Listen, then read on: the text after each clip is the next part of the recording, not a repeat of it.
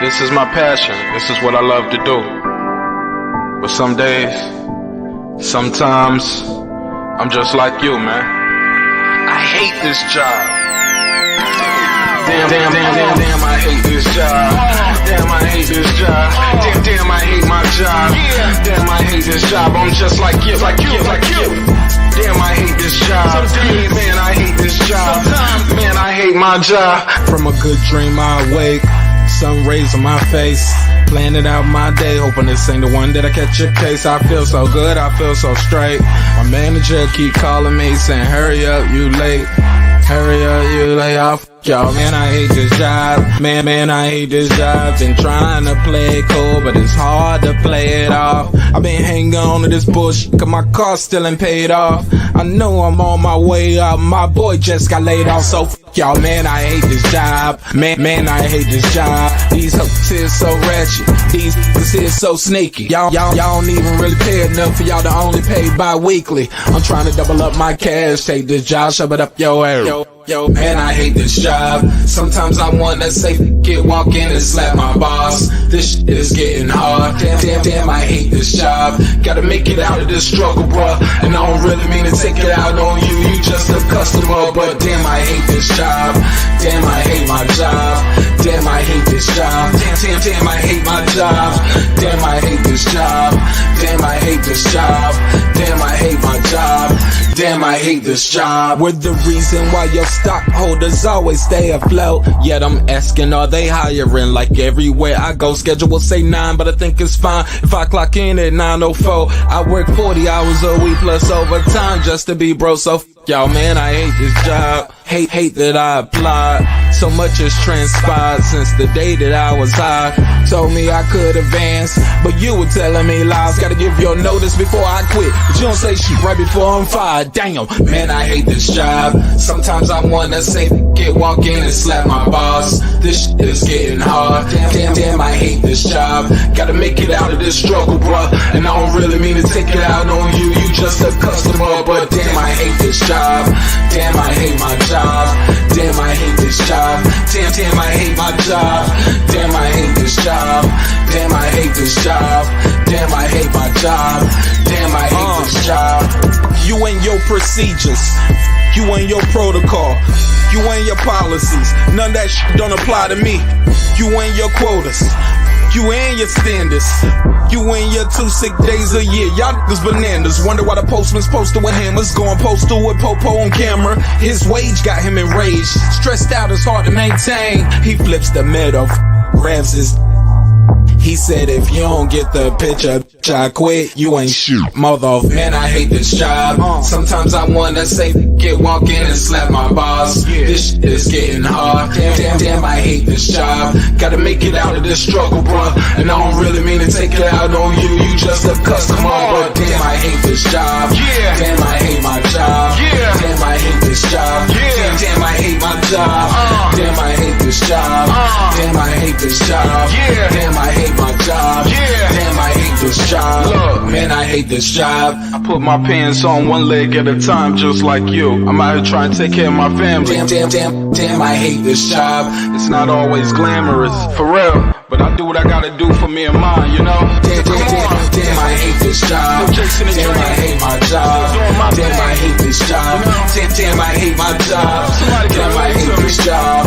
Damn, I hate this job. Damn, I hate my job. Damn, I hate this job. Damn, I hate this job. Damn, I hate this job. Damn, I hate my job. Damn, I hate this job. I'm just like you, nigga. Damn, I hate this job. Man, I hate this job. Man, I hate my job.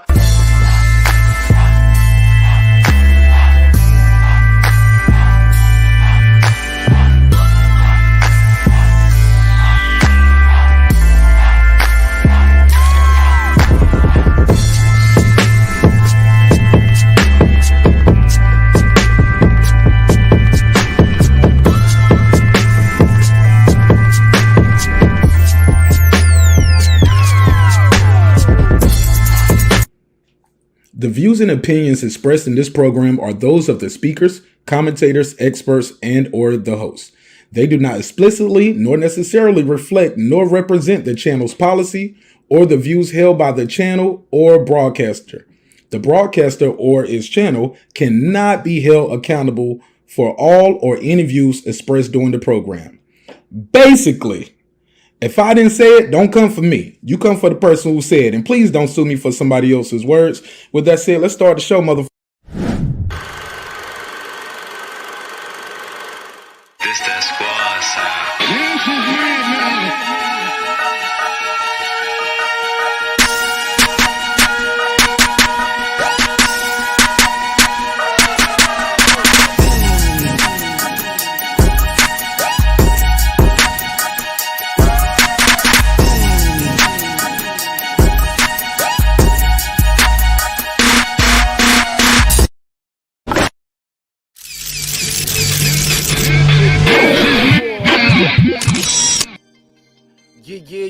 Yeah. What up, though? What's popping? What's happening? What's going on? Welcome home to everybody in the neighborhood to another great episode of Breakin the Beats. And why do I say it's great before the show even starts? Because you are already here. So I know it's going to be great. God is good. So it's going to be great. Man, we talking boxing, so it's going to be great. Don Lemon got hit with a meat. What? Him too, I guess. Man, we're going to talk about all of that. Aaron Rodgers, man, we got a clown on that dude. This dude up here capping like he won't lie. Bro, you lied about getting the jab, bro. You lied about getting the jab, got caught. And ain't nobody going to say shit but Marq Nash. So we're going to talk about it. We going to talk about it. We're also going to talk about Blood, Sweat, and Tears that premiered last night about 8, 9 o'clock. Well, yes, not last night now. But it was Blood, Sweat, and Tears with Crawford and Porter. We'll talk about it. They did a little spotlight on my guy, Bernie the Boxer, too. I was real proud to see Bernie up there.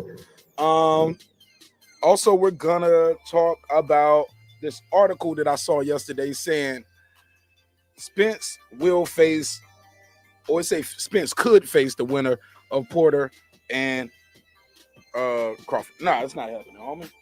He ain't doing that. We already know he ain't gonna do that. He gonna duck that. Yeah, Big Tona. The Big Katona. I said Kahuna, Katona. You already know what he is. That's your man, though. I ain't mad at it, Derek Lincoln. Yeah. I ain't mad at it. Look, ride for your guy. Just don't kiss your guy like he did Yellow Beezy. I ain't gonna play the clip.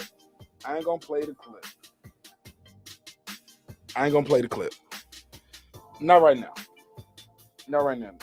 That's the big joker. I'll leave that alone.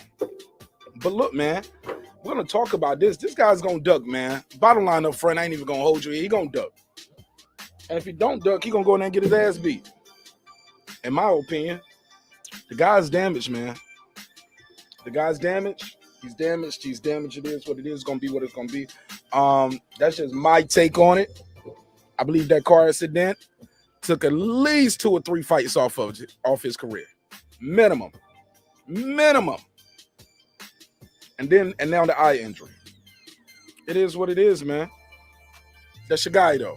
It is what it is. He was like, I was just watching Blood, Sweat, and Tears. We about to listen to some of them. We're going to break down some of the things that I heard Kenny Porter say about Bud didn't want the fight.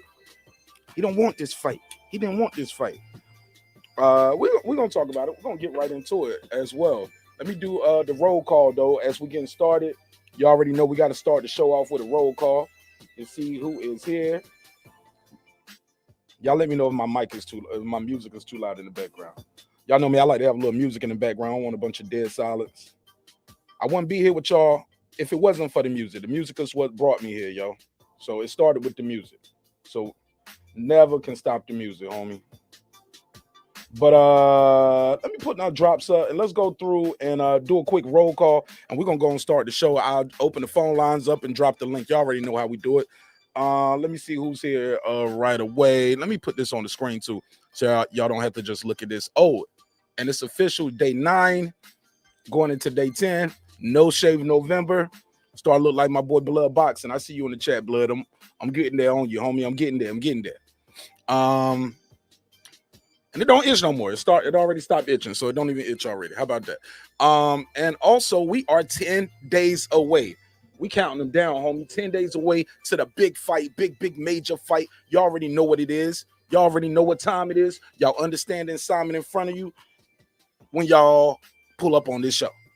You can enjoy it You can hate it, but we're gonna talk some boxing. We're gonna talk about hip hop. This is Breaking Beats. It's a hip hop political sports show with a comedy twist. We let the jokes fly because life is serious enough. And we break down business, entertainment, art, technology, sports, and anything else you and I feel like talking about. Let me roll through this joint real quick. Let me roll through the roll call. Let me see who here. Y'all know me. I'm gonna drop the link. I ain't scared of none of you motherfuckers. All right, I'll drop the link and the phone number. I ain't scared of you. I ain't scared of you at all. Let me put up the graphic that I made for the show, for the fight. For some reason, they ain't showing my graphic on YouTube. It looks like they're just showing like my banner for my channel. They're not showing the graphic. So let me give you guys a little fight graphic to look at while I go through and do this damn roll call, homie. Where they at? Where they at? Where they at? Bam, bam, bam. Here we go. This is a good one. Let's go. Let me see who's here. My guy D-Lo. What up? What up? Shout out to D-Lo Boston. What up, homie? What up? Shout out to you. Big Dog Willie's in the building. He said, What up? He said, damn, I hate this broad. I bet. D-Lo said 100. What Let's up? get it. All right. Deuce Time said, I followed you on Twitter. Hey, look, now see that? I'm going to follow you back. I'm not that active on Twitter, but I do keep a Twitter, and I pretty much just share my show, homie. That's pretty much it. What up? But I definitely follow you back. Big Dog Willie said, Me Too versus Darth Vader. Nah, Me Too versus Don Lemon, homie. Oh, man. Don Lemon did some wild shit, homie. If what they saying is true. I'll play the audio of that, though. Darren Lincoln said big dolphin meat, talking about Errol Spence. Okay. What up? Dolphin meat Spence. Okay. Dude said, you guys have no idea how many fake vaccinations. What up? Right. I don't. And I'm not concerned with it. But I feel you though. I feel you. But yeah, Aaron Rodgers wrong, bro. He out here saying he got jabbed up and he didn't. What up? God of War. What up, though? Darren Lincoln, he said, Big Dog Willie, salute. What up? My guy, Retro Boxing, Blood Boxing, aka Mr. Everything when it comes to boxing. That's my guy. We disagree sometimes, but I respect that man. What up? Darren Lincoln said, here you go. What up? All right. Deuce Times, he said, I do. What up? I don't know what that meant. All right. Taylor Bell said, I was just watching Blood, Sweat, and Tears. What up? What up, Taylor Bell? Darren Lincoln is here. My guy, World Combat Sports. What up? What up, World Combat Sports? Blood Boxing, of course. What up? Let me scroll through. Okay. All right. Well, pretty much everybody who's here pulling up, I'll shout you out as I see you if we can, long as we ain't in the middle of the conversation.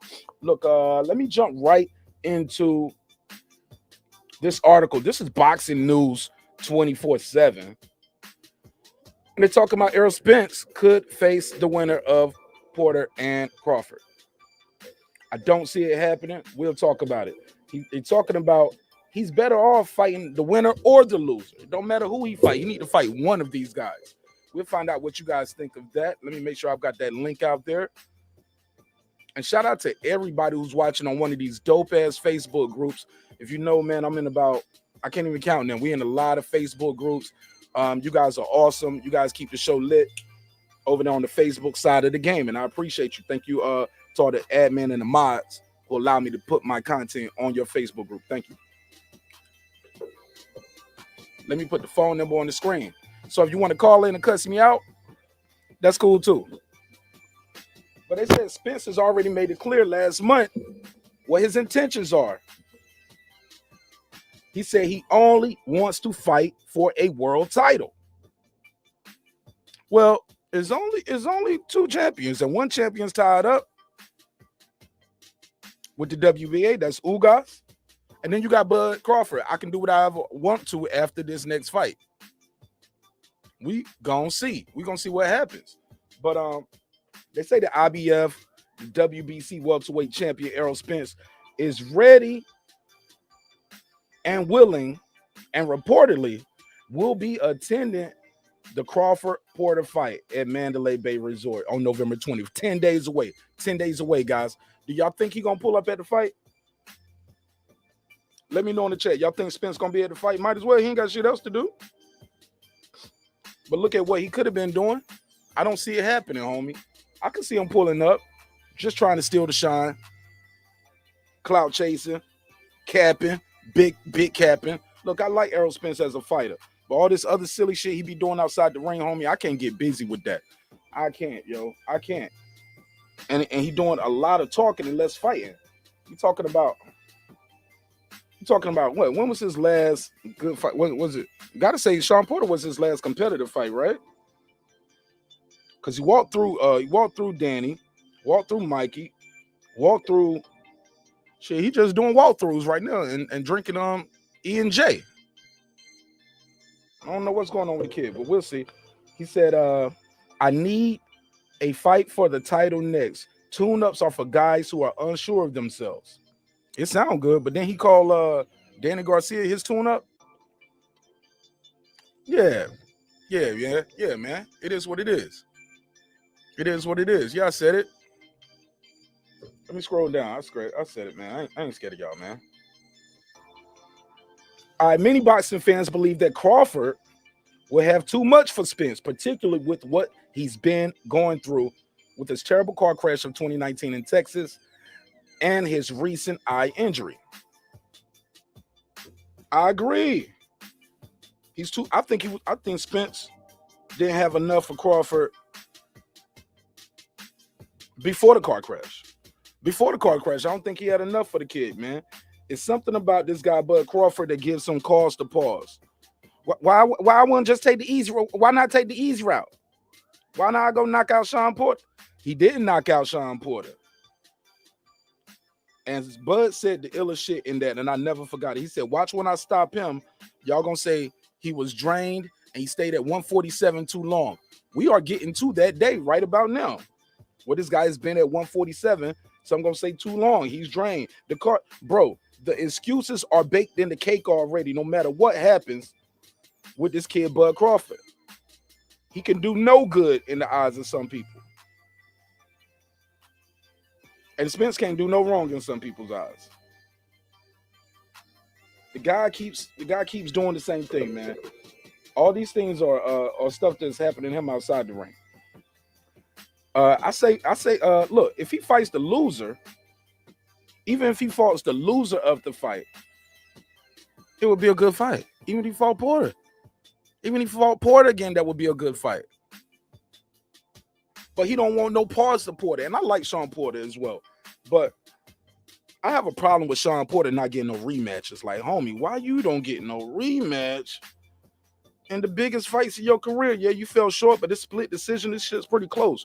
You should be getting a rematch, homie. You can't get a rematch? Kell Brook just came to America, took your belt, and went back across the pond. No rematch. Spence took your belt. No rematch. Is Kenny Porter to blame? We're going to talk about it. We'll talk about it. The link is out there, and the number is on the screen. Oh, maybe the link ain't out there. I'll put the link out there. So one of you Spence fanboys can call in and cry to me. I put the phone number on the screen and put the link out there so one of you Spence fanboys can call in and cry. I know, Derek. I know, Derek. I know,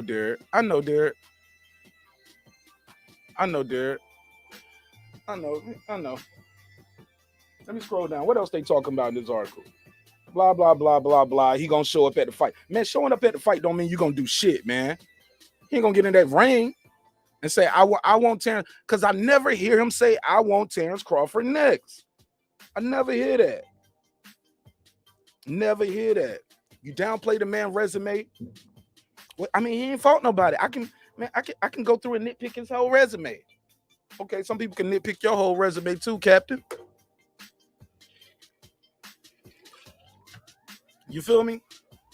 So it is what it is. It's gonna be what it's gonna be. Let me go to this blood, sweat, and tears too. Gotta talk about this blood, sweat, and tears that came out on Top Rank last night. Let me see. Let me pull it up, and we're gonna play some of this audio, and we're gonna get to cooking this fable. These guys don't want it, homie, and everybody knows it, except people like Derek Lincoln. Derek Lincoln, the only one who don't know it. Won't click that link though. I bet you that. Let me get right into it. Let me fast forward through a couple of these parts, because the first part is them just doing on the monologue with the Liv Shriver voice, talking about how great they are and how hard they work. Prepared. Show money, you're the powerful power bet. Go get him, bud. Be prepared. Show money, you're the powerful power bet. Go get him, bud. Yeah. This blood. Yeah. We're going after this kid. Let me cut to this part because the first part, it's like, damn, man, y'all telling the same story about Terence Crawford that we already know at the beginning. We don't need that. Skip that, homie. Let's get to the sauce. All right, so this is Shawn Porter and his dad looking at old tapes of them. Shout out to Kenny Porter with them good jeans, man. Still look young, man. Even back then, looked like it was just a couple years ago. He's fired this year. So they showing clips of Bud getting robbed and all of that stuff in the Olympics. This right here, watch Kenny Porter snapping on his son. You know you're gonna lose. Like, man, you're gonna lose doing this shit. You fighting the best, homie. Listen to this shit. Stop.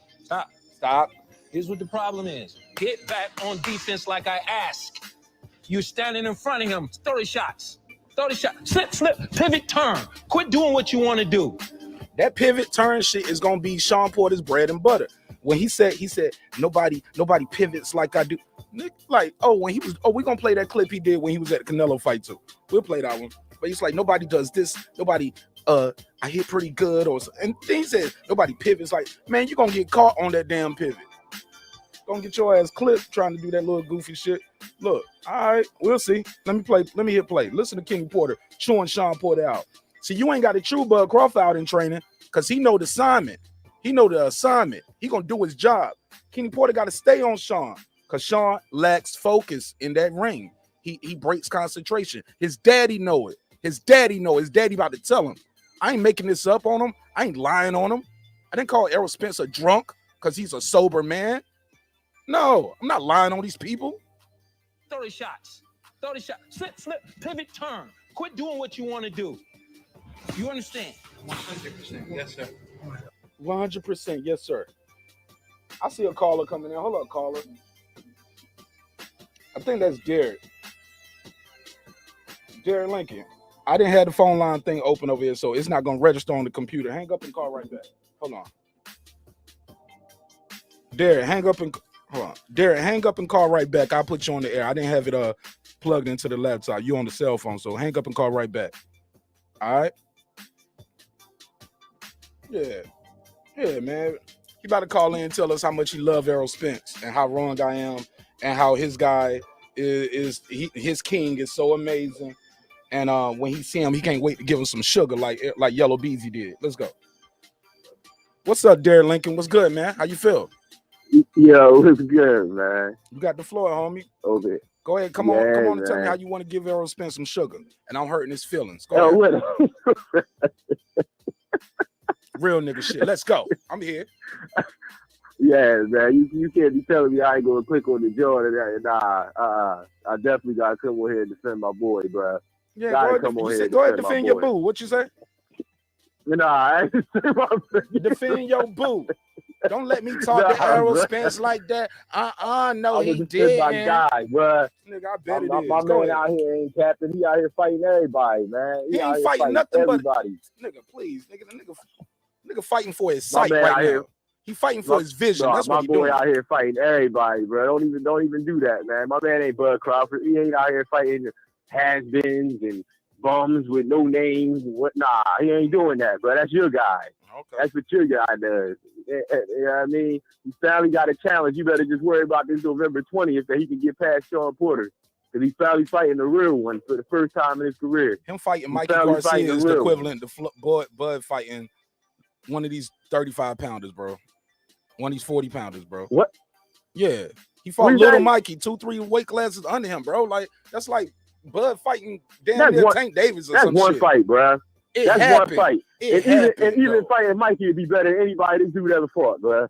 It don't even matter. It sounds good, though. Don't even matter, bro. Just make sure your guy get past November 20th. Then after that, we can talk, bro. Make sure your boy get past November 20th. Because right now, I ain't seen it yet. So I'm Errol Spence ain't seen it either, according to the eye doctor. Oh.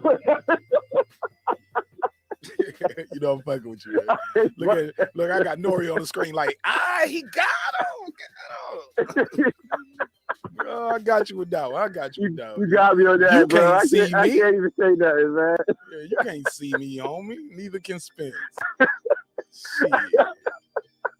Left out Larry, motherfucker. Man. That's funny, yo. I needed this little laugh, bro. I had a little setback, man, which is it, man.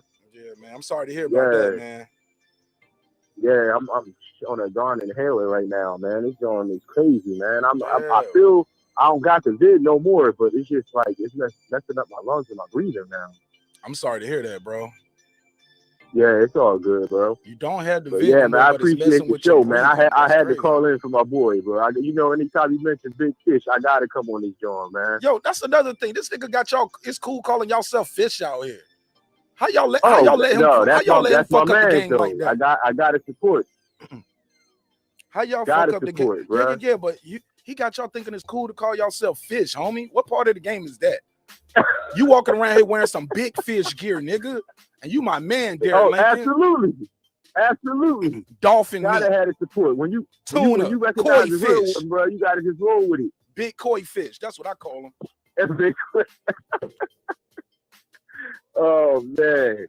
I gotta give a shout out to the chat, man. Give a shout out to everybody up in the chat. I seen Mr. Vegas just pulled up too, man. Salute, homie. Salute. That's my guy. Taylor Bell too, man. That's my everybody, other guy. bro. Hell yeah, we talking that boxing. People want to talk some boxing. I looked online, and motherfuckers say, Nash, where you at? We need it. I threw the back signal up. Oh, definitely, chop man. it up with the homies, definitely. Man. I love the energy that you bring, man. It's a love, fun show, man. I love it for real. And you know, for real, I don't want to see nothing bad happen to your guy, right?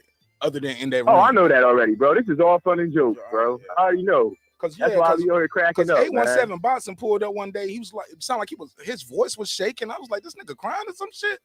He was like, and Marq Nash, man. And you be talking all that shit man. About EJ, and my boy ain't duck nobody. You gonna get it. I'm like, nigga, don't get your moist ass off my live, homie. All that moist shit, nigga. You talking boxers, homie. He up here all nervous, voice shaking and shit. He gonna call in and say, and fuck you and Bud Crawford. Man, boy. So they ain't gotta be over here crying, man. This is all fun and games, man. All fun and jokes. You know what I mean? It's a little twist with it. It's fun, man. I love it, man. Chop that clip up and serve him. I started to serve him for real with his own vocals because he was Terence Howard voice shaking ass nigga. Voice shaking like Terence. Why you talking about Spence, man? Don't be talking about Spence, man. I'm like, go back to sleep. Like, go back to sleep like Porter. Go back to sleep, nigga. My damn live. Man, we miss you on the live, though, man. You know you my guy, man. I pray for you. Pray for your family, man. I'm gonna be back on here too, bro. I swear, bro. All right, get better, man. Call back in. I just gotta get this breathing together, man. You know what I mean? Well, you sound like you breathing pretty good. Don't waste your last breaths on Spence. Oh, I know, man. My chest over here hurting now while I'm over here laughing and whatnot. But I definitely got to waste that on my boy Spence, man. Got to defend my boy to the end, bro. Oh, well, stand by, because we just get started on your boy, all right?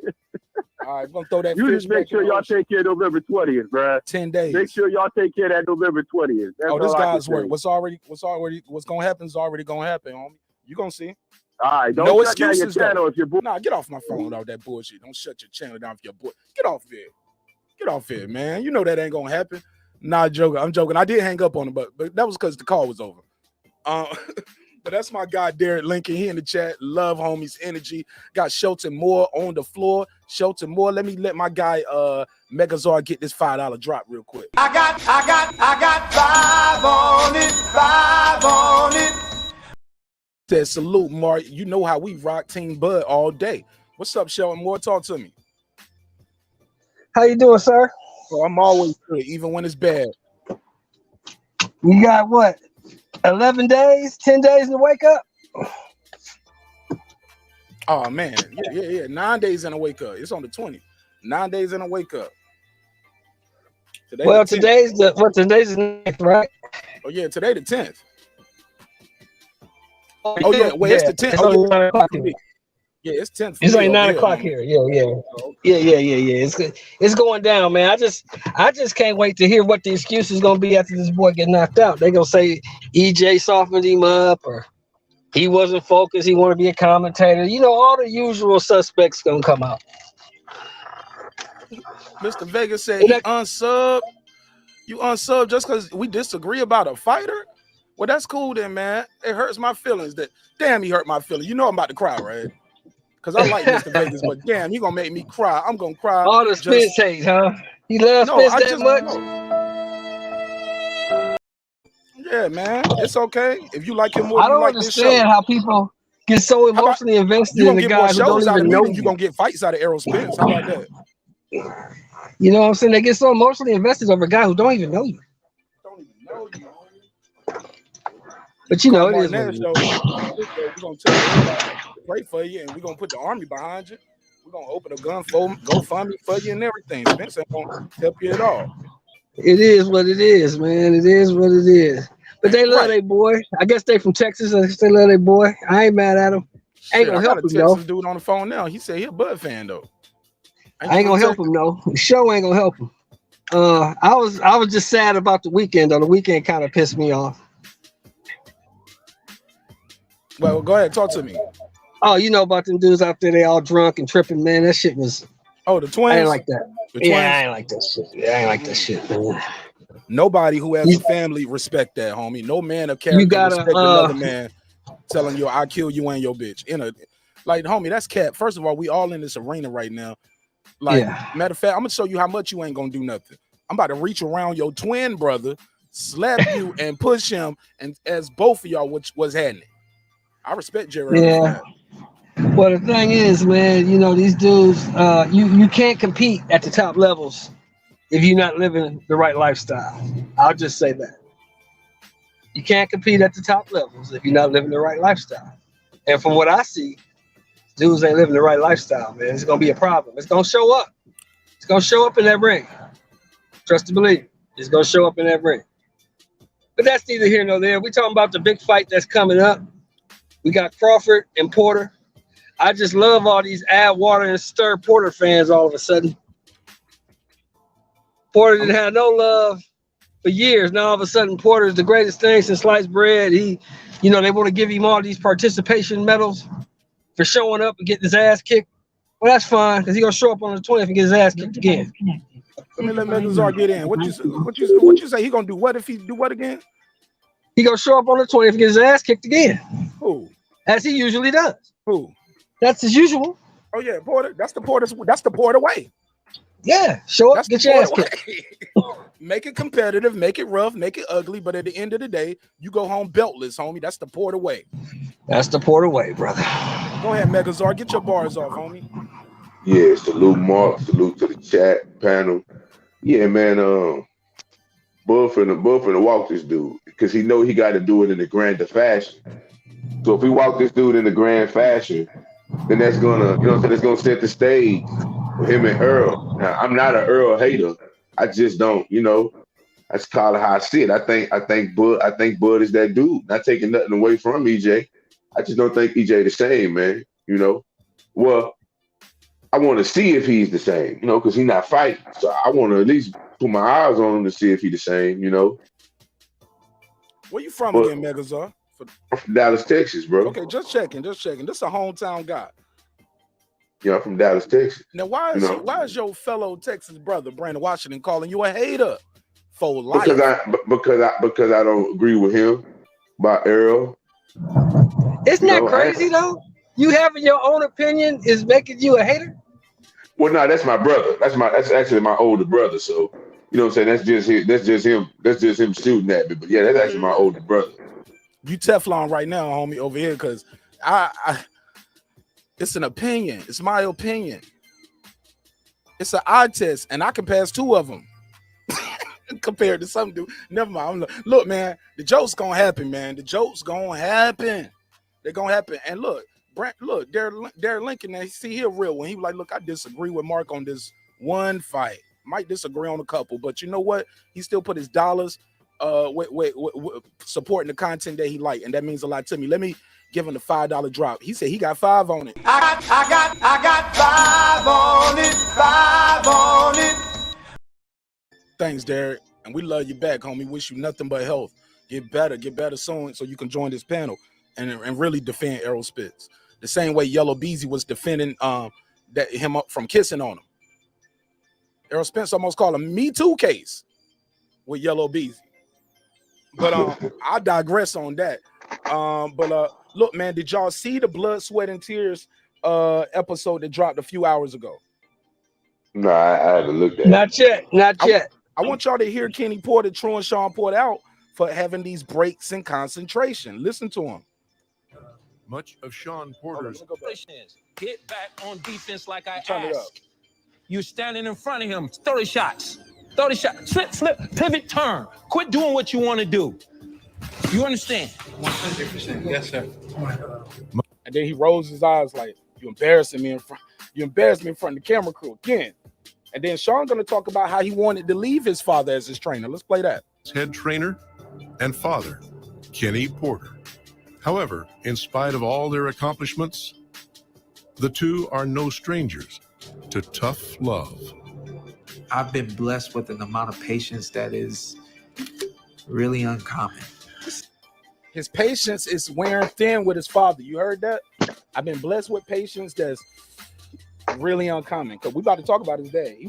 Hey, I'm going to step to the bank right quick. Y'all keep cooking. I'll be right back. I mute your mic for me, my brother. Thank you. You're not going to be... Listen to him. What I ask you to do. If he say time and he jumped right in the ring like he about to fight. Listen to Kid. Uncommon. Time. What I ask you to do.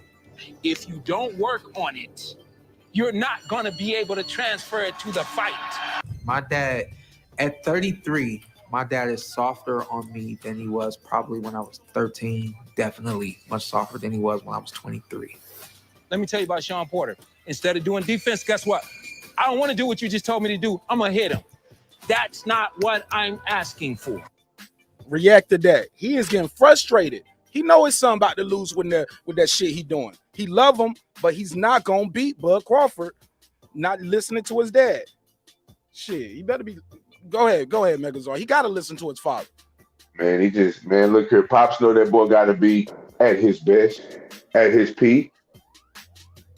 You know what I'm saying? Like, and my daddy used to always tell me, man, you practice how you going to play. Especially when you're going up against an opponent that don't need any fuel, you know, and one thing you never want to do is fire up your opponent to give your opponent the edge. So, you know, of course, I think some of it's for the TV, you know, some of it's for the drama. But I have no doubt that Shawn Porter will come ready. He's a professional, man. He's going to come ready. I just think he's not better than Bud, man. Like, I don't see it. I just don't see it, man. Not taking nothing away from Porter, man. Porter got that nice, I like the pit bull style when it's done right. And I think he do the pit bull style right. You know, I just don't think that shit gonna help him against Bud, man. I never heard it called the pit bull style. Well, that's just me because of how aggressive he is and how, you know, rough and aggressive. And you know, but Bud is wiry strong, man. I'm telling you. He's gonna say, bro, he gonna fuck Porter up when Porter see how strong that dude is. Bud is strong, bro. He's wiry strong. Tommy Hearns like wiry strong. Like, it don't look it, but when you get in there and you feel it, it's gonna be different, man. Because that agenda is not gonna work with him. Bullying him in the ring is not gonna work with him, bro. Yeah, I was listening to his podcast. Yeah, I'm back, fellas. I got you. I see you. I was listening to his podcast too, and his homies were talking about the game plan and talking about Crawford gonna hold him inside and all of that. And I'm like, no, he ain't. He gonna punch him inside too. He gonna let him feel that strength and his power. If you try to lean on him, he gonna stand up and lift you up. Man, this dude is mean in the ring, homie. He's mean. Shawn Porter's mean too. He's a nice guy outside, but Shawn Porter's a mean dude. Go ahead. Well, here's the thing, Shawn. Here's the thing, Mark, and this is the problem. See, Kenny Porter and Shawn Porter know what's coming. They know they can't stop this train. This train is coming. It's finna run them over. They just want to get the check, man. They just want the check. That's his biggest payday. They're gonna get their check. He can go in the broadcaster, but he gonna take this ass whooping with him. Oh yeah. That's what he's gonna do. See, Bud is an all-state wrestler. People forget that. Oh man, somebody chewed me out one time when they was like, when people were in the chat saying, yo, Bud can wrestle, man. He was like, man, he wrestling. That ain't got. Oh yeah, grappling, man. Getting his and his core is very strong. Bud deadlifts. Was he deadlift like 405, something like that? Same thing as me. Now, everybody knows the guy that's 147, 150 pounds, deadlifting 405 pounds. That's pretty strong, bro. That's pretty strong. So Shawn Porter is in for it, man. Because the guy, He's a good fighter. Don't get me wrong. He's very good. He's been in some great fights. He's always given us action fights. But if you look at it skill set for skill set, Shawn Porter brings nothing to the table that Crawford can't handle. Nothing. He's going to get beat up and he's going to get knocked out. Guarantee that. The fight's not going 9 rounds. It's not going 9. Yeah, I think he's gonna run into that shit, man. He gonna run into that shot, bro. He gonna run into that shot, and I don't know if he gonna sleep him, but I can picture the referee saying I've seen enough at some point. But I don't see Kenny Porter stopping it. I don't picture Kenny Porter stopping it. I thought Mr. Vegas unsubbed. Why is he still in the chat? I thought he unsubbed. He said he was just joking. Oh, I don't want to do what you just told. Listen to Kenny say, I don't want to do what you just, and listen to Shawn talk about firing his dad. Let me tell you about Shawn Porter. Instead of doing defense, guess what? I don't want to do what you just told me to do. I'm going to hit him. That's not what I'm asking for. Resist doing what you want to do and what I'm asking you to do. Basic, fundamental. It's defense. We've had some basic fundamentals. His son is still struggling with basic. Shelter boy, I gotta mute your mic. I can hear everything moving in the car. Basic fundamentals. He said his son don't got basic. 2-time world champion. You got to scream at him about basic fundamentals before the next biggest fight of his career. D-Lo Boxing just joined the panel. D-Lo Boxing, what do you think about the clip we playing right here? Kenny Porter chewing out Shawn Porter, saying, homie, you ain't gonna win it this way. You doing what you want to do. Man, hey, what's up, man? Appreciate you having me on. But yeah, you ain't have it no other way, homie, whether we agree or disagree. Oh yeah, I ain't running from it. I gotta be here. Most definitely. But yeah, man, I look at it like this, man. If you look at and listen to what Kenny had to say and what Shawn had to say in that opening press conference with Bud Crawford, I get that both guys were complimentary of each other. But if you listen to them talk, especially Kenny, when he talked about the team he's trying to bring in and all the things, man, he talked as if Shawn Porter has to be perfect and be the best he's ever been in his whole career to have a chance of beating Bud Crawford. And when I'm looking at this clip, because I didn't see it at this when it came on. This is my first time seeing it. All I can think about are the words that Kenny said at that presser as I'm hearing him get on the Shawn about basic stuff that he should already be doing at a high level. So I think these guys see Bud Crawford as a ceiling, and they know that they're a few tiers below that, and they got to rise to that level to have a chance. And quite frankly, I just don't think at this point, if he's never been able to do it against the other guys, I don't think at 33 he's gonna get it done against Bud, because I think Bud's clicking on all cylinders.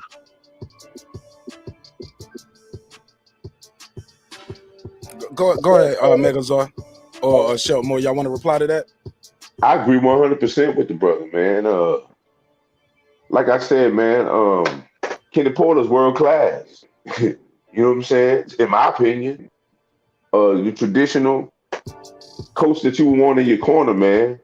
And I just think he's just trying to get the most out of his son, the best out of his sons, because this is the creme de la creme, man. This is it. You know, if he lose this fight to Bud, then he won't be as a gatekeeper as a lot of other people. He'll probably be the best at being a gatekeeper. You know what I'm saying? But shit, I think he's gonna retire, or just only take another big money fight at this point. This might be his last shot at the title, though, for a minute. Oh, I definitely think it's his last shot, because I don't think we're gonna get. We won't get that Bud and Errol fight, if we get it, till either the end of 2022 or sometime in 2023. If Shawn Porter not according to the man's in them, the man's in them say he don't need no tune-up. Right. We ain't getting that shit. Let me say this. This could be a hidden gem, though. If he goes in there and makes it rough and tough and makes it through 12 rounds, I think Bud might be the first one to give him a rematch on some Floyd shit. Hey, the fans want to see it again. We can do it again. You get what I'm saying? But I believe that. Yeah, because he's a man out there, too, looking for a fight. However, I don't see it going the distance. I don't see because Shawn Porter has too many flaws in his game, man. And this guy right here, Bud Crawford, Man, he's something special. Shawn Porter gonna be looking like this December the 20th, Mr. Vegas, Brandon, Hey, Washington. can I say something, Mark? I want to say something right quick. Cook, man. I'm looking at you family. Go ahead. I'm looking at the chat, man, and they keep bringing up Gamboa and Green Machine, and this guy did this, and this guy did that. Let me ask you guys a question. What happened to those guys? They was looking like Shawn Porter right here. It's a shame. So all that shit you're talking about doesn't matter. He touched him. He did this. He did that. Did they win or did they get knocked out? Oh, they lost. Oh, they got knocked. Okay, all right. And most of them guys, he beat them so bad they didn't recover. David Benavidez, not David. What's the junior? Benavidez, Jose Benavidez Junior, right? Jose just now about to fight again for the first time. These guys ain't the same when you beat them. You beat them the right way, it take them a minute to come back. So, but some of those guys, they tough, strong, come back and have competitive fights. I mean, Green Machine dropped jaw dude Ortiz that y'all was calling the heir apparent, right? Yeah, man. If the dude can crack, he can crack. You get hit with a shot, you get hit with a shot. But let's be clear, he ain't never got no count though. In amateur or pro, y'all can say and even with the Gamboa shit, I'm like, he got hit with a good shot. He backpedaled. I didn't see him wobbly, fighting for dear life. He dropped that man mad times and then got him. Man, it won't even like he made it, and he got hit with a shot when he was trying to close a little too quick, and he backed up, regrouped himself, and still closed the show. Either what was the next round, right? Or he dropped. I know he dropped him again. Like one more thing, Mark. Was Mean Machine undefeated, or did he have a loss when he fought Bud? Oh, he was undefeated. He was undefeated. What about Gamboa? Was he undefeated, or did he have a loss when he fought Bud? Undefeated gold medalist. 2-division champion, am I right? Gold medalist. So, he shouldn't have did this. He shouldn't have did that. These guys were good fighters, man. So I don't know what boxing you guys been watching, but in boxing you get hit. So you're trying to say Ali wasn't shit because Henry Hooper put him on his ass? Or Joe Frazier put him on his ass? I mean, he wasn't shit? Come on, y'all. You got to make it make sense now.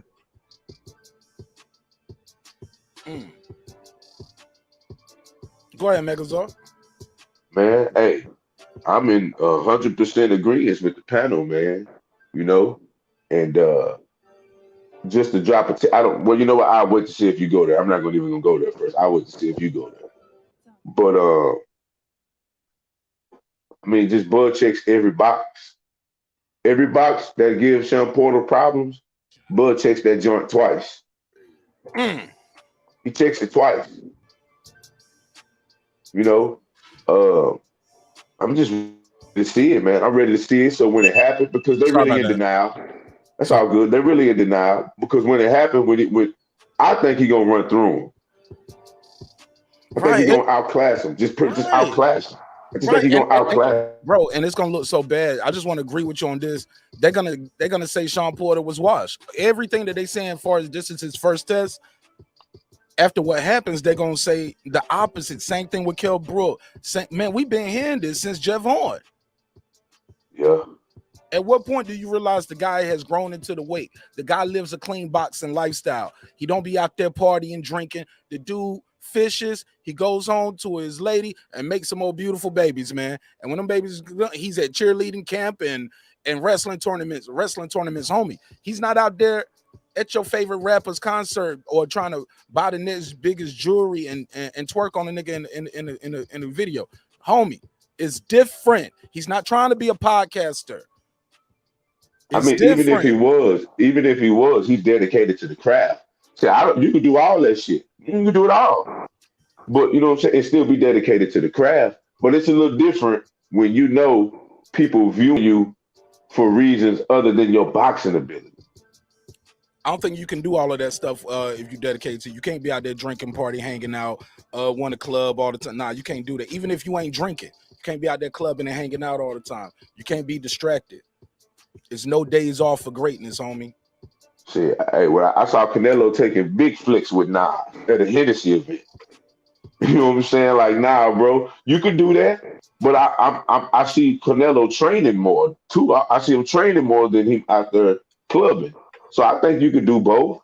You know what I'm saying? You could do both. but your dedication to the craft has to be greater than your desire to want to be in the limelight and be seen a minute. I do agree with that. I think Shawn Porter's desire I think his dedication to the craft is greater than his desire to be a podcaster. I think that's just him getting ready to transition into something after boxing.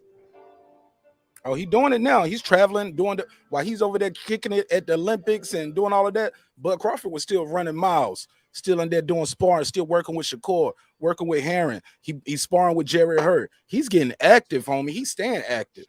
Oh, no. See, but then again, there's also levels. You didn't let me, you know what I'm saying? There's also levels to dedication. There's also tiers to this. And I just think that this guy is it, man. I've seen enough. I've seen enough from a competitive standpoint. I've seen enough from his drive. And a lot of the problems people have with Bud is this Bob Arum shit. And it got shit to do with his skill as a boxer, man. It don't have anything to do with his skill as a boxer. And people gonna see. I don't want to see nobody down on Shawn Porter when he gets ran through, man. I don't want to see nobody down on this brother. Go ahead, Shawn. Here's the thing, though. Here's the thing with that. Now, if you want to look at it from that perspective, right? As far as the business side with Bob Arum, I think Bud made the right decision, being that he has the highest guarantee of anyone at 147. None of those dudes are getting $4.5 million a fight. None of them. So as far as business, he made the right decision to secure the bag for his family. Now, he couldn't get the fights because the fights were on, as Errol Spence says, the other side of the street. Right? And we know Arum and Heyman don't like each other. Errol Spence already said he on easy street. He gonna take the easy route. He on take the easy route. Street. Why would I fight you when Shawn Porter got a belt? Why would I take the easy route? That's what your guy said. And he said he was gonna knock out Shawn Porter. Didn't do it. And that's why these Spence fanboys believe Bud can't stop him. But what it is they really not. They Spence fans, they just want to find anybody to shit on Bud because they don't want Bud to get to their boy. Oh, yeah. That's what it is. Whoever Bud fight is going to beat him. It could be you, Marq Nash. That's the underlying theme. Because when he run through him, it's only one more person for him to fight. And then they're going to say Ugas going to beat him. Nah, they don't want to see him get that Ugas fight. Cause now it's a 50-50. You gotta give him that 50-50 person. Bud got 2 belts. And Spence got 2 belts. Spence got to fight somebody, homie. And he's running out of people to fight. He's running out of names over there on Easy Street. I call it Sesame Street too. Now we taking shit out of context. Nah, I ain't. Now we taking shit out of context. No, we not. Your man said, why would I fight you when Shawn Porter got a belt? Oh, I thought you said I'm taking something out of context. No, that's what they said in the chat. Now we taking shit out of context. He didn't mean to fight for easy. Mr. Vegas know how to click links and join the panel, man. He's scared of the smoke, man. He knows the fights. He knew that Shawn Porter is not impressive. Shawn Porter is a guy who every time he steps up in competition, every single time, he loses. Every time. It's not going to be different this time. Not going to be different this time. He going to lose again. Oh, no. It's going to be different. It's going to be very different, homie. The knockout is going to be a little different. But I just love how they want to give Shawn Porter participation medals. Oh, he's rough. He's tough. He does this. He does that. He doesn't win, though. Right, bro. And I never heard of count people. Yo, Show more. I'm sorry to cut you off. Let me say this. Go ahead, bro. Go ahead, bro. Yo, since when do we count shit on your resume, getting beat up on your resume? That's like going to the job or filling out your resume to get a new job, and you tell me all the places you got fired from. I got fired from here. I got fired from Applebee's. Got fired from Woody's. I got fired from Golden Corral. Why the hell would I want to hire you as my new waiter if you keep getting fired? Exactly. Keep getting. Yeah. You know, they want to give him what they call that shit, Marq Nash. What they call that shit in school, they going to give him a participation medal. I don't care what they give him. I'm gonna give him this work. Go ahead, Rusty Shackleford. I don't even know what this is. Let me put something on the screen just in case he on some troll time and trying to pull out his job. What's up, Rusty? What's up, Mark? How you doing, man? Who the hell is Rusty? This DJ? Yeah, man. What's going That's on? DJ, man. Yeah, DJ. I was like, yo, let me cover up my screen real quick. What the hell is Rusty Shackles? That sound like a dirty porn nigga who don't wash good. Rusty Shackles. Man, you ain't never watched King of the Hill growing up? Hell nah. Oh man, come on, man. What y'all cooking over here, man? I hear a lot of Bud we cooking tuna. Man. We cooking tuna and dolphin meat right now. My man, hold on, Mark, 1 second. My man in the chat says so that we don't count we don't count fighters who they fought now. No, we don't count fighters who got their ass kicked. Shut more. Respectfully, I don't really like to argue back and forth with the chat too much. Now, if it's just me by myself up here, I can argue with the chat because it ain't nobody else here. But once we got a panel, I want to talk to the brothers. Yeah, no, not even leave them alone. I just rather hear the opinions of the people who took the time to click the link. I can read those as needed, but we just got some new people up here. I want to hear what they want to hear what they got to say, man, about this yes, topic. sir. It's your show. You right, brother. No. This our show. We're a team, but you know what I'm saying. I'm coaching though. You know what I'm saying. I'm a quarterback. But y'all, we are a team.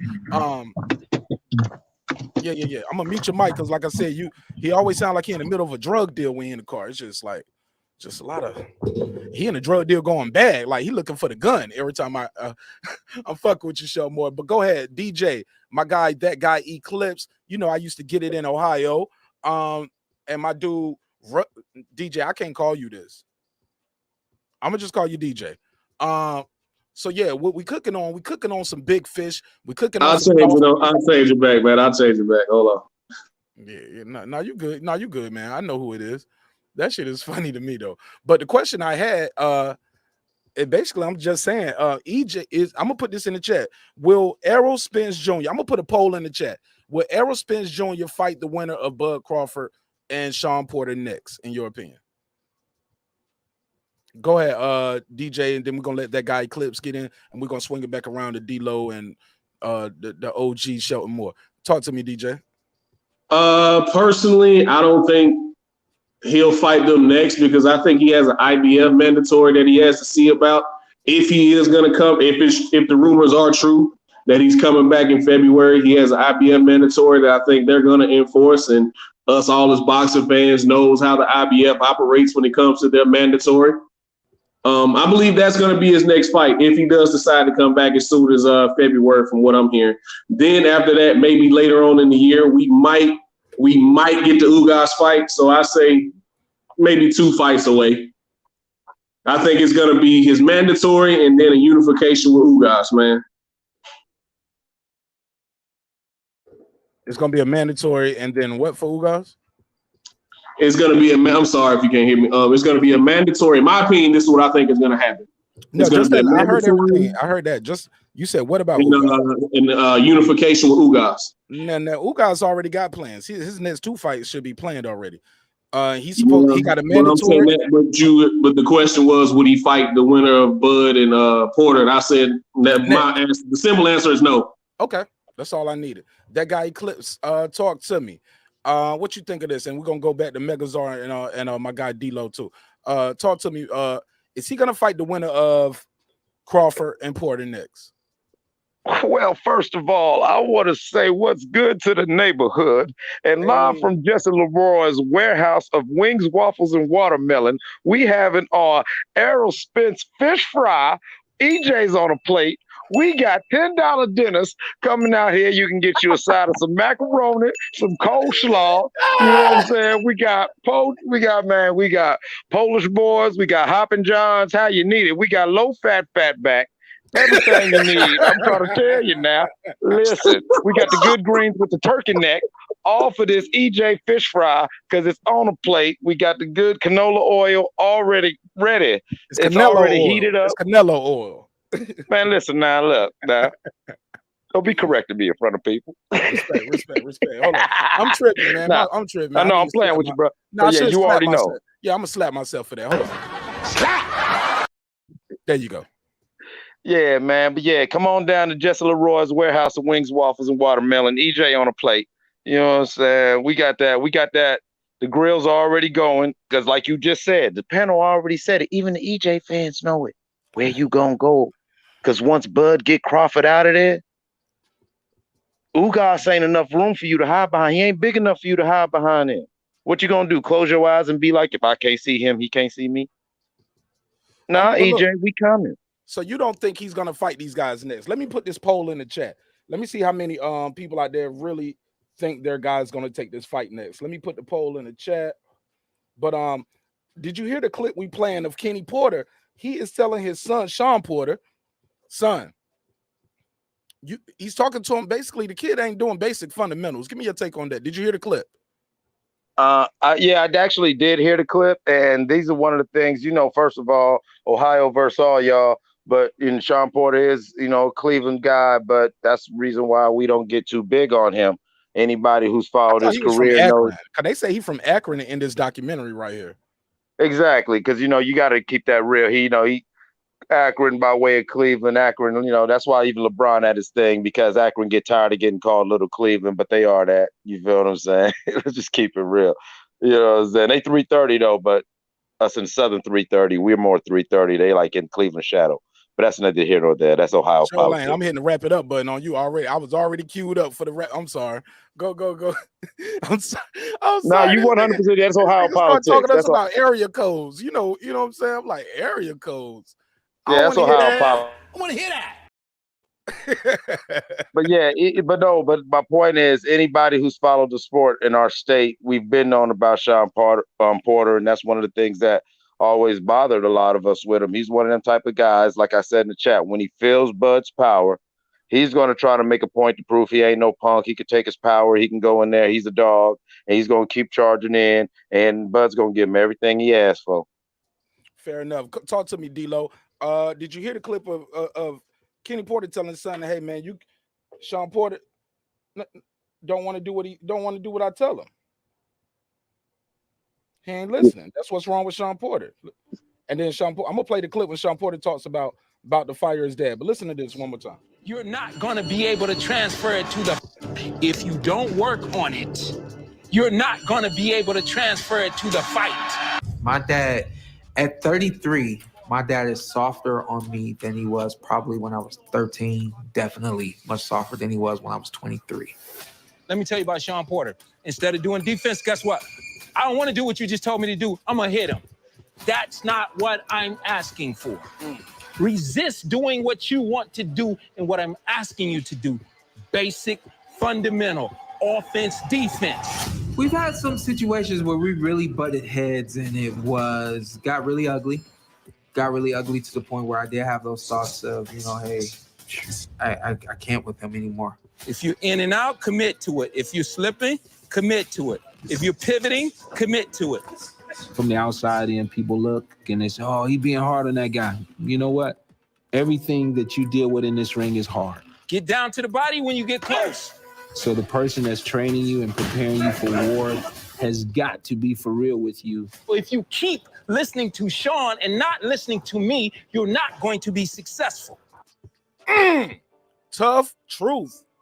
Tough truths right there. Sometimes you got to deal with. Go ahead, D-Lo. Give me your take on that clip.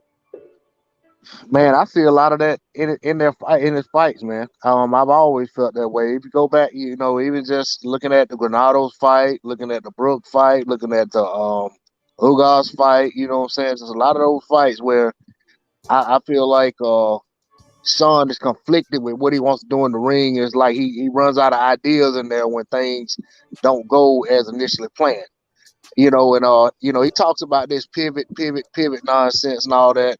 And I'll just say this, man. In basketball, they start blowing the whistle a lot for guys doing what's called non-basketball moves. And Shawn Porter does a lot of non-boxing moves in the ring. And thinks, I guess he thinks he throws guys off, but honestly, it just looks ugly and awkward in there. It's called a Cleveland shuffle. That little thing where he does step over and step right. He step right, step left, and come up. Yeah, it's called a Cleveland shuffle. I heard somebody doing a whole breakdown on it. Shout out to B.E.A.T.S and Syndicate. Go ahead. Yeah, so it's probably similar to the Cupid shuffle, but with a little bit of little Cleveland flair to it. But yeah, man. You know what I'm saying? I just think I think just like in training, he can't hear Kenny because all he hears is what Shawn wants to do. that's the same conflict he has in the ring a lot of times, and I think versus Bud, it's gonna be magnified. And if he's had thoughts of firing his dad before, the way I can see this fight going, if it happens that way, he probably will fire him. If he continues his career, he's probably gonna have a new trainer in his corner going forward. Who you think he would hire Barry Hunter? Maybe. These clips that you guys are seeing right here and hearing, they at Barry Hunter's gym. They're not at the I knew we had talked about bringing Barry in, but I just think that a lot of times with these fathers and son coaching tandems is like toward the end they typically don't end the career together, because once the son starts taking losses with regularity, he starts to think that maybe I can't hear my dad. I can't separate my dad from my trainer. And your dad sometimes don't be telling the truth in that corner. Right. And now he needs somebody that he knows is just the trainer. They don't have duality. So, if you look at Shane Mosley, he fired his dad a couple times, So and even Roy Jones, he had to stop working with his dad early on. So it's a lot of it happens that way sometimes. All right, go. Anybody want to reply to that before I play the next clip? All right, here we go. Do you understand? Yes. If it's anything less than that, he's contributed to your failure. You got to be smart. You got to be intelligent, right? So I borrow other people's intelligence all the time. I'm going to give you some of mine. That's it. We're done. All right, and then watch this. True understanding that he said it was easy. That's it. We're done. Today was easy for me to listen to my dad and have the true understanding that he's telling me the right things. Be different if I didn't agree. So there's certain things that jumpstart him. And one of those main things that jumpstart him is me, right? And so this wasn't it. Oh, there's more to come. Absolutely. This wasn't it.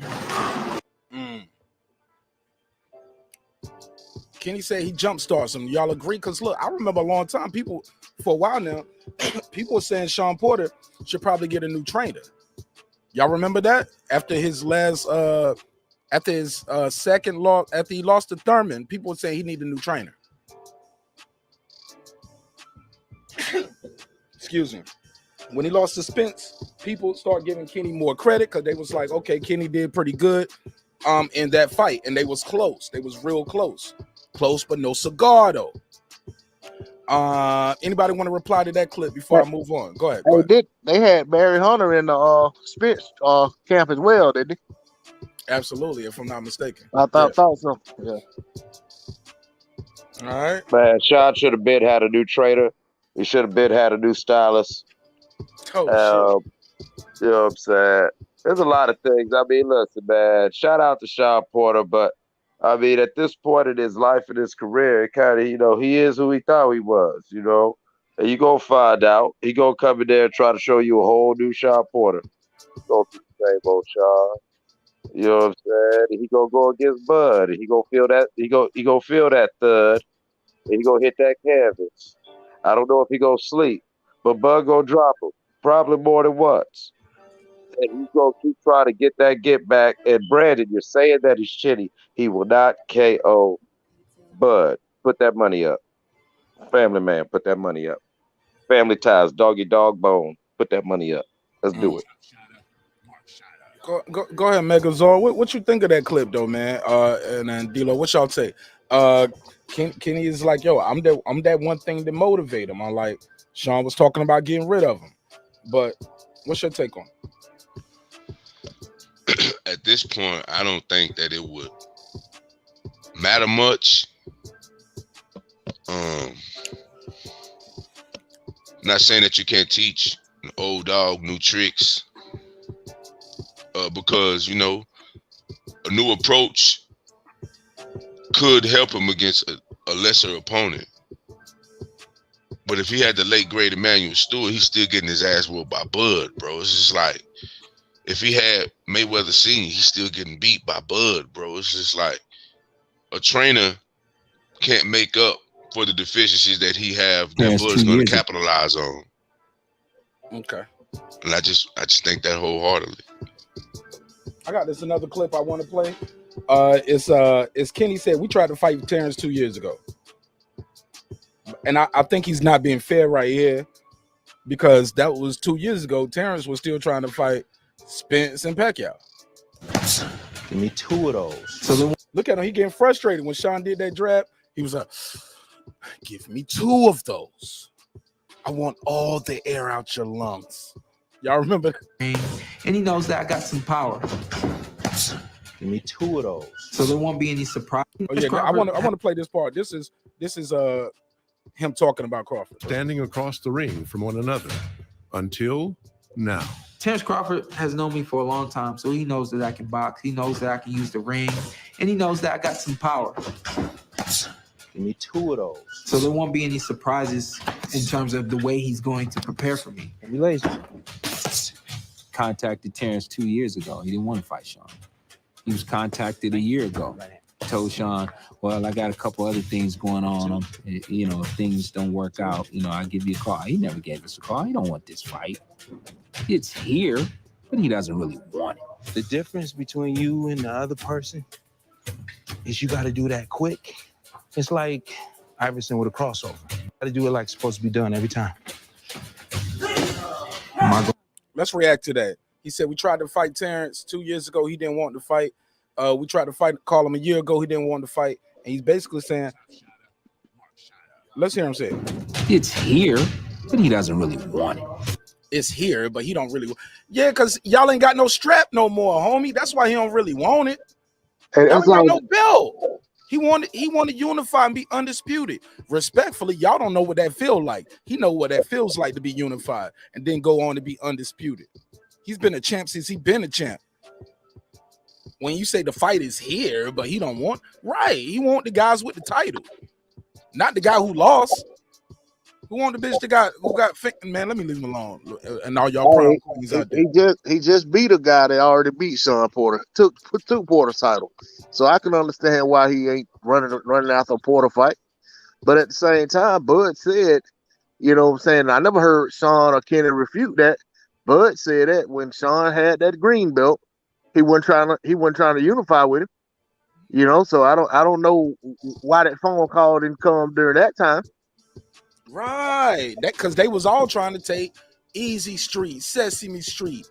They wanted to take the easy route. Yo, shout out to Lemon Pepper Chitlins. I think this person trolls me. They made that name just so I have to say it when they donate.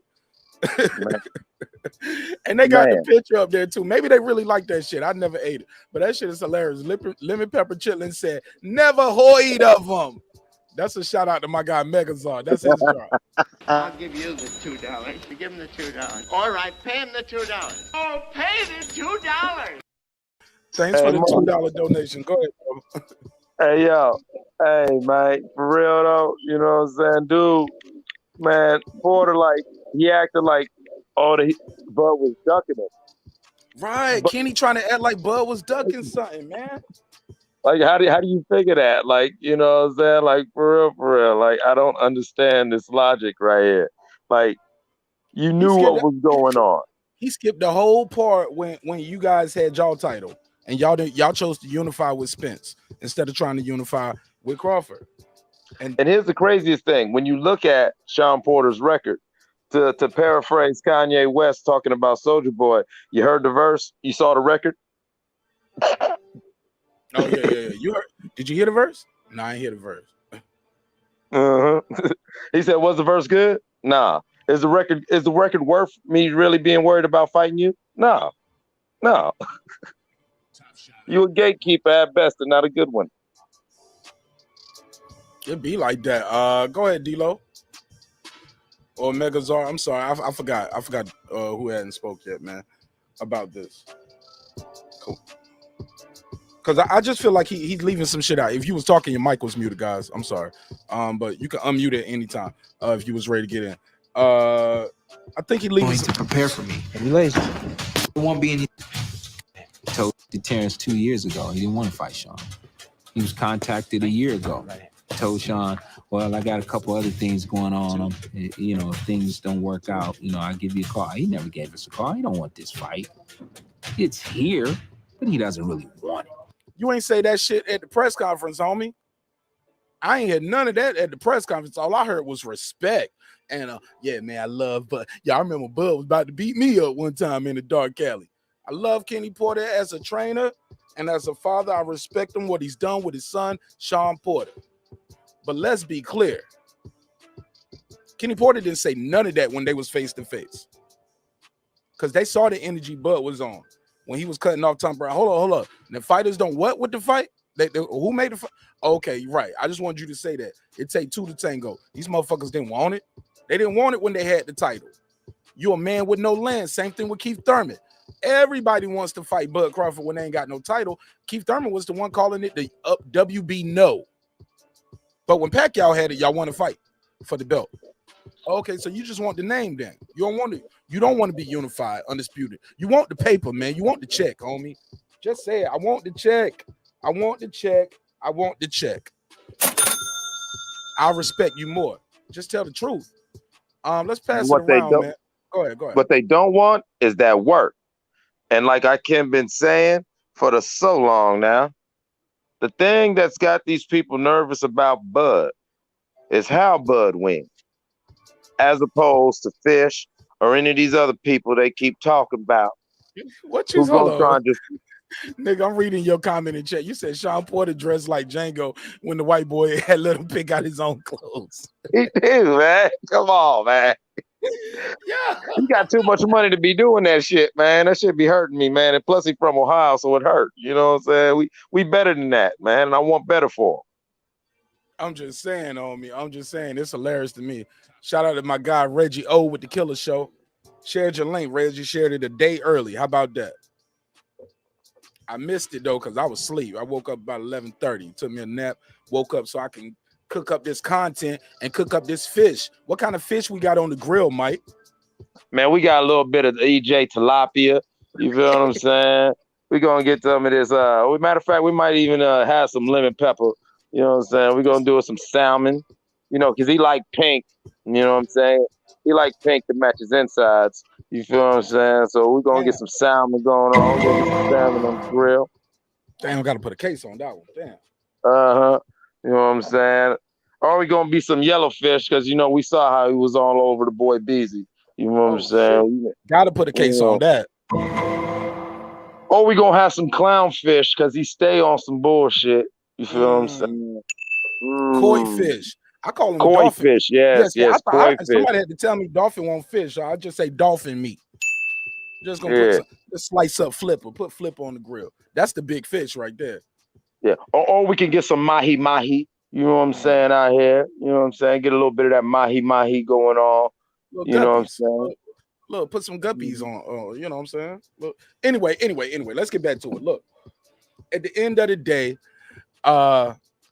it go. He said I didn't have, but I had already shared the link, so I didn't know if you had even did it, but I had already shared it. He said messed around and got another strike postponed. Damn, how you get a strike for a week? My strikes be for 3 months, and I had to write in and I had to write into iTunes and tell them, look, I'm truly sorry for playing the verses with E40 and Too Short. I thought they would get the money. I wasn't trying to do anything wrong. I'm so sorry.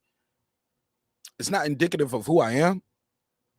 I was misinformed with some bad information. I need my channel to feed my family. I lost everything in the midst of COVID. They was like, you know what? Stop sending us email, nigga. We'll give you your channel back. Here, give him back his damn channel. Yeah, but it worked. It works. Believe it or not, it works. A good, well-written email will shorten your strike time, Reggie, just to let you know. But I didn't know that. What, did you get the strike on both channels? Damn, let me know. All right. Well, damn, that's fucked up. Yeah, fish on the plate. All right, well, look, let me ask y'all guys this. Did you guys see Shawn Porter's interview where he had actually it's the Terence Crawford. Now I'll play that one too. It's the Shawn Porter clip when he was on at the Canelo fight. Did y'all anybody see that? Nah, I missed that one. Nah, I didn't see that. I saw it. I didn't watch it though. Oh, and Rolly and Teofimo Lopez, he basically they asking him was his fight sabotage, and he said it without saying it that his fight was sabotage. Did y'all hear that clip? Nah, I did not hear that. Whose fight was sabotaged? Rolly says his fight was. Yeah, Rolly says his fight with Tank got sabotaged. He said, "I see why them guys don't talk to him the way I did." Fight. So Teofimo Lopez is fake interviewing him with a water bottle. Let me show you guys this. He's fake interviewing him with a water bottle, like while he's Truth TV. I shared your link too. You're cool dude. What up, Truth? Truth, what up? What up, Mark, man? What's good, my G? How you feel? I'm feeling good, man. I heard y'all talking, man. You know I had to hop on, man. Fuck with me, man. We talking about boxing. Look, did you see this clip right here? I got another clip. It's Teofimo Lopez looking like he's kind of fake pretending like he's interviewing Rolly. And Rolly, he gonna ask him who he's gonna fight next. He gonna talk about, then he jokes and says, shit, I'm gonna fight you next. You know what I'm saying? You know, you the face of boxing, blah, blah, blah, and all this shit. A lot of male dick riding going on, pause. But it is what it is. He's jocking T.O., but he's showing him respect. And T.O. says Mayweather and them burnt the bridge with him. It's over. Like and so like the people at Showtime. Yeah, did y'all hear that clip? I play that too. So you saying that Raleigh threw a temper tantrum while doing some dick eating? No, he was just being him. He was being himself. I mean, he eat dick. Oh, you know what I'm saying? I see that. I don't know that, but I ain't got no footage of him kissing Yellow Beezy, so I don't want to go too far on that. Hold up. Oh, he ain't a fish. To speak on that without my lawyer. Yeah. Okay, hold on. Listen what he asked him. No comment. So up the fight. Yes. Pounder. Pedraza was weight drain, right? Weight drain Pedraza, weight drain Barrios, and how was Wario's weight drain? They fought at 140. That was Barrios' belt, right? He was the champ. How was he weight drained? But whatever. Torn ACL from. Yeah, torn Achilles from. You see, you heard T.O. feeding him some lines to say.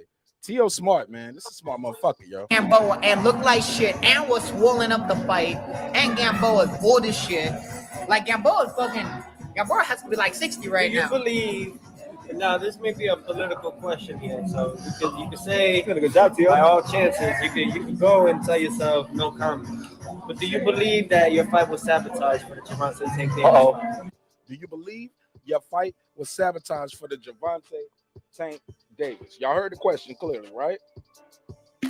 All right, here we go. Look, I'm not allowed to speak on that without my lawyer. Yeah. But what I can say Good answer. No. But there is one thing I can say. I can see now why Tank's opponents don't say anything. I scared them off.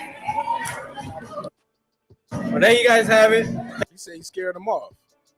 He said he scared off Tank's opponent. Look at T.O. Look at T.O. on the clip, yo. Look at him. He's like he don't even take him seriously. Yeah. He letting them. They both clowning, having fun. But go ahead. Man, the only thing that was scary about Raleigh in that damn interview was that bullshit nigga bear coat that he had on. What that nigga talking about? I thought it was squirrel coat. Yeah, I thought that. remember that David Crockett had. Hey, Megazar. Remember David Crockett had that fucking hat. What's the David Crockett hat called? The little raccoon shit. The raccoon joint. Yeah. I thought he had on one of those kind of jackets or something. I thought that was David Crockett, matching set. Fuck. He said, "Man, you know how much this costs? This is 100% Basset Hound." Peter coming to look for him about that. But look, man, what y'all think of him saying his fight was sabotaged? Why is T.O. even asking him that? Like, they must have been talking behind the scenes about XYZ, right? Had to have been. Go ahead. Had to have been. I really can't even really elaborate on it because I'm just trying to figure out the angle. I know the angle, but I'm trying to figure out the angle because, you know, all of those guys in that weight class, they need to get to fighting each other, man. Like, that shit is ridiculous to me over there. Like, this nigga done kidnapped the belt. T.O., you done kidnapped the belt I'm just really tired. I'm really tired of what they got going on, man. I'll be glad when I see some fights. No, Tank stay fighting. And to me, he's been going up. Tank has been going up in competition in his fights. They've been getting incrementally better fighters as he fight. So just ready to see all them boys fight, man. Yo, it's a clip right here. Now, this is what he called the Mayweather Network is Showtime. He said, and this is what the clip is called. They say he's gonna blast the Mayweather Network and say they burnt the bridge. November 27th. So we're looking forward to bigger and better things. November 27th. Just to let everybody know. You know, thank you Showtime and All Access for trying to continue on of your bashing. Talk that talk, T.O. He said, y'all continuing on y'all bashing.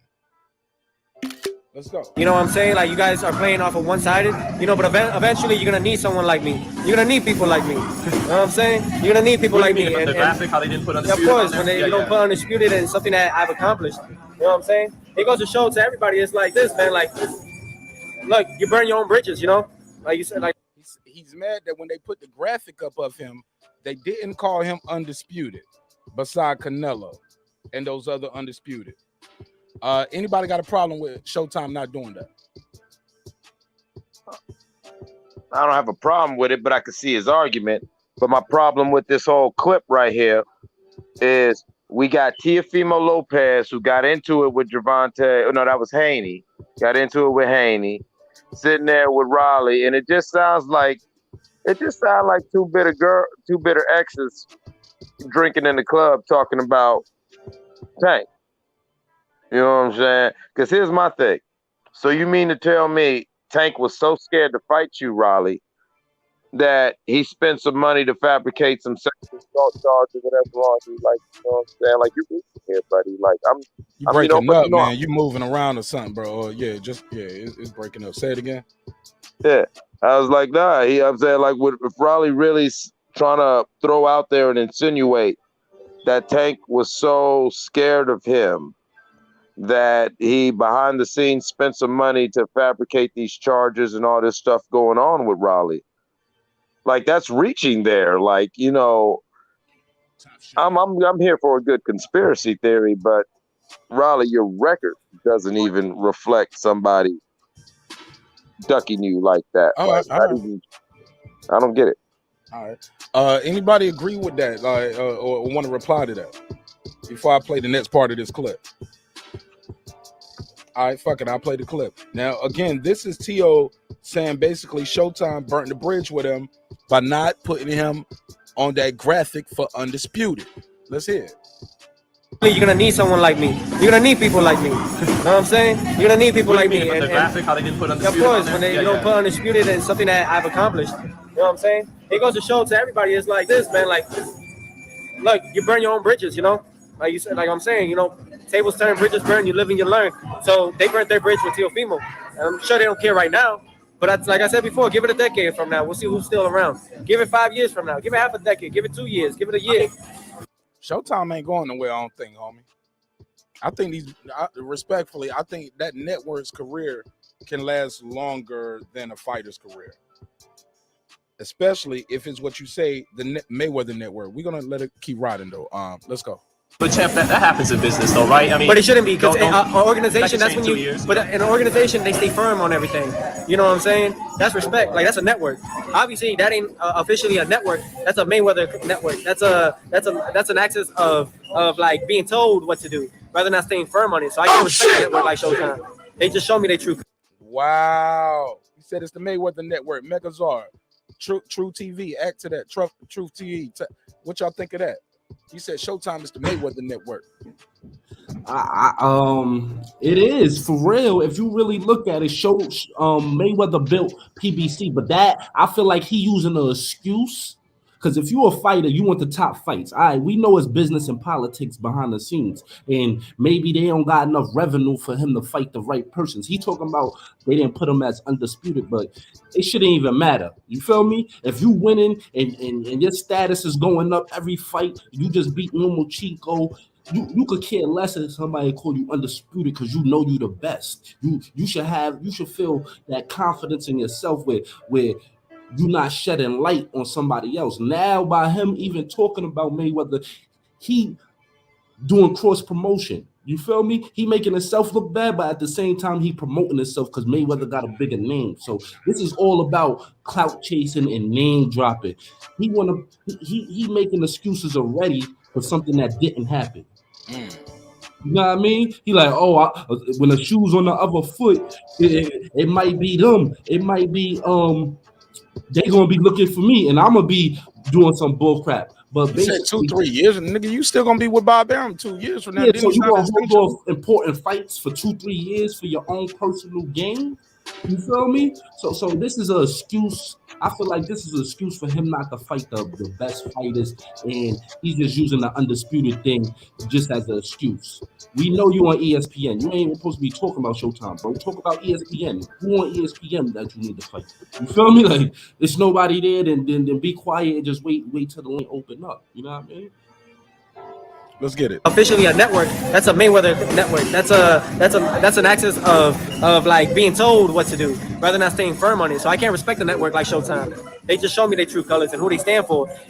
But some of the other undisputed champs out there don't respect T.O. as undisputed as well. Is that true? Go ahead, Megazar.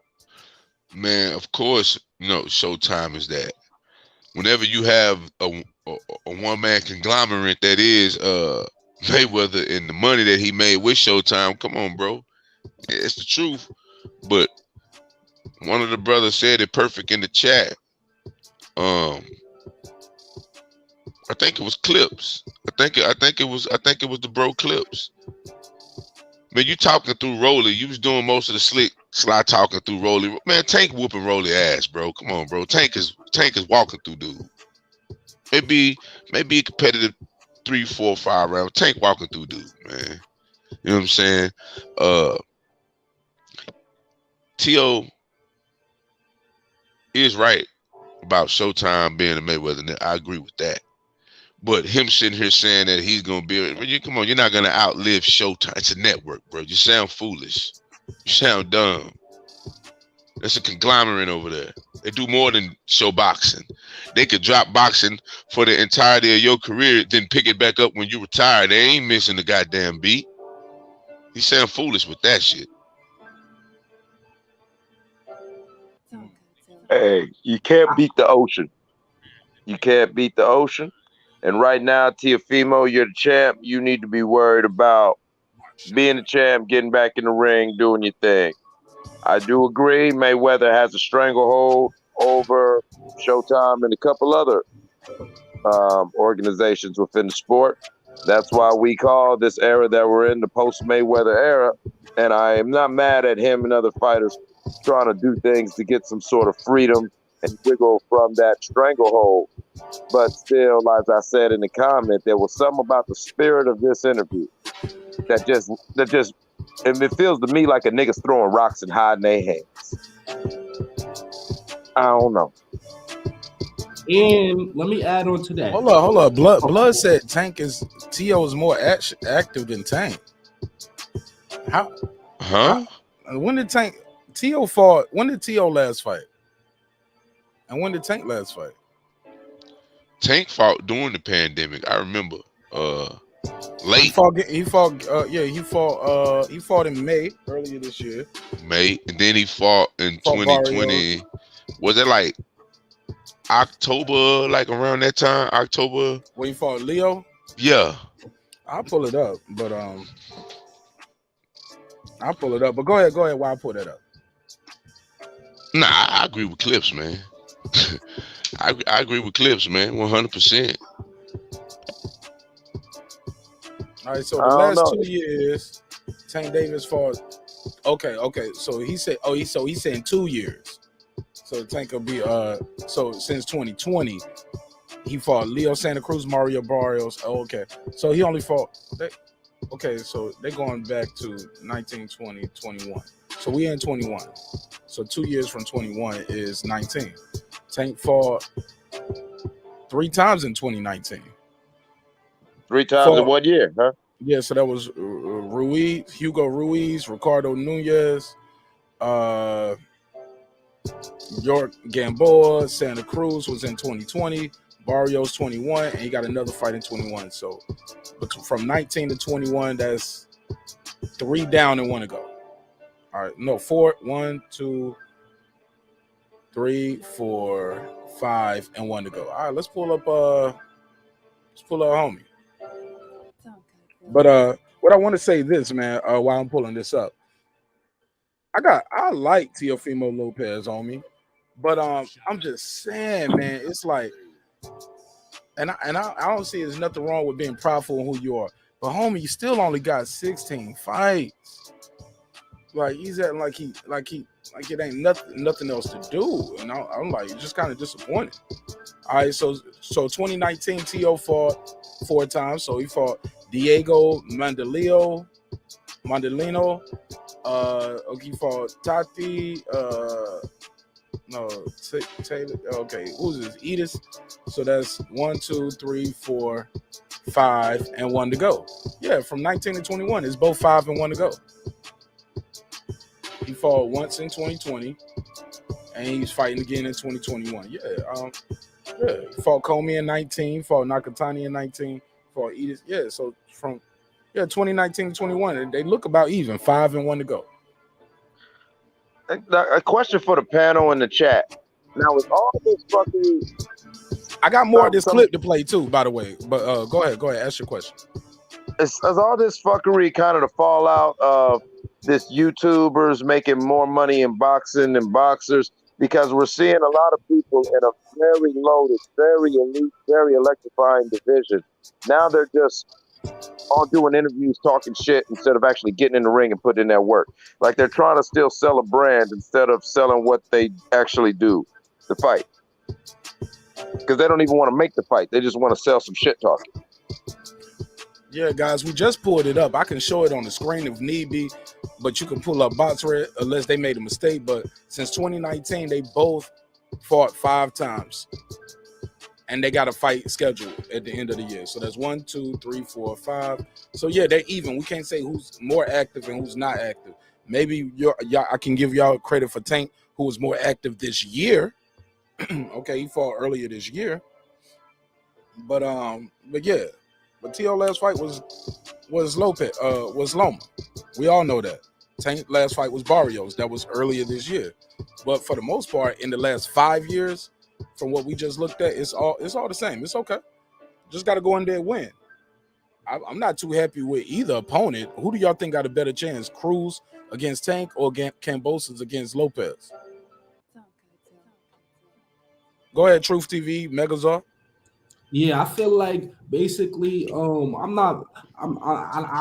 didn't follow Lopez or Cambosa. I got to look more into that. But the statements that Teofimo Lopez is making is empty statements. He's saying basically, oh, Mayweather owned PBC. All right, what that's like an empty statement. Like he didn't say BBC, he said Showtime. Showtime, yeah. But everybody know Mayweather got a big influence over there. So why are you telling us that like that's something new? You know what I mean? Like, how is that negative? Like, oh, he's manipulating the fights. Mayweather don't even be there half the time. You know what I mean? I don't know if he said manipulate the fight. I don't want to put words in the young man's mouth. Did he say that? I didn't hear that. All right. But what I'm saying is he's saying basically what he's saying about he just throwing dirt to me. He just being negative, throwing shit out there that people ain't really gonna follow up, and he, you know what I mean, trying to manipulate the public to sway towards his side. You know what I mean? That's what I feel like. I feel like he's just lying. Like that wouldn't be somebody I trust in real life. You feel me? Because you just talking for no reason. Go ahead, Megazar. Jump in on that. Let me hear. Yeah, neither one of their opponents pose a damn threat. I don't really know. I don't really know who Lopez is fighting. Like, I don't know if I ever seen any fights by dude. George Cambosis. Oh, Cambosis. Oh, yeah, he finna walk Cambosis. He ain't the same. I thought you said something else. He finna. Tank fighting Cruz.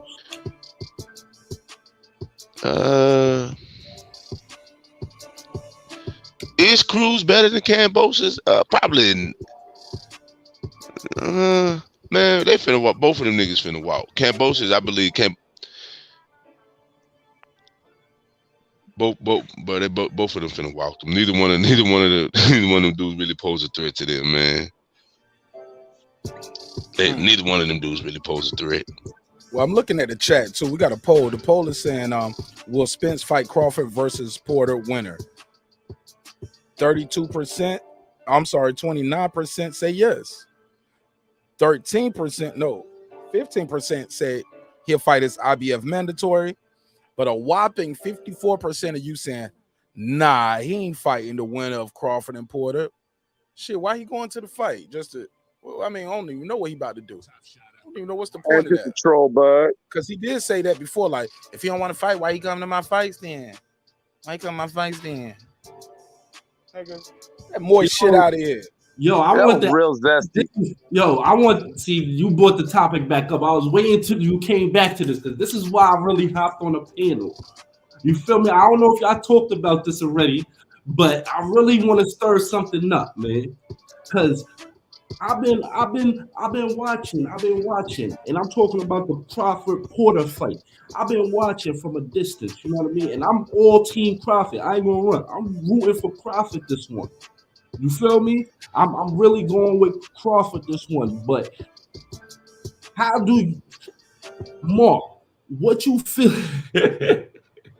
I know, man. I know, but that's how Shawn Porter gonna look November the 20th. 10 days. I want to say one thing. This is I'm gonna bring it back. Watch, you gonna love this one. How you feel about Terence Crawford getting injured by Gamboa? I don't even get that. Terence Crawford undefeated. No, I understand that. And never been knocked down and got a count. But amateur or pro, what we talking about here? I think Gamboa. Gamboa, who's Gamboa? I don't know that. Who fought? Who? The one him and Tank fought. Him and Tank fought him. They both. What's his name? You tell me his name. Damn. Yeah, struggle, nigga. I'm not about to help you with your bars. Get your bars off by yourself, homie. Gamboa, man. The chat helped you, didn't it? Didn't they help you? They helped Gamboa, man. Gamboa, that's his name. He knocked that dude out. He dropped him like 4 or 5 times. That was a 2-time gold medalist. I understand, but he got hurt. And that was at 130. I that know. has nothing to do with 140. That was how many years ago at 130? Or was it 135? Yeah, it was 135. How many years ago was that? Listen, man, that's a talking point. That you got from because I just seen that. I never knew that, but I saw the Errol Spence my G. That's listen, I'm gonna tell you something. That don't get caught up repeating other people talking points. Watch that fight, homie. Like that dude came in there with 50 Cent, like 2-time gold medalist. Yo, you can hear Larry Merchant, the guy say, hey, you want to fight in your hometown? Bob Arum isn't gonna make it easy. You're gonna put you in there with Gamboa. Oh man, 2 undefeated guys. Oh man, Bud beat him up. Now Bud was fighting conventionally at first. He switched to southpaw, and all night you can hear Roy Jones and everybody like, yo, he should switch back. He should switch back. He getting caught. He did get caught with some right hands when he first got in there, and then all of a sudden it just turned it up. But let me let another big koi fish fan do they rant. Brandon Washington joins the panel. Yeah, I want to say this real quick. Yeah, you know what the brother was trying to say. He was trying to say Gamboa. I ain't helping him. Out on his feet, doing the stank leg, and also Green Machine. Yeah, that's what happened in the fight. I just watched that fight. Yeah, his chin. That's what I'm saying. Like I know Crawford a beast, but his that's chin. Right. Man. Let me help the brother. And then on top of that, what you call it? You got a friend, Truth TV. Go ahead. What you call it? Knocked him out. I mean, knocked him down. Green Machine knocked him down. They didn't count that, but that was an actual knockdown. Caught him flush on that jaw, like Shawn Porter gonna do in 8 rounds. Shawn Porter in 8, And also, before I go to work, I want to say this. They talking about that Showtime is the Mayweather network. That's not true. PBC has an exclusive deal with Showtime and Fox, just like ESPN has a deal with Top Rank and Bob Arum in the UFC. So all this Mayweather, and not only that, Rolly should shut his fucking mouth because he's the one that got pulled out the fight because he can't keep his hands to himself because he loves to be on OnlyFans. So Rolly needs to shut his goddamn mouth and not believe in Teofimo. And Teofimo was at the Canelo fight fanning out with 3 belts, not 4. And Canelo told his ass, "Juno undisputed. You not undisputed." That's what Canelo told him. He sure did. That's what Canelo told him. To his face. So, to his face. So he can get mad all he wants. Josh Taylor been telling him that online. Everybody who's ever been undisputed is telling him you're not undisputed, which is crazy because Canelo had a franchise belt too. So he knew he knew that belt won't shit. Yeah, so automatically. And who in the hell takes all of their belts to somebody else's fight to take pictures? He wanted to. He's a fanboy. I'm gonna tell you what Teofimo is, a fanboy. That's what he is. And it's not nobody's fault that Rolly got his ass pulled out of this fight. And he talking about Showtime. Them the only people that you've been exclusively fighting on Showtime. I was just at Rolly's last fight in San Antonio. No, he didn't say nothing about Showtime. That was Teofimo exclusive. And I didn't play the rest of that clip yet. Right. So that was right just on. To be fair enough. Right. I just wanted to say that. What they call it the Mayweather Network, it's not the Mayweather Network. They got exclusive deals. Just like when Mike Tyson left HBO, he went to Showtime. It wasn't the Mike Tyson Network. That's just the network that he exclusively signed with. So come on, people. Come on, boxing people on the panel. Wake up. Outside of that. Hold on, Brandon, did you just say right on? Of course. I'm 40. I'm 40, man. I'm 40. Nigga, I'm 41, man. Come on, man. Don't do that, man. God damn it. Get your ass out the time machine. Can you dig it? Hey, Lord, I said, can you dig it too? I asked my son, can he dig it? All the time. Can you dig it? Oh, man. You job, man. You out of sight, brother. Hey, look, don't be playing with your tallywhacker. He say all them. Yeah, sometimes it is out Get of off sight. your coon dingy. He said, "Dag nabbit, I don't give a slap happy what you're talking about." You know, sometimes I say G Willikers. It just depends on what I'm saying. But outside that, G Willikers. That's like my next troll name in the chat. Somebody gonna pop up with G Willikers. Watch. Yeah, y'all keep cooking. Hey, yo, that'd be an ill rap name though, for real. No. Hold on, Mike. Let me cook them up. Bud going to sleep. Nah, don't hang up with. Don't be like I got no fish. No, don't swim away. Stay right here. Let here. me say this. Nah, you gotta let me reply to one part. Hold up. Now, don't be like 817 boxing and pull up, say what you want to say with the Terence Howard shaky voice and hang up in my face. Now, let me say this. If Terence Crawford is Chinny, what is Shawn Porter, who's been dropped several times? No, he's only been dropped twice, and he popped right back up. He flash knocked down Adrian Brown in the 12th round. No. What happened with Ugas? That was clean. That wasn't no slip, and he was wobbly. That was a slip. Oh my God, this guy! I'm trying to tell you, man. Listen, man, look here. We've been arguing back and forth. The last nigga he knocked out was 10 years ago. Parliamentarian, but he finna knock Terence. He finna knock Terence Crawford out. And the last nigga he knocked out was Parliamentarian. He knocked out Berto. And he gonna knock him out in 8 rounds. He stopped Berto. Yeah, he stopped Berto. He said knock him out. He didn't say stop. He said knock him out. Knock out, whatever it is. That's why I said, hey Brandon, we got that bet. And he stopped Berto on headbutts. Let's be clear. He stopped Berto on headbutts. Because he punches with his face. Shawn Porter comes in face first. Mike, let him say his part real quick before he leaves. He got to leave. He been in the chat all night. He could have been pulled up. He pulled up, and then he instantly got to go to work. Man, the last hour and a half you been in the chat. You could have been up here earlier. You ran from the smoke, Brandon. Let's go, Brandon. He was swimming with the current, little fish. Let's go, Brandon. Go ahead, Brandon. Hey, let's go, Brandon. You ain't lying. Hey, Mark. You wrong for trying to cause dissension between Kenny Porter and his son. That's the way they interact with each other. You are wrong. I see what you're trying to do. Stop doing that. How many trainers Bud got? 20? He bust that check down 20 different ways. How many trainers he got? 20 ways with the homies that came up with him.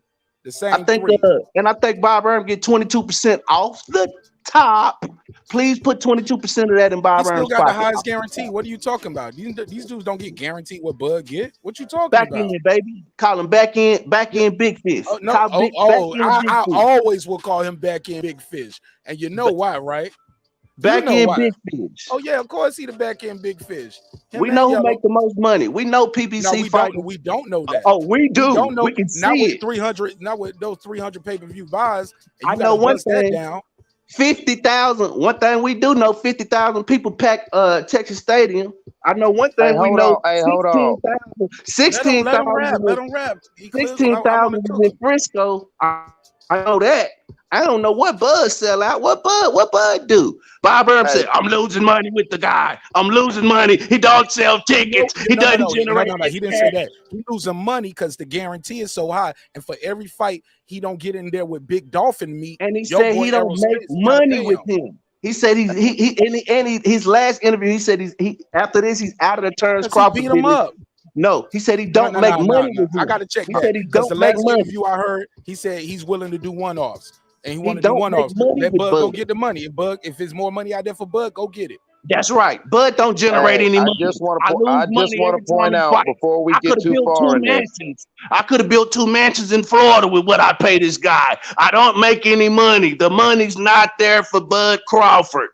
Come on, Hey, man. Big Brandon, fish all Mark, day. I just Gotta want to point go. out for Mike, hold everybody on, who's because Mike ain't within gonna let me earshot. do my one-off with you. Mike want to jump you. This Oh, Well, you want this to how show I that brothers just want do. to point out that Brothers he want to did jump. acknowledge. He did acknowledge and did call Errol Spence back in. Hello.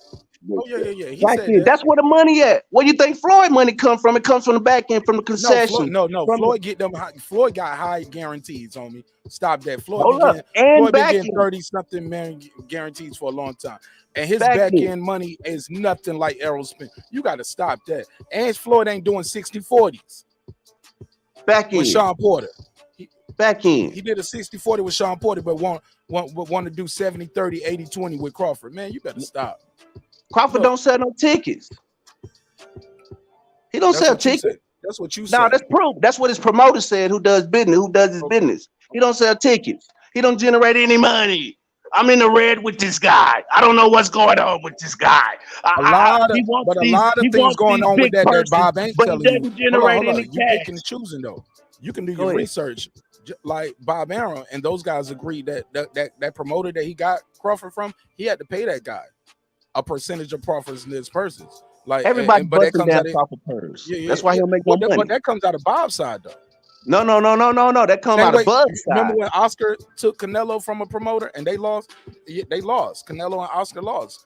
Just like Oscar stole him. Somebody stole him from Oscar. But Oscar Bud had to got pay to pay that guy that. off. Nah. Bud paid that, and Canelo paid that. Oh yeah, Canelo had to pay, but that was a different That's thing. right. But Oscar was a part of that. Yeah. Oscar had to pay too.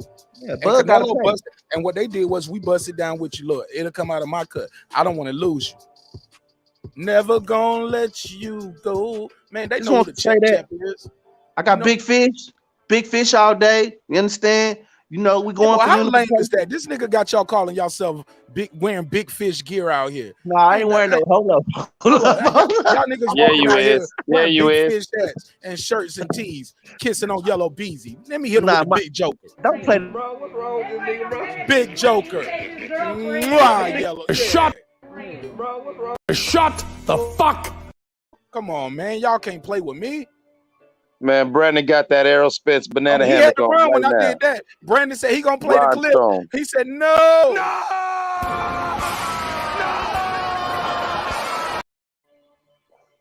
Brandon ran when I played that clip. Let's go, Brandon.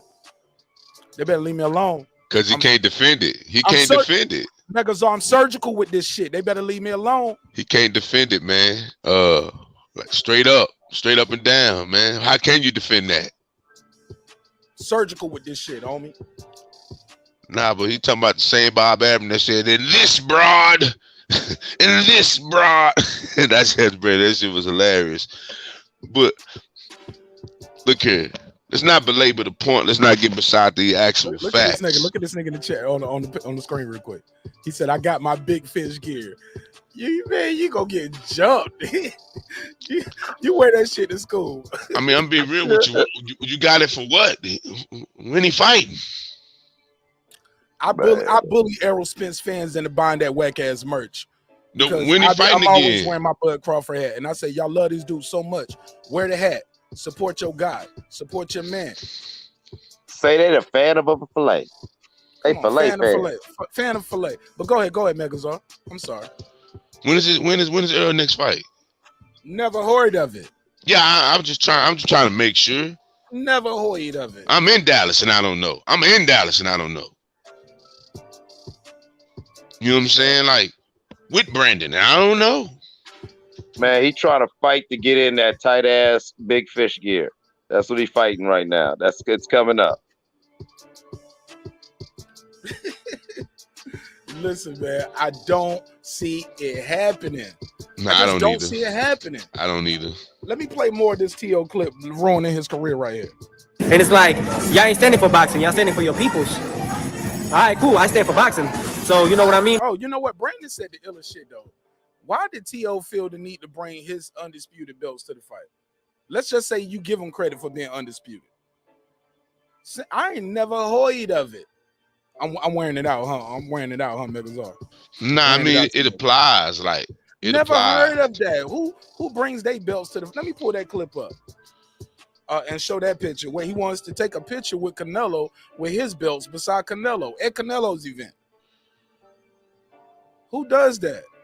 Where did you keep the belts at while you walking around all night? You just gave them to your boys in duffel bags. Why did you bring your belts there, homie? I don't understand that. And you know they're gonna say I'm hating on T.O., even though I won money on T.O. I bet on T.O. I think the kid is phenomenal. But that shit right there is kind of like, why are we doing this, homie? Am I tripping? Troy Graham, what up, though? Go ahead. I don't get it. Why is he bringing his belts to that? Because we got other undisputed champs out there. We got a lot of legends who accomplished more than T.O. I never seen Lennox Lewis do nothing like that. So you get your belts, and I'm gonna bring my belts, and we can show belts, and we can take a picture with belts. Nah, that shit's corn, bro. That's corny, bro. That's corny as hell. I could see if they had like a relationship prior to that, but Marq said Canelo said, you know, undisputed in the Mexican voice. So I don't even understand why he did that to embarrass himself. Right, let's play it. Like eventually when that comes about, the only ones that are doing anything right now, DAZN and ESPN. Showtime. The only ones doing shit in boxing is DAZN and ESPN. Showtime just put on the Canelo event that you brought all your belts to, homie. They just put on an event that you brought all your belts to clout chase Canelo, to be seen beside him, to take a picture beside him, and make people think you guys are equal. You're not. Respectfully, homie, you're not. You're not on Canelo's level, bro. You haven't accomplished what Canelo's accomplished, bro. Canelo's a 4-division champ, unified in 3 of them, undisputed in 1 of them. He hasn't done that. He got 1 big win. 1 big win, bro. If anybody is the big fish, and then do a rematch with that. He want to fight Cambo. Come on, bro. Go ahead. if anybody is the big fish, it's Cinnamon. Come on, it's Cinnamon, bro. See, that's what they call him. That's what they call him in Texas. That's what they call Canelo in Texas. They call him Cinnamon. You know what I'm saying? Like the real Mexicans. They call him when I work with it. I'm watching the Cinnamon. I'm watching the Cinnamon. If it's any big fish, which is a whack ass name, but it's Canelo, bro. And speaking on Canelo, I've heard Timothy Bradley say, you know, my favorite boxer, SOG, been training. You know what I'm saying? I don't know. What about that knee though? Didn't he have a knee injury? They said that the one he saw in Lloyd's of London for the insurance money. He said he got injured. Kovalev fight. They didn't pay the $2 million insurance policy. What happened with that? Oh, I don't know. He can still get cinnamon though, with a bad knee. He can get cinnamon with a bad knee. I don't know about that. I got to put a case on that, homie. I got to put a case on that. Hey, I take them all. Perry Mason. Yeah, Lord, how long? When did Andre Ward retire? What, 3 years ago? He's been retired like 4 years. It'll be like this. I think this will effectively be the 4th year, because the last Kovalev fight was 2017, I believe. Yeah, it was 2017. The last Kovalev fight was 2017, if I'm not mistaken. Yeah, I don't think he can get off the couch and fight Canelo, homie. Man, if Tyson Fury can get off the couch and dust up Deontay, even though Canelo is a whole nother league. How many fights too? Because he didn't get off the couch and fight Deontay. He fought a couple light touches. Extremely light touches. Extremely light. I think SOG can get off that couch and do it, bro. That'll be the only way. That's the only way. That's the only way that, you know, Canelo can win, is though if because he can't allow him to get any warm-ups. If he gets warm-ups, he gonna do a mandatory. Take some time, do a mandatory.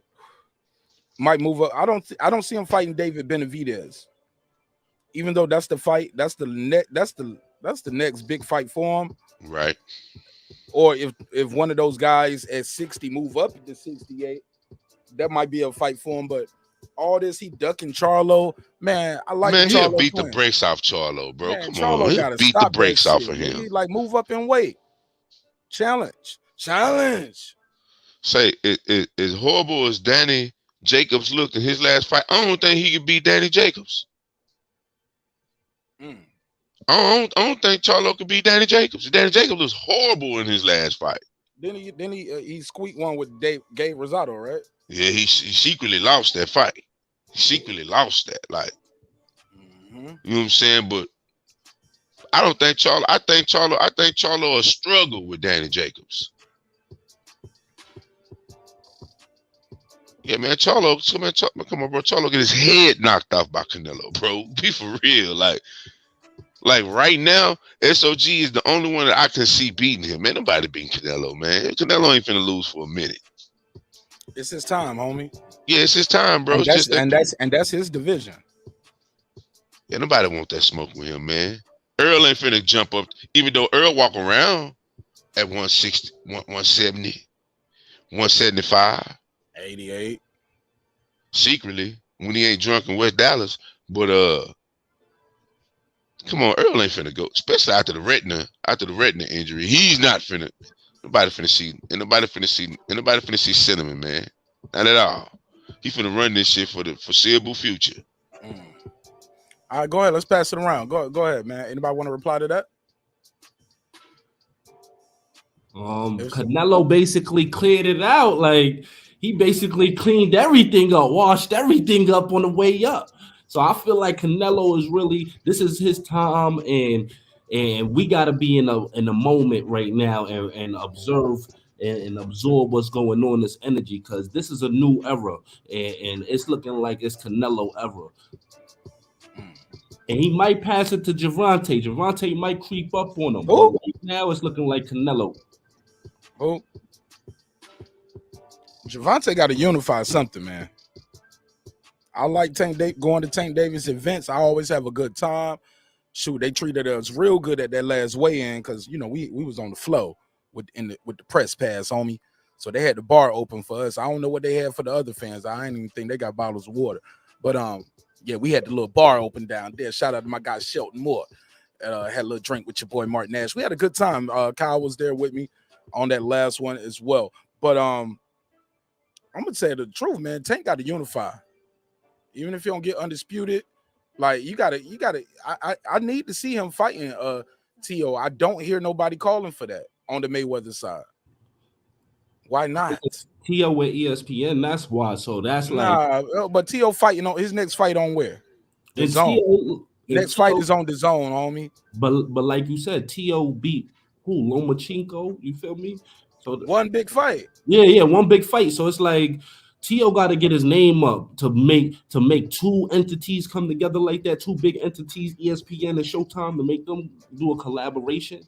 You feel me? You gotta get it. Got to be a big fight like Deontay Wilder. You know what I mean? Like Fury. It got to be big like that. They ain't going to put money behind T.O. and he doing publicity stunts. He bringing belts to Canelo thing just to get a little promotion.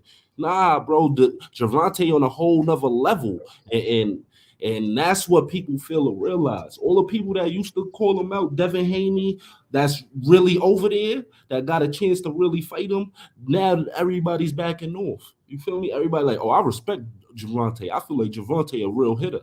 You feel me? Everybody gets serious. You see Ryan Garcia in his interviews. He ain't joking no more. Devin Haney ain't joking. He like, oh, I respect Gervonta. Like they seeing something because Barrios. I'm gonna tell you something about Barrios. Barrios wasn't no walkover. You feel me? Barrios was being trained by Andre Ward. I'm not sure the trainer name. I know you're talking about Andre Ward trainer. Yeah. I got you. He had the same camp as them, and that trainer is a real good trainer. And when you look at Barrios' previous fights, he was very technically sound.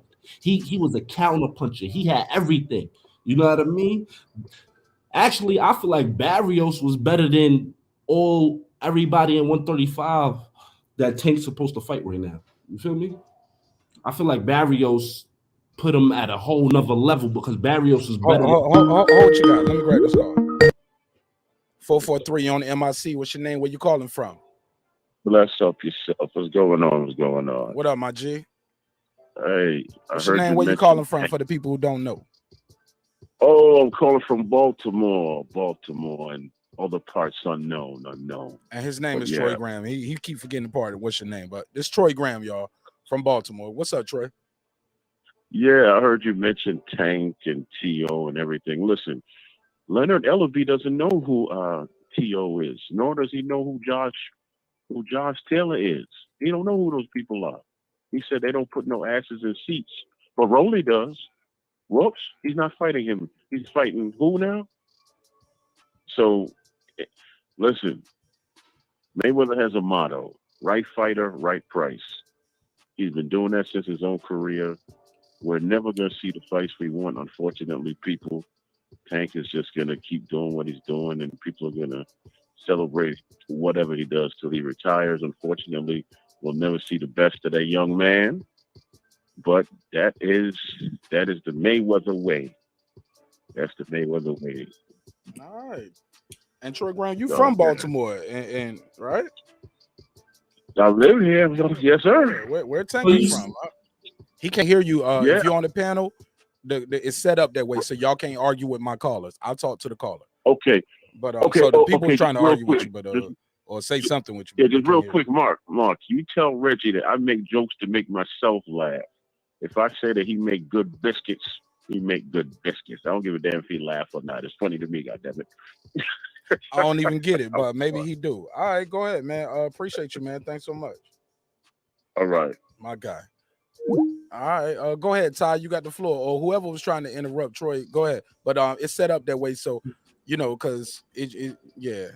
I tried to. What I was gonna say is, man, if you gonna say Tank ain't have no fights yet, he fought a lot of credible people, man. So he got a lot of tough fights under his belt already. You know what I mean? And a lot of people just want more and more and more.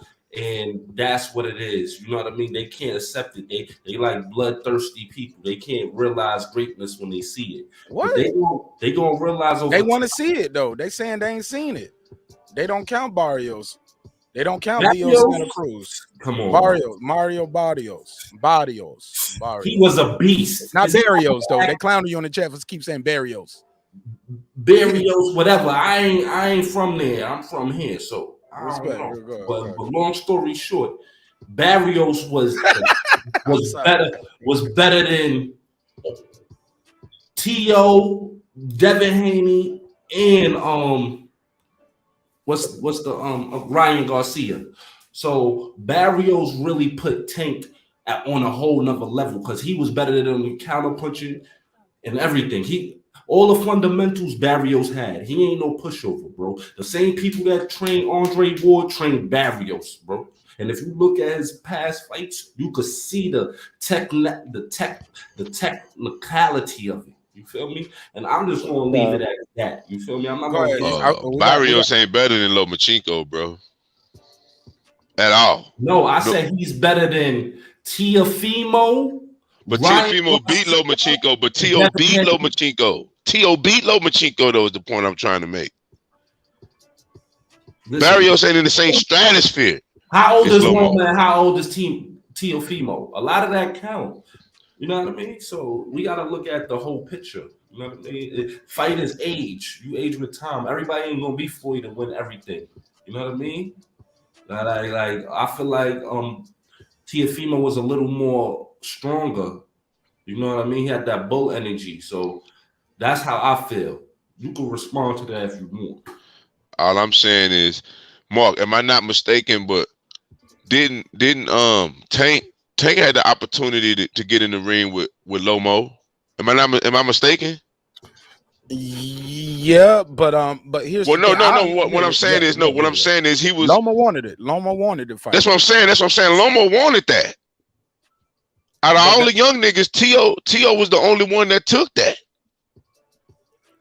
And let me say this though, I understand what Mayweather and them was doing at that time, because back then nobody was even talking about T.O. when Loma was calling out Tank. Nobody was calling for T.O. to fight him, right? But what I will say is this though, Devin was calling him out for the longest. He never wanted to fight Devin. So let's not act like he's this boogeyman.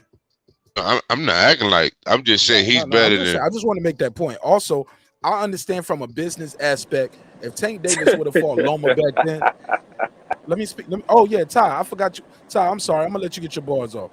Let me just say this, and you got up next, Ty. If Tank would have fought Loma back then, he was clearly the B side. No way around it.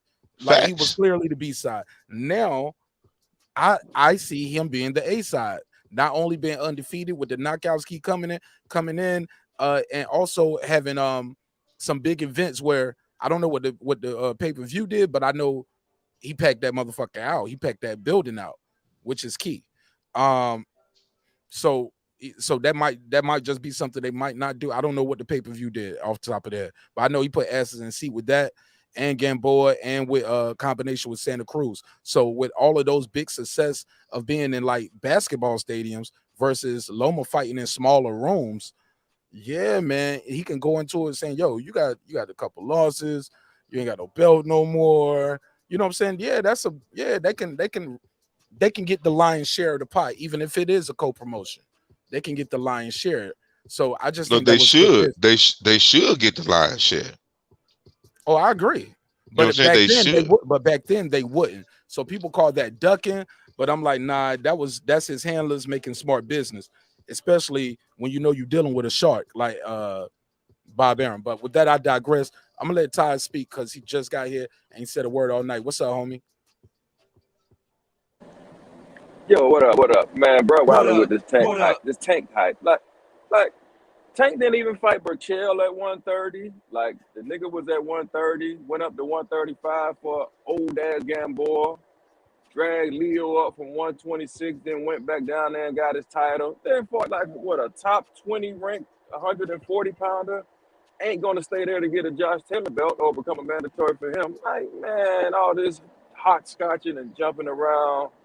Man, unify something like you said. I mean, that's the shit Floyd did. Floyd never unified. Like, man, we ain't, man, sit your ass down, Tank, man. We ain't trying to hear that shit.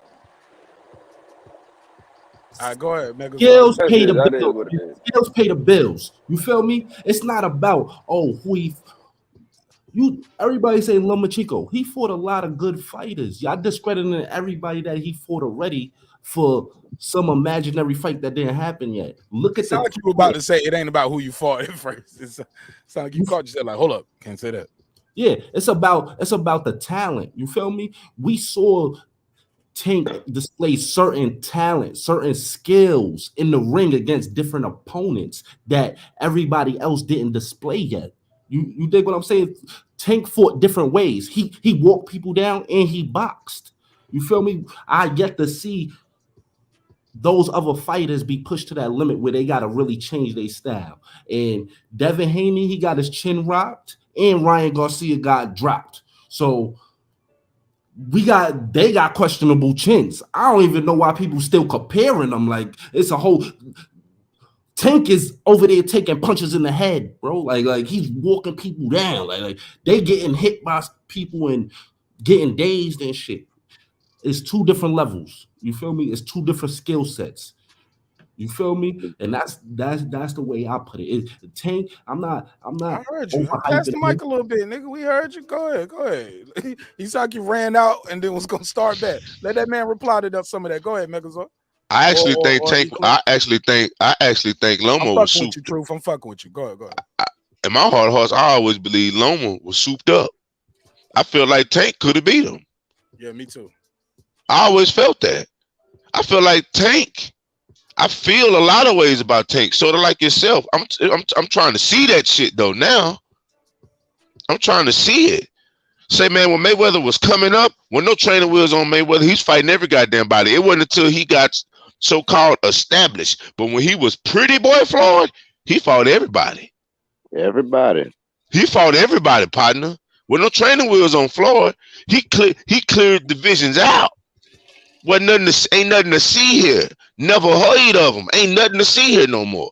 It's time to Tank to start. Floyd. Nobody. My thing is, Floyd. It's time for Tank. Floyd, bro. It's time. One person. It's time for Tank to start unifying, is what I'm saying. Now it's time for him to take that next step. He ain't gonna have no choice but to unify. That's what I'm saying. If they still have the belts, that's the only divisions he fighting. So he's gonna have to unify in one of them divisions eventually. Yeah, I mean, my thing is, if Ryan Garcia is who you said he is, Devin Haney is chinny. Like, it's time for them fights to happen now. It's time. Ryan Garcia. Took 2 years off. He took 2 years off. He was going through depression because he got knocked out. He still caught the knockout, but he got knocked down. He went through depression. He didn't know he could lose. It broke his ego. It broke his spirit. You feel me? Devin Haney did the same thing, bro. He got injured, then he started falling back. Now he trying to pop up with a serious face. That's not the real them. When fighters get out their character and they start acting like something else, not their natural self, that's a problem. You dig what I'm saying? When fighters get out. Go ahead, Troy. Okay. I just want to talk to. It's terrible, Troy. When you call in, it was beautiful. now That's you because sound I was like on my a phone. You know I can't use my phone when I pop on here because it makes that noise. Can you hear me now? Yeah, I hear you now, Troy. Go ahead. Beautiful.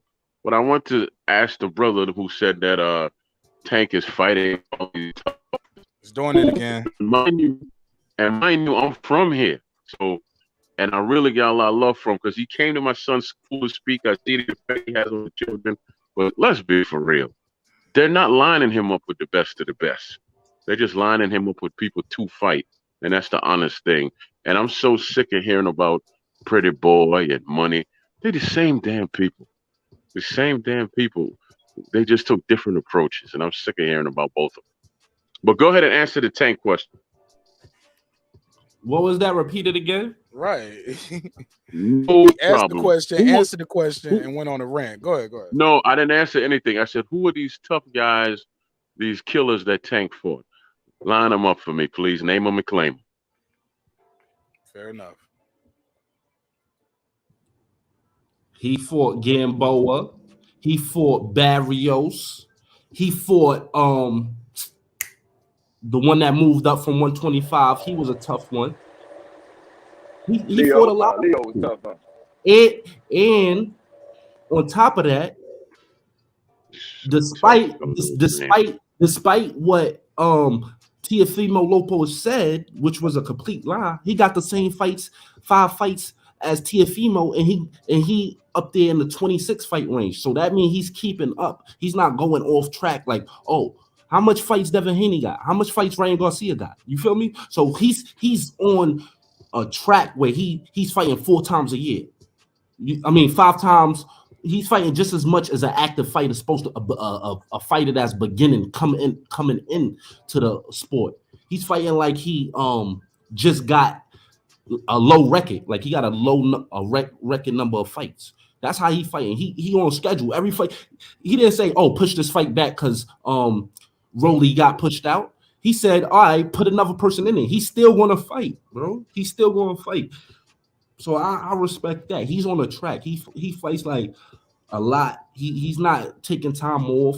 I don't see him drinking. I don't see him smoking. It's little stuff like that. His mentality is there. You feel me? So it's a lot to this fighting thing. It's a lot more than just going in there fighting and training. It's about your whole aura, your whole character. You feel me? How you conducting yourself. When characters change, them little things people could pick up on. You feel me? If you're a fighter, you got like eyes. You could sense stuff. Like when they do the stare down, they can sense who's going to win. Hey, bro, you right, Man, you sound like you talking about Bud Crawford, bro. That sound like you talking about Bud Crawford to me. That ain't no goddamn Tank Davis you talking about. That sound like Bud. Shit, Tank Davis was the dude who was just in trouble a couple years ago. What you talking about? That nigga was in all kind of shit. The dude that's in trouble now. He got a court case coming up in March.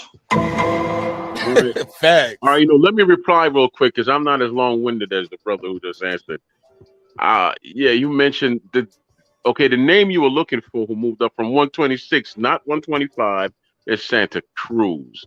He was never tough. Just ask Russell, right? He was never tough. I don't know how you tough. You moving up from a smaller weight class to fight a bigger man. But anyway, so then you said he fought Barrio. That's not tough. That's not. I don't know how you. I didn't cut you off. I didn't cut you off not one time. But anyway, I didn't cut you off. He's back a little bit. And then you mentioned Barrios. It's not Barrios. Nobody knew who the hell he was. He was so tough. Not even his own people know who he was. They was like, hey, we don't know him. And nobody knew who the hell he was. Right? And but I don't even know who else knew who he was. I knew he was because I watched. Exactly. You knew who he was. Key word is you. Yeah. But if you doing analytical work, you feel me? If you watching as an analyst, I tell you what I am. I'm a boxing fan. I don't want to hear a bunch of numbers and your stats and everything else. I'm a boxing fan. I know what goes on in the ring.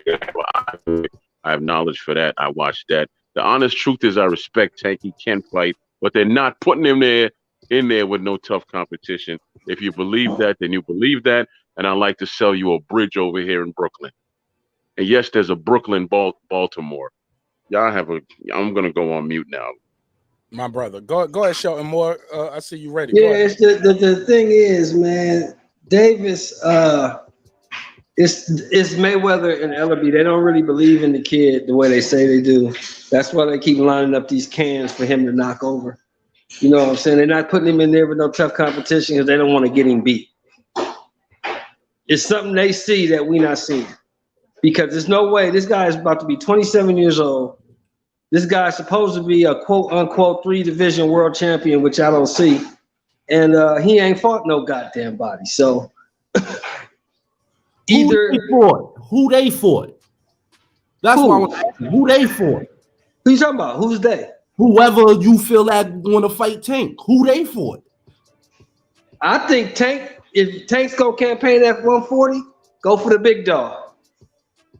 If you go campaign at 135, go for Tio, Haney. They got the titles. Fight the top guys. If you the top guy, fight the top guy.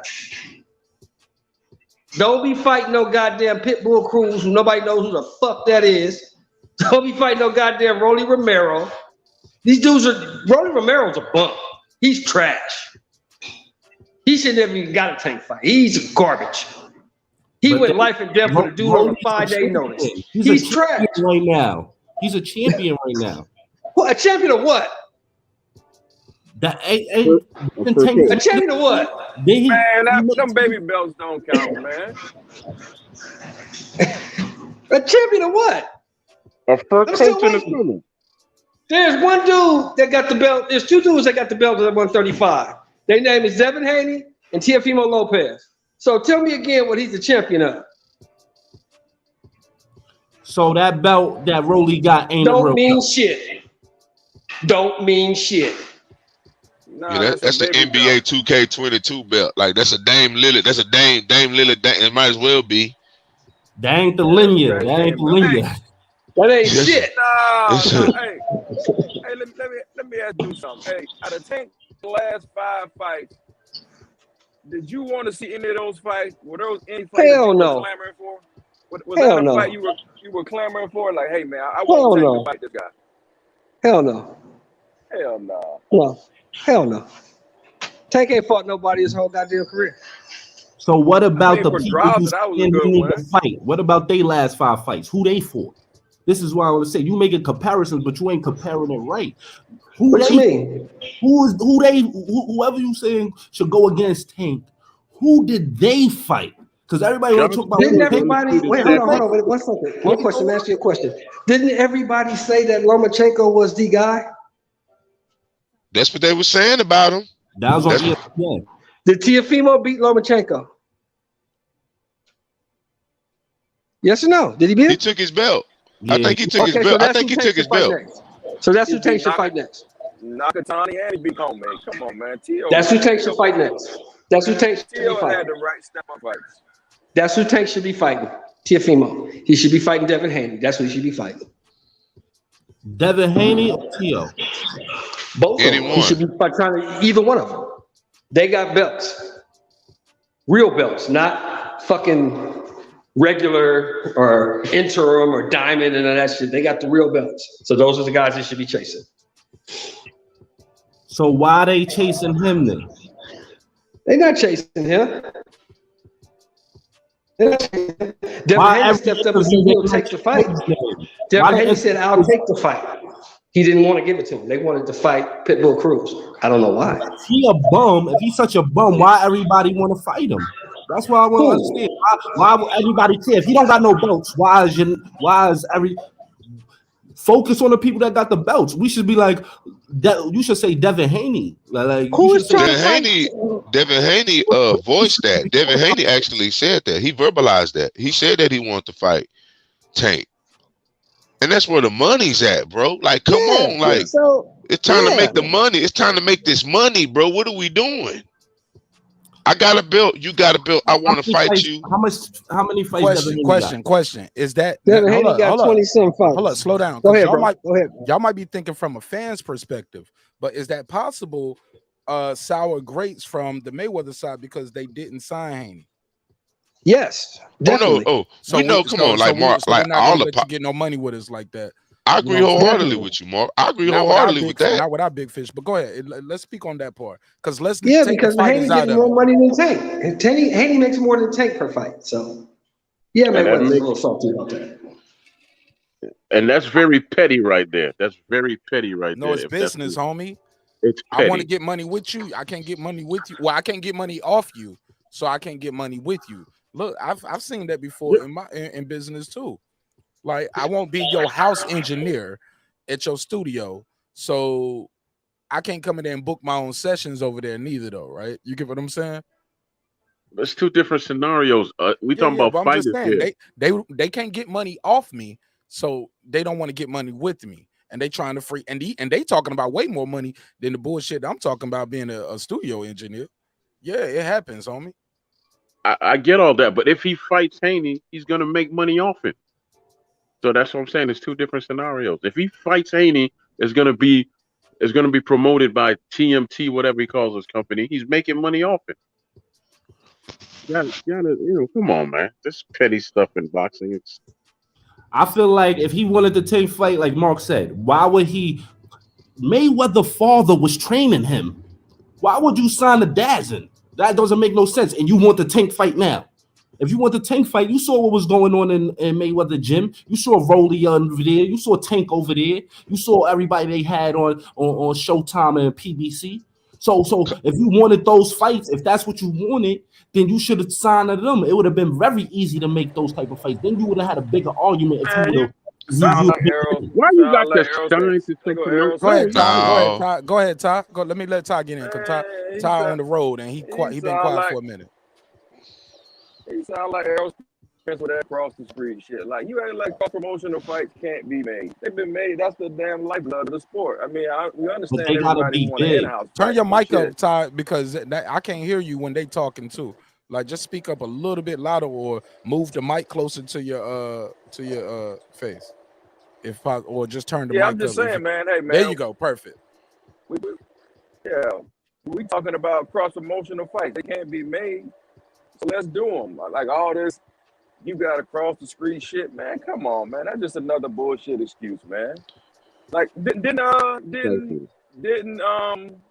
Eddie Hearn offer Tank $7 million for the what's the name fight? The Tevin Farmer fight? Tevin Farmer. Yeah. How you turn that down?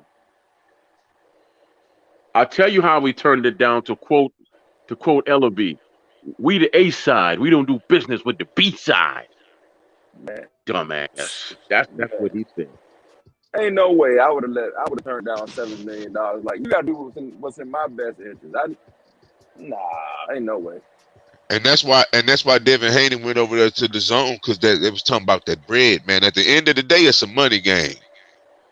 Yeah, because Eddie Hearn, he really didn't understand the American market, and a lot of fighters, they took advantage of him, spending money. So the getting It was ain't just good he for didn't understand the a American good market. time. They didn't want to help. They won't get money with him. Same shit with the Bob Arum shit. Like, yo, you won't give him your, you know what I'm saying? He didn't want to play by the rules. I got one Like Frank Warren did. You see what Frank Warren doing? Frank Warren playing by the rules. Like, okay, Bob Arum, you the top guy in America. When I bring Tyson Fury over here, it's a co-promotion. You see what I'm saying? Instead of me saying, nah, I'm coming over and I'm doing it by myself. You get what I'm saying? Eddie Right. has delusions of grandeur sometimes, and that's beautiful. You need that, but and I love Eddie's Hearn style. I love the fact he's vocal. I like it. I like the bravado. Love all of that shit. But at the end of the day, it's an old guard here in America, and he was trying to break the rules or cut line, as some would say, or or as I was saying, I want to get money off you. I don't want to get money with you sometimes. And Eddie was like, nah, you can't get no money off me. What are you talking about, Mark? Oh, it's out there. It's out there. You ain't hear Bob Arum talking about the purse bid, all of that shit. And other interviews, it's out there. It's public record. Just do the research. Eddie Hearn and talk. And yeah, it's out there. Yeah, talking about the purse bid. Devin Haney, we casual boxing fans. We really watch boxing. But to the average person, they don't know who Devin Haney is. To the average person, the only one that got a name out of all of them that's a household name is Ryan Garcia. Who? And that's the fight Tank was trying to make. But Ryan Garcia is not a boxer. He's an underwear model. He don't box. Nah, he's a boxer, bro. Let's be real. He's a boxer, but he's not a household name. I believe more people know Tank Davis, man, or Devin Haney. Nah, and I'm gonna tell you why I tell you more people know Tank Davis. Them knockouts and all them Floyd Mayweather undercards where he was getting them spectacular knockouts and Floyd wasn't. Like, he was on that Conor McGregor undercard. One of you on the Pacquiao undercard. What other? Like, he was on the Canelo undercard. Keep going. Like, Bert, he might have been on all of them shits. Like, that's how people know Tank Davis, because he was on that undercard. He was a little kid, looked like a little kid, but he was a grown man, had a big smile, and he was knocking dudes out that was bigger than him on Floyd Mayweather undercard. Floyd built them up, same way they helped build up Canelo, fighting on Floyd undercards. And I get what Floyd and them trying to do. They're trying to build their own shit in-house, but I get it. We as fans, we want to see what we want. We don't care about your company. We don't care about your promotional obligations to the other fighters that you got signed, where you told them you're gonna give them a shot one day. So then you got a guy over here who got a title. You got other guys in that weight class. We don't care. We saying, why is Rolly getting a shot? Because he signed to me, and I made him a promise one day that I'm gonna give you a chance. You're gonna become champion, and he gave him an opportunity.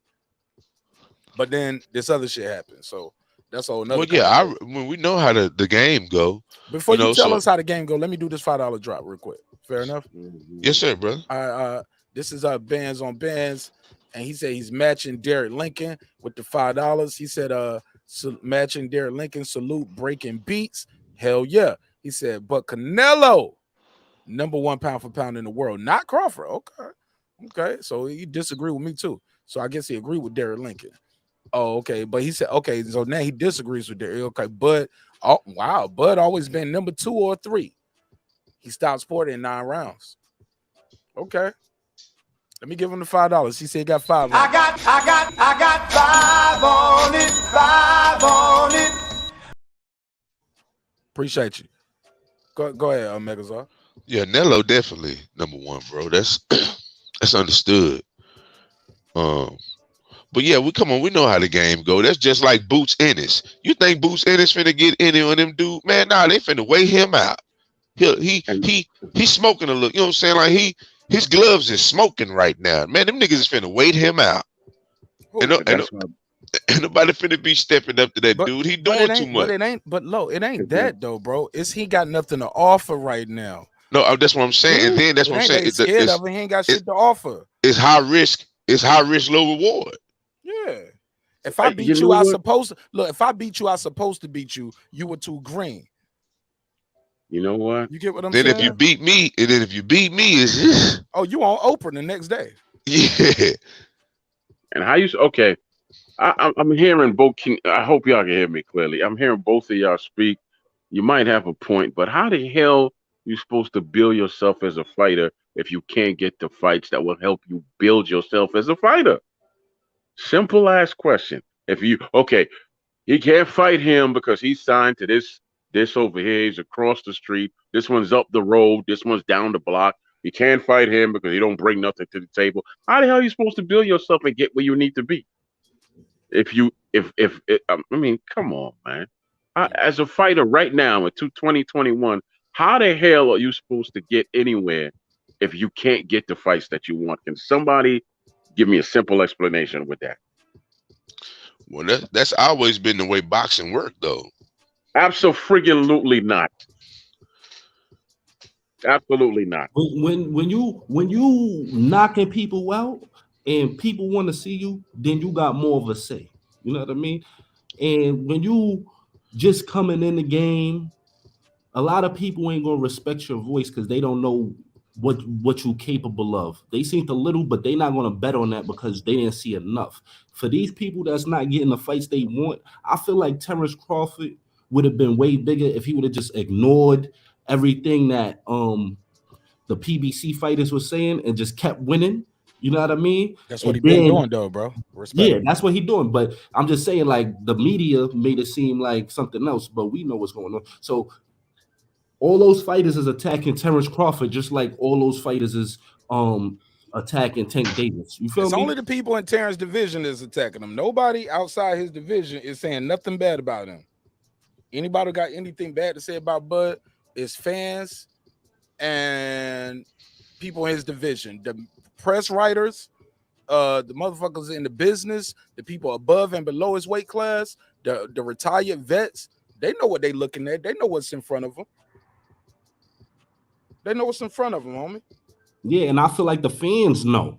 So once the fans know, you feel me? You got the heart of the people. And I see the views on. I watch the YouTuber Showtime and the YouTuber PBC. I mean ESPN. And Terence Crawford views is up there. If you watch his fight views be up there with those other guys. It's just like Mark said, the media, when they type it out, they make it seem like that. So that warps the perception. Not all media. It just be the YouTube niggas.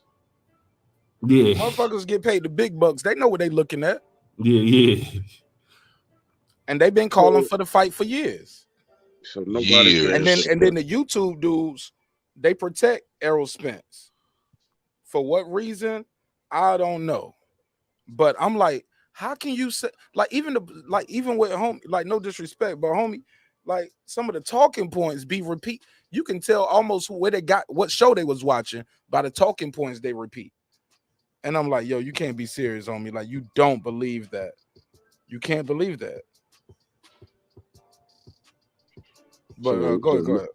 Yeah, so no one's gonna answer my question, right?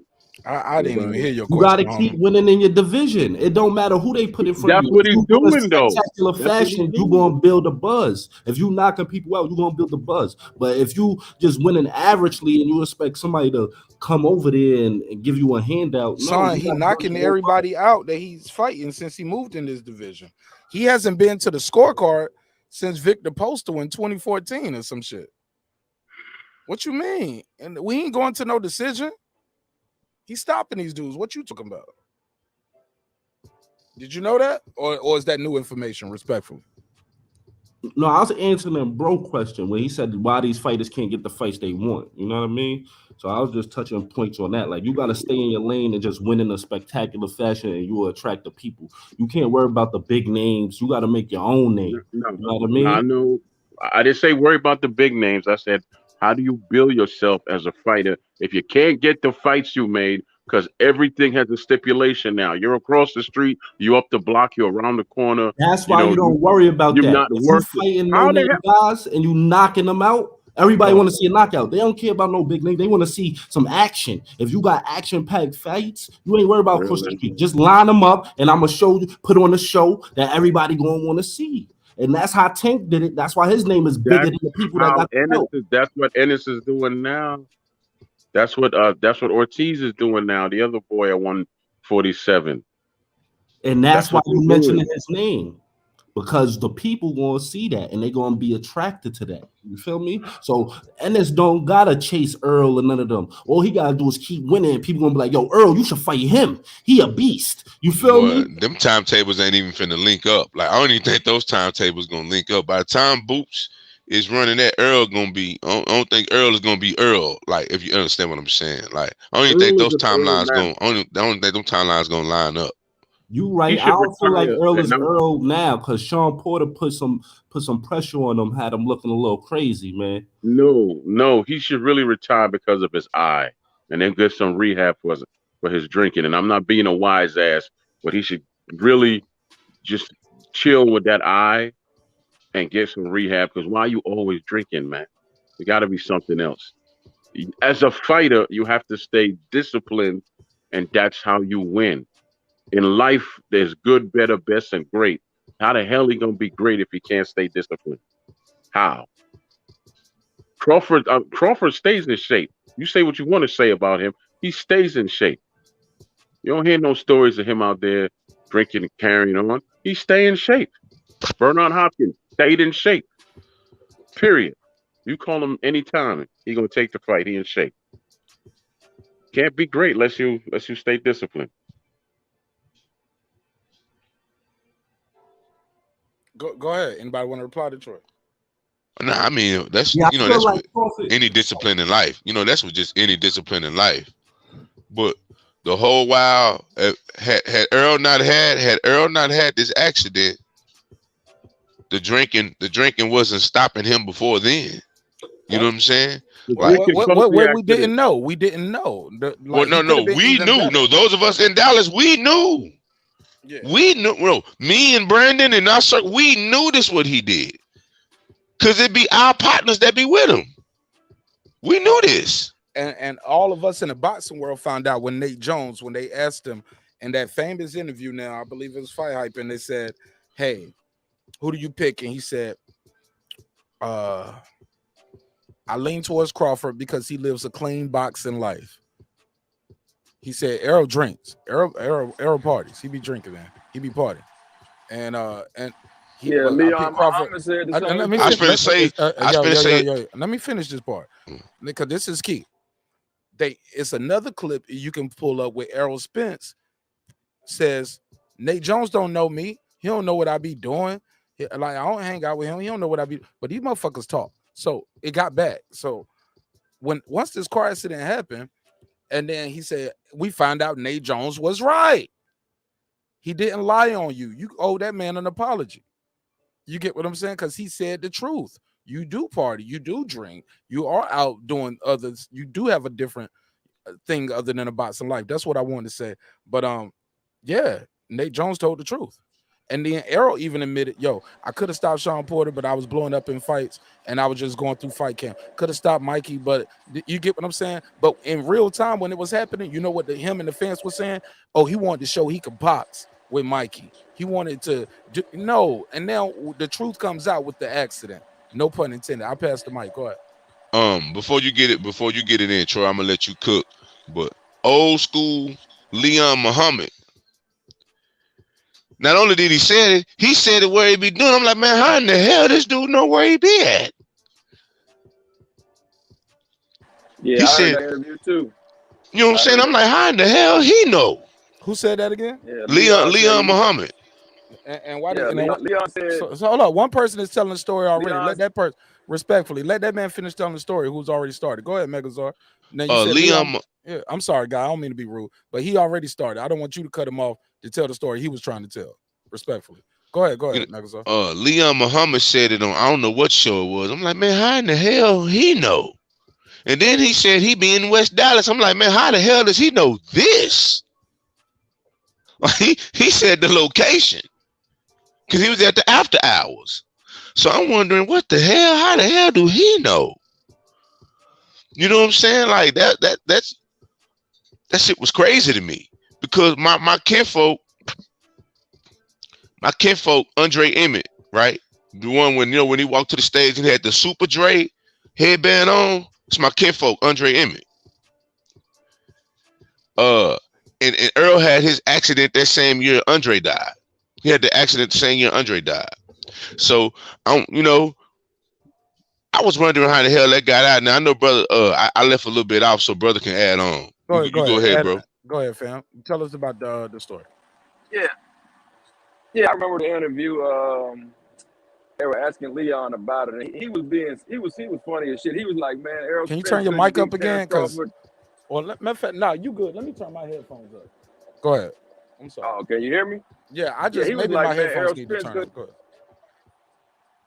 Yeah, he was like, Errol Spence is a drunk, man. He couldn't beat Terence Crawford if he was walking outside of a bar drunk eating a bowl of chitlins in Omaha. He's like, Errol Spence is drunk, man. He can't beat Terence Crawford. But hey, bro, you say just change the subject for me. You say Andre Emmett your cousin? Yeah, Dre my kinfolk. Let me turn this back down. Yeah, man. His I played mic's against super him in loud. college, man. I played against him in college. We knocked him out in the first round of the NCAA tournament in 2002. I'm trying to find that clip. What's the brother's name, real quick, man? So I can pull that clip up while y'all talking Leon about Muhammad. Leon Muhammad. Yeah, man. I played against Dre in college, man. Tomorrow he was at Tech. Tomorrow he was at Tech. Yeah, I played at Southern Illinois. We beat him in the first round of the tournament up in Chicago. Yeah, Dre was cold. He just need to work on his ball handling, man. Like if he'd worked on his ball handling, he'd had a illustrious he'd had a lengthy NBA career. Like that's the only thing that hindered him to me was his ball handling. Yeah, he can jump out the gym. Yeah, but the thing with Spence is, man, you can't walk in two worlds. Either you a pro or you a drinker. You cannot be both. You can't be a functioning alcoholic and a boy professional. told me, boy said you can. Who was that talking to earlier? He said, yeah, I seen people. I think that was Megazord that said, No. I think you can. I said that you can party. I didn't say you can be an alcoholic. I said you can go party because I saw Canelo sipping the shit out some Hennessy with Nas at the Hennessy event after he won. Partying and being a drunk is I'm just saying that's two different things. But I said if you dedicate yourself to the craft, if your dedication to the craft is more than your desire to want to go party, that's the only way. Because Michael Jordan was drinking beers and shit before the game. He still got there drop 45. Michael Jordan wasn't getting punched in the face neither, though. I never heard about him drinking. I just heard he was an ass. Man, you better watch The Last Dance. Yeah, he said, yeah, I had a shot, had a cigar on the way to, he said, because he even timed his drive to the arena with a cigar. The whole night. Yeah. He had a shot. Yeah. So if he told us a shot, he might have took a cup. He might have took 2 shots. Fuck it. You know how that goes. You know how that goes. Sir, did you have any drinks tonight? What's the magic number, if any, that people always say when the cops pull them over? How many drinks did you have? I had a couple. There you go. But, you had 2. Had 2 beers. Yeah, but that's a different mentality. I think because of who he was, he knew how much he could take and to play at the same time. He didn't go overboard, so he lost his way. Because we've never heard stories about him. Listen, I'm not a Jordan fan. I'm from the Bronx originally. He killed the Knicks all the time. I can't stand him. But I never heard no stories of him being sloppy drunk and all of that stuff. I heard some other stories about the bastard, but I've never heard no stories of him being sloppy drunk. Fair. Do your Googles. I promise. Just Google that Michael Jordan drinking before games. Google. Oh yeah. Hold on, Troy. That was a Troy. That was a segue. Respectfully, let me play this clip. What's your perspective? Am can't convince Al. Only Al Heyman, big homie. All right, that ain't the right clip. Here we go. I'm trying to find that clip. If you on the panel, you know the clip. Put it in the private chat so I can pull it up. But I'm trying to pull that clip up with Leon calls Errol Spence. Here we go. Yeah, y'all already know we right on. Let me see if this is. I think this is. As it dissolves, Hey, no ad for me. No ad for me. I don't want to hear that. I don't want to hear that. Was in New Orleans for Regis Prograde. Oh, he has to rough Errol Spencer, make him uncomfortable. But really, to me, what I'm seeing online, on the YouTubes. Go to Bob and sign the contract. Al Heyman can't stop it. Under Muhammad Ali Act, you can fight Crawford. You just got to pay Heyman and his crew under the contract. So when I said to you, he don't want Crawford. He want what's there. And Shawn Porter, let me tell you something. Shawn Porter can fight. He was in our gym. He was in Devin's gym. But he's a busy fighter. Everybody's picking Errol Spence. Errol Spence ain't that bright and he ain't that good. This is him saying Errol Spence ain't that good. I don't know if this the clip. How old is that clip y'all talking about? Anybody on that laptop can put that link up in the private chat. It's about 3 years. It's about 3 or 4 years. You gotta let it play a little bit. We'll see. Because he got a lot of clips out here. So, but I'm typing in Leon Muhammad, Errol Spence, and his sons. And I love Miss Brown and her husband. But what I will say, he's not what people think he is. First of all, he fought a washed up kid out of DC, Peterson, 2-time former champion. They was able to sell it because he was 2-time former world champion. They was able to sell it. But who have he fought other than Kell Brooks? Let me ask you a question. And he showed up with Kell Brooks, but Kell Brooks was already the champion. He was already beat up in one eye from Shawn Porter. He just out-hustled Shawn and got the title because they was in England. So I want to ask you a question. What's more important? Who you beat or the titles you won? Because say, for example, you beat, because a lot of people, because I'm going with, I know where the comments is going to go on these videos. So Let me try this up. I think My thoughts on Spence and Crawford. Because he said Spence, he's saying Crawford wasn't no Moss. He was no Moss Crawford. I mean Spence. Being managed, promote, whatever, by Al Heyman and my dear friend Sam. Good fighter, not a great fighter. He can't beat Terence Crawford. Give Terence Crawford the drum. He pick feet, come out of pick feet, better man, and Omaha, Nebraska. Found it. Look at me, man. Look at me. I'm the producer too, homie. There we go. That's it. He can't beat Terence Crawford. Give Terence Crawford the drum. He pick feet, come out of pick feet, better man, and Omaha, Nebraska. Terence moved too much. Terence moved so much and pick so much. He might not ring himself. He might have a modern day no loss. He can't. He don't have the team. You is only good as your team. Ray Robinson said that to me as a kid. He said, young buck, he said, country boy, let me tell you something, buddy. A guy only good as his team. It's never personal. It's finished. Myron Mansfield once said to a guy, don't ask questions. It's not perfect. It's finished. Get it done. You put your team together and get it done. If Errol Spence put a good team together, other than that Hollis Ray you got, Sam. He said, other other than that, what? I don't know how loud this sound for y'all. Is it too loud? I'm trying to EQ it while he's talking. Let me turn it down some. Trying to EQ it. That's what's going on. He called Al Heyman Hollywood charade. What? She say something about a sandwich. He said Al Heyman running a Hollywood charade over there at PBC. That's what he called. Okay. Let me run it back a little bit. He don't have the team. You is only good as your team. Ray Robinson said that to me as a kid. He said, young buck, he said, country boy, let me tell you something, buddy. A guy only as good as his team. It's never personal. It's finished. Myron Mansfield once said to a guy, don't ask questions. It's not personal. It's finished. Get it done. You can put your team together and get it done. If Errol Spence put a good team together, other than that college charade you got, Sam on the around taking pictures, and all the girls sit around looking pretty with them blue weeds in the house every week. Oh shit, he going at him. He said, "Yeah, you up there with Sam taking pictures with model bitches." He ain't got a team. Terence Crawford have a hell of a team. Starting at the top with the chairman of the board, Bob Aaron, Bruce Kramer, Brad Goodman, the hell of a matchmaker who deserved to be in the Hall of Fame. Politics kicking him out the Hall of Fame. And then when you got the Hall of Fame with Bruce Kramer, and you got my great dear friend at the end of his career, publicity Lee Samuel, you got the new young kid over there, Evans, and then you got Andy Jackson over there, then you got Early over there, you got all the business people over there, the hell of a team. On in the background, you got Am grandsons. He got a hell of a team. You're only good at your team. Not saying, see, I got love and respect for Sam Watson.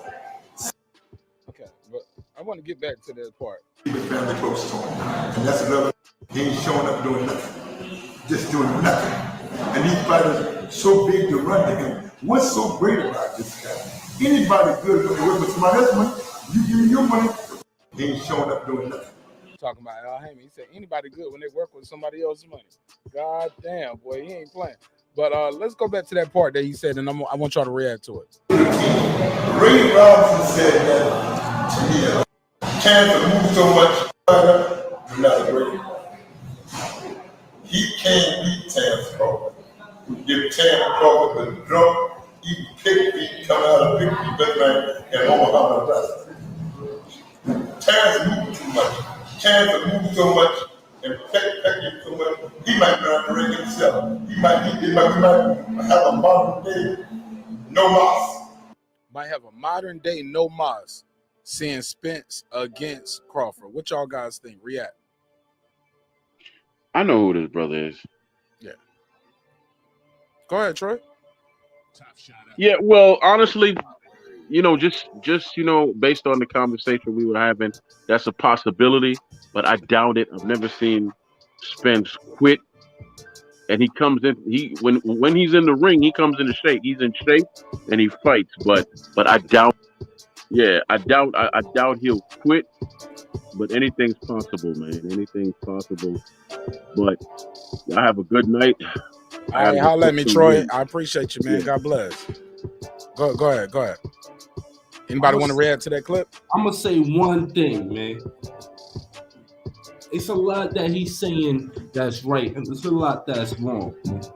As far as Terence, we know Terence is a superior athlete as far as skills and discipline. But there's one thing I want to bring up that he mentioned, the team. Earl don't got the team to beat Terence Crawford. He don't got the team with discipline because the apple don't fall too far from the tree. You dig? If anybody know a little bit about the background of Errol Spence, you know about his trainer.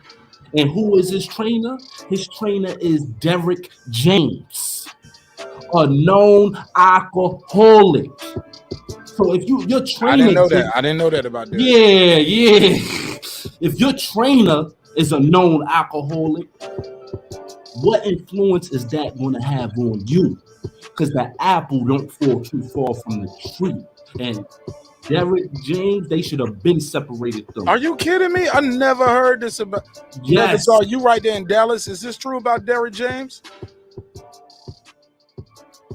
Got articles on it. They got articles on it. I don't The know. only reason I'm saying this because I read the article, so I already know it's out there. But if you don't, it just swing by like, oh, Derrick James, they had an article saying he need a new trainer. You feel me? And then they both said they was gonna quit or something after the accident. But long story short, I'm not gonna get into that. But all I'm gonna say is the apple don't fall far from the tree. You know what I mean? And it's all about your team. So if your coach is a drunk, a known alcoholic, then you a known alcoholic. You know what I mean? Because that's the influence that you got around you and your team. So when he said that, that sparked that thought in my mind because I remember seeing that. All right, shit. Go ahead, Calico. You just pulled up. What's up, homie? Man, I don't know what it is about yard, but only person I can hear is you. You can't hear nobody else on the panel now, or no? I can't hear nobody. I heard like it was kind of breaking up, like I couldn't hear nothing. But I hear you clear as day, and I hear the background music. That's probably a connection because I could hear everything clear. So it's probably your phone. I hear you too. I hear that person. I hear that person. Yeah. Oh, all right. So you good then? Hold on, Megazar, say something. Mic check real quick. Mic check. Mic check. You hear him, Calico? Nope. Yeah, leave out and come back in then. That's fucked up. Hey. Leave out and come back in. All right. Nah, you good. You good. Leave out and come back in. I got you. I'll drop the link again. There you go. But go ahead. Hey, look, Megazar, I never heard this about Derrick James. I've never heard that either. What about you, Ty? You ever heard this about Derrick James? Okay, they say he got 2 unified champs. How many trainers in boxing have 2? Shout out to you, Redcliffe. Jules. Dropped a jewel on him. Yeah. Calico's back. What's up, Calico? Unmute. All right. So yeah, that's you, man. That's your connection, homie. Ain't nobody else. But look, man, what y'all think about what the dude said? He said he'll make from what he thinks, he believes Terence Crawford to make Spence quit. Anybody want to react to that?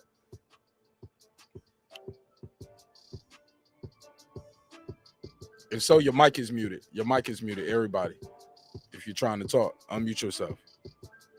Okay, I guess nobody. Okay, there you go. Yeah. My fault. Because I was trying to look up the article on Google, but basically, we're gonna have to see how. I feel like based on this Shawn Porter fight, because remember Pacquiao and Jeff Horn. Jeff Horn is a similar style fighter to Shawn Porter, and you saw what Terence, how he handled that.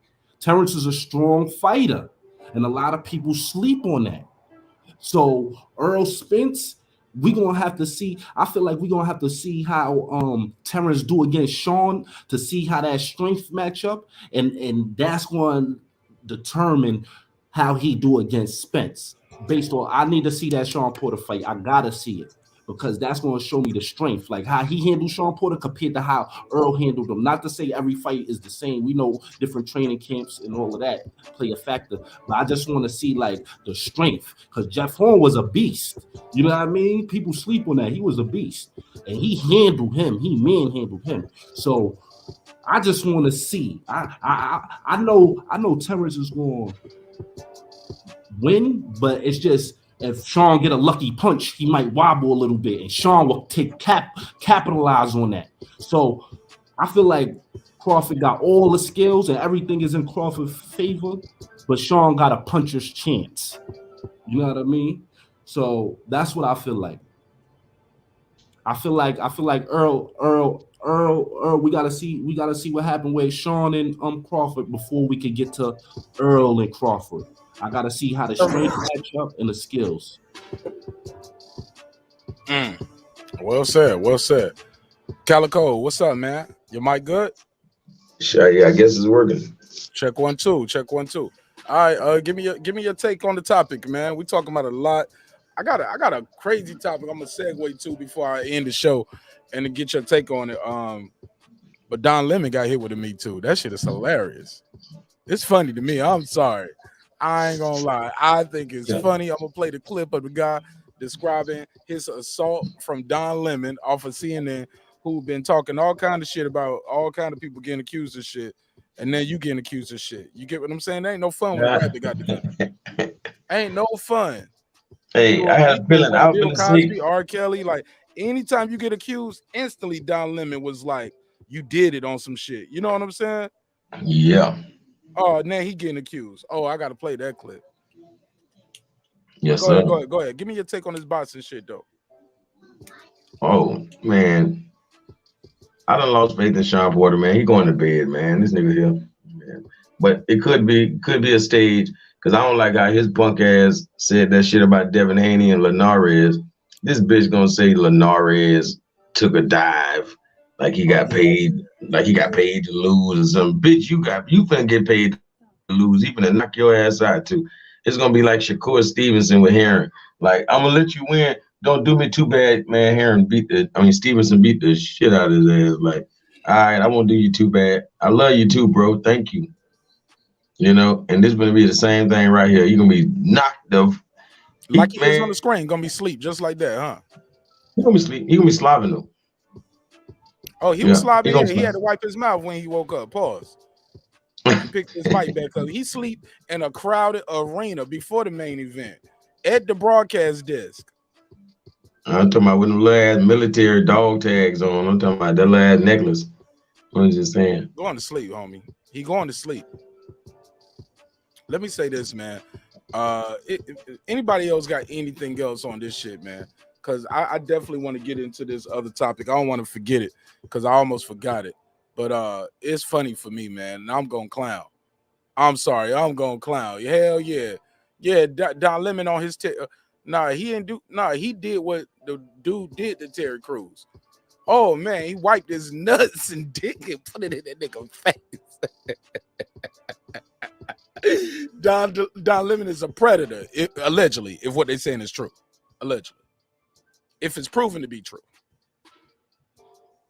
But go ahead, man. Anybody got anything else, man? Come on, man. Y'all got man, I can't. Hey, man, that'll be like, what kind of mug shot this nigga gonna take? Is he gonna be like blushing because he going in jail with all these other men? He like, ooh wee. And like, I don't know if he gonna be blushing or he gonna be sad on the mug shot. I don't know. What happened? Like what? Like what is it? Nah, I ain't heard about it, bro. Oh, this gonna be funny there. Y'all look, the show is a hip-hop political sports show with a comedy twist. We let the jokes fly because life is serious enough. We call this show Breakin' Beats, where we break down business, entertainment, art, technology, sports, and anything else we feel like talking about. This is one of those things, man. I didn't want to bury the lead, so I had to get that boxing talk off. Let me do this for the last 30 minutes of the show. Let's clown this shit right here and get y'all take on this. Y'all know we talk boxing, but you guys who love boxing, y'all love women, and we talk about women, and we talk about relationships over here. We talk about comedy. We talk about this shit right nigga. Yo, let me play the clip. We talk about everything, politics, all of it, right? Talk about the betterment of our people. That show we had last night was pretty epic. I've already chopped that up in 3 segments. I'm just waiting for YouTube to clear some of that, so we'll be in the green on that, because it is some language in there. But check this shit out. After he says, do you like me? Is that why you're effing with me? And I said, no, just wanted to say what's up, man. And I look at my boss and I look back, and he has his hand in his pants, rubbing himself aggressively. And he shoves his 2 fingers up underneath my mustache, thrusts my head back, and says, do you like your dick? And he said it like 2 or 3 times after that. Whoa. A man is accused, CNN's Don Lemon, of assaulting him in a Hamptons bar, and he laid out his claims on the Megyn Kelly show. This appeared Monday night. His name is Dustin Heiss. Now he said he stuck his finger, he reached in his pants and rubbed his nose No, he reached in his pants. You see him rubbing himself. Then he puts his hand on his nose and pushes his head back and said, "Do you like pussy or dick? Do you like pussy or dick?" Yo, what is up, yo? Y'all, what y'all think? What y'all think? We got to believe all women. I'm sorry, believe all accusers, right?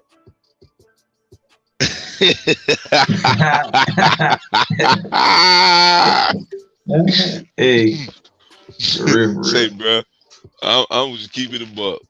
Nah, we getting these jokes off. Don't keep it a buck yet. Let's get No. Trust me, my buck was finna be the butt of all jokes. No pun intended. Pause. Pause. Let's get him. Say, bro, if this isn't, bro, this shit is poetic justice, bro. Like, he got his fingers to his nose. Let's play another part of this clip. Let's play another part. Any fear of what it might do to somebody or the consequence in public. Anybody that acts like that in public and without any fear of what it might do to somebody or the consequences it might have, that's a pattern. You know, it's I don't know. I wouldn't be surprised. I mean, he's protected by the fact that he's African American, gay man on television, and I'm just some nobody. Oh shit! What y'all think? Yeah, reverse that shit on the reverse racism. Hey, but nah, is he gay? Is the white dude gay? I mean, he look. Yeah. I mean, he look kind of yeah. He dunking high moist right now to me. Just he's posted. Yeah. I mean, the only reason I'm saying that because the case ain't him. It don't say Dustin breaks Don Lemon's nose in a bar. That's not the headline. That's not this guy. Look, this ain't him holding a gun up and saying, and this is how I shot him in his face after he rubbed his dick juice on my nose. This is like this. No, this is him describing, and he was like, and I was just shocked, like, oh my God, what am I gonna, bruh? That's hilarious. Get him, man. Let me play this next part. Go ahead. Why I kill this next part? Hey, that's funny. Hey, see what it was? He couldn't get caught up with his boyfriend, so he like, man, hey, I swear I didn't even like let him do that. He just came on to me, you know. So hey, oh, it seems they know each other. Hold up now, hold up. Limited attorney said in a response to the lawsuit that CNN host is often subjected to racist and homophobic harassment and denied any assault. But they said text messages. Hold on, let me say this. Okay, this comes after Lemon's attorneys have fought back against Dustin Heights' lawsuit in court filings. Let's go to the next part. It says accusing the ex-bartender of withholding texts, deleting social media posts, and hiding a witness that contradicted his statement. Oh, he might be fake me tooing Don Lemon. Let me find out. Regardless, this still funny though. Even if Don Lemon is totally innocent, this goes to show him that hey, you can't jump the gun so quick and be so quick to say, I believe all the accusers. No, what it is, the accuser was with it at that point, but he's no longer with it, and he's letting it all hang out. He's like, I'm spilling the beans, bitch. You came on to me like a whore. You know, like, you did me this way. Not to say I was mad then, but now, you know what? I have more sense than I had then. You violated me. You know? I think he lying. Like honestly, I think Don Lemon was like, nah, I'm good on you. You ain't my type. I mean, I can't believe I'm saying this shit in defense of this nigga. Yo, look at that. Look how quick we switched sides. Yo, Don Lemon might have been like, nah, you ain't my type. Yeah, man, you know he want him dick juice on your look, because here's something that's popping up right here. This is funny. Let me show this other clip. Let me show this picture. Now, Now this is according to this clip we got from where did we get this from? so we don't get sued. This is from the New York Post, and it says text messages from a witness during discovery. Y'all see this, right? Let me take the banner off so y'all can read all of this. Show Heist posing with a lemon in front of his crotch in front of Don Lemon's house. Why is he at Don Lemon's house? Why you know where Don Lemon live? I don't know where Don Lemon live. I don't care, but I don't know where he live. But he's at his house. And is he stalking Don Lemon? I'm questioning. I ain't saying. I ain't accusing. I'm just asking. Why you at Don Lemon's house, homie? With a lemon in front of your crotch. What is this right here? Now he in front of his own. Oh, what? And rolling on Lemon's driveway with a witness who did not back up Heist's version of events according to Lemon's court filings. So maybe I ain't seen no picture of him in Don Lemon's house yet. Maybe he knows Don Lemon. Maybe they hung out. Maybe they didn't. Like, I don't know. I'm just asking the question. You guys have the floor. Go ahead. Be careful. Don't get sued. I don't know what exactly you can or cannot say here, so I'm gonna just be careful. Give your opinion. Don't accuse nobody of nothing. No. Call nobody no liar. Say allegedly a lot. Say maybe. Okay. Is it possible? Put things in forms of questions. Okay. Well, you know what? Allegedly, he looks like his nose is on the other side of his face, so maybe something was swinging and caught his nose and moved it to the other side of his face. Look. You see his nose. Then I don't want to go there with you. Right, and then you know he looks like he might be Pinocchio.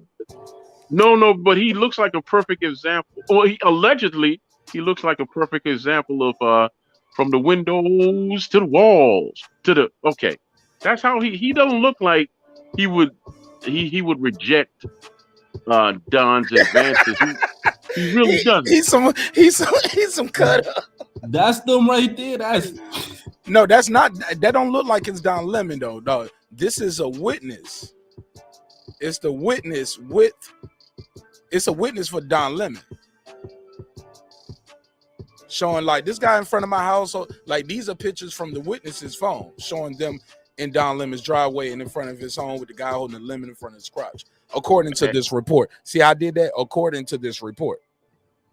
Yeah, Yeah, you know, and then allegedly, if they weren't close, how did he get his hair braided by Don Lemon? I'm just saying, allegedly, he had to sit between his legs to get his hair braided. Shit, let's hear it from the man himself. Y'all want to hear? He opened up about his own sexual assault. You want to hear it? Oh no, this was. Oh no, this was. No. This ain't him talking on the case. This something about something that happened to him. I want to see what today last out. Let's see if any new reports. No, I ain't seen no new report. Yeah, a lot of people bearing the lead on this stuff. Is it possible that Don Lemon this accuser is capping? I feel like according to that picture, it's highly possible, man. He on some fruit town stuff. He might be allegedly. Man, that one picture with the lemon suggests he actually did the shit to Don Lemon that he's saying Don Lemon did to him. Like that nigga posture is looking like he just dunked on the nigga or something. Like pause and all. You know what I'm saying? Like, look at dude, man. Like. Say, bro, wow. Get this nigga out of never heard of it, man. This whole Don Lemon's innocent. This gay Me Too shit, never heard of it. Keep him out of the produce section. Keep him out of the produce section of the supermarket. Keep him out of the produce section of the supermarket. He probably violates some watermelon. Just keep him away from him. My God. Hey, see what it is, bro? They running out of news. So they creating satire because it sounded like satire. We were like, he's an African American, and like he was naming like these like points of power. Like that don't make him powerful. He's an African American. He's famous. No, that means he's like protected though, like because he's gay, he's black, and like and he's on TV. He's rich. He's famous. He's not lying though. He's not lying. You know what we need to do? Y'all heard Joe Budden say he was gonna say he's underneath my mustache. Thrust my. Heard Joe Budden say he's bi just to, you know. But this what Dave Chappelle was talking about. That's lame as fuck. This is what Dave Chappelle was talking about because we. Like they doing I'm that. not trying to get too serious. I know They, we was joking. just gonna say that. they on that Mr.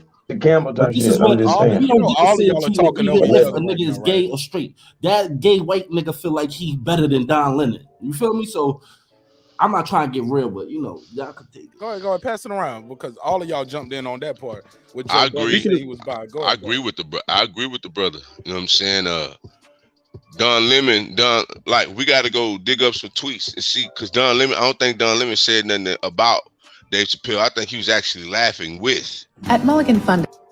So you just never know the agenda of some people. Like they may know this is a made up bullshit, but this may be somebody else stepping to him like, now you know we could do a smear campaign and blah blah blah. Either way, he's going to be spending money caught up in court trying to clear his name.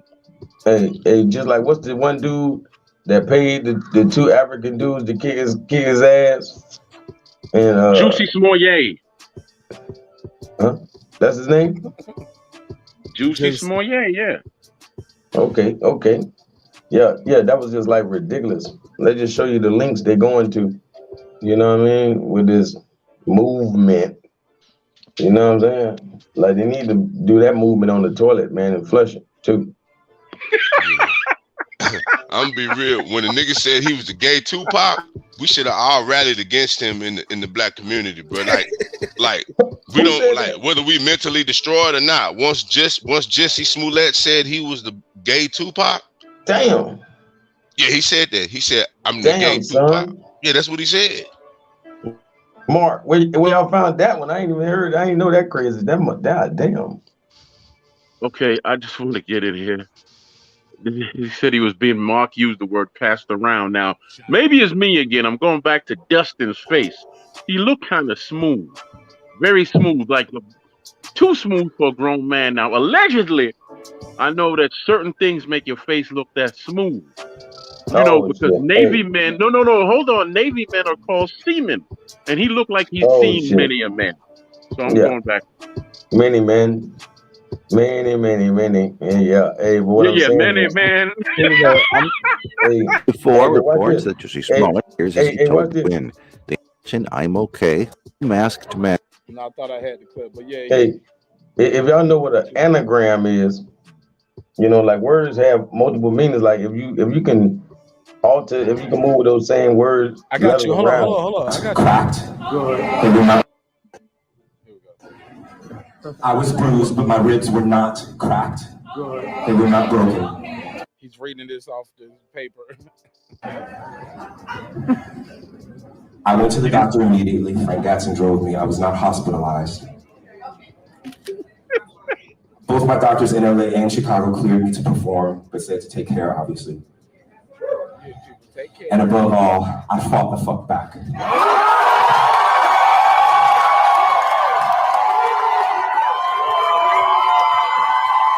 Okay. This dude here. I'm the gay Tupac. Nigga, please. He laughed at that shit his damn self. He laughed at that shit his damn self. Hey, and back to what I was saying I'm about surgical with this shit, homie. It don't take me long. I'm surgical, homie. Hey, back to what I was saying about an anagram, right?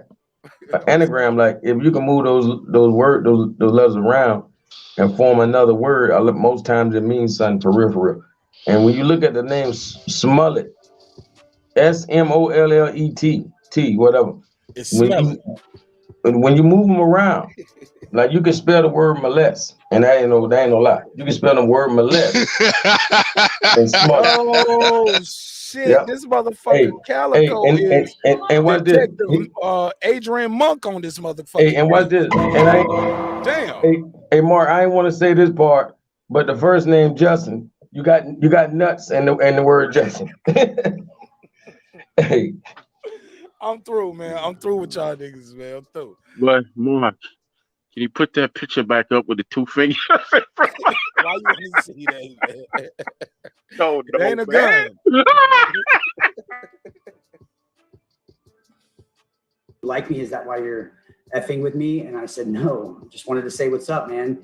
And I look at my boss and I look back and he has his hand in his pants, rubbing himself aggressively. And he shoves his 2 fingers up underneath my mustache, thrusts my head back and says, do you like your dick? And he said it like 2 or 3 times after that. Do you like this? All I can say is that, listen, these are not my words. These are Dr. Dre's words. He said, well, if my nuts be on your chest, they's chestnut. Right? And I'm not saying that. We done. We are done. Now that finger at the nose is just crazy right there. Nah, I'm gonna be real with you. That's crazy. Is that even? I'm saying, is that even sexual assault though? Like absolutely, absolutely. It's physical and sexual assault. Any unwanted touching is assault. So he said, if what he's saying is true, yeah, and then but you can't see the video. Then he puts his nose, hands under his mustache, and by his nose, and using his nose to thrust his head back. Yeah, he said he was assaulted. He was assaulted. Yeah, man, get this nigga out of here, bro. Yeah, boy, hey, boy, the KKK got new ways to come get your ass, boy. I just find this crazy because if you believe this guy Don Lemon is a monster, right? Some would say like, "Yo, you out here just putting your dick juice on people's face on their note, random people, unwanted sweaty balls," and because he didn't say he touched it, he said he was rubbing and like he was trying to start a damn fire. He said aggressively, like he aggressively. Like he got jock itch, like he's scratching. Like, Mark. Hey, Don Lemon is a monster like Barney or Mickey Mouse. But look, let me say this though. But here's the catch to all of this. If this Don Lemon is proven to be innocent, maybe he'll have a different mind state going forward when people are accused. See, I'm trying to find a teachable moment here on both sides, guys. Right. We had a lot of jokes here, but let's get to the real deal here. One of these guys is lying. All right. Yeah. And one of these guys has a platform where for years he's been, if you're accused of it, for the most part, it seems like he's riding with the shit. Allegedly. And now you're being accused. You can't make this shit up, bro. This is the Law and Order snatched from the headlines. Next season, Dick Wolf, no pun intended, gonna be putting this in the damn script. No, watch this. Hey, Mark, watch this.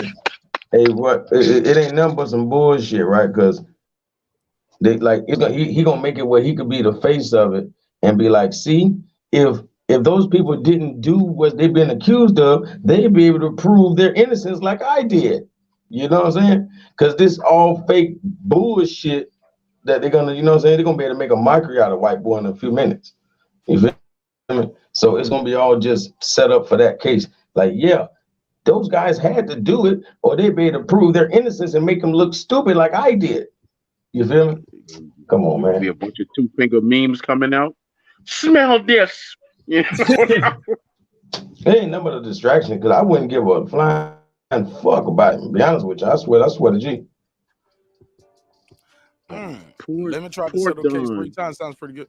Yeah, karma is a nah. He didn't want to get these jokes on me. That could be too. He just was like, man, just take this $5,000 and go away. You know what I'm saying? Oh my God, Don out here being $4,500 and go back to working at the bar. Don a penis pimp, y'all.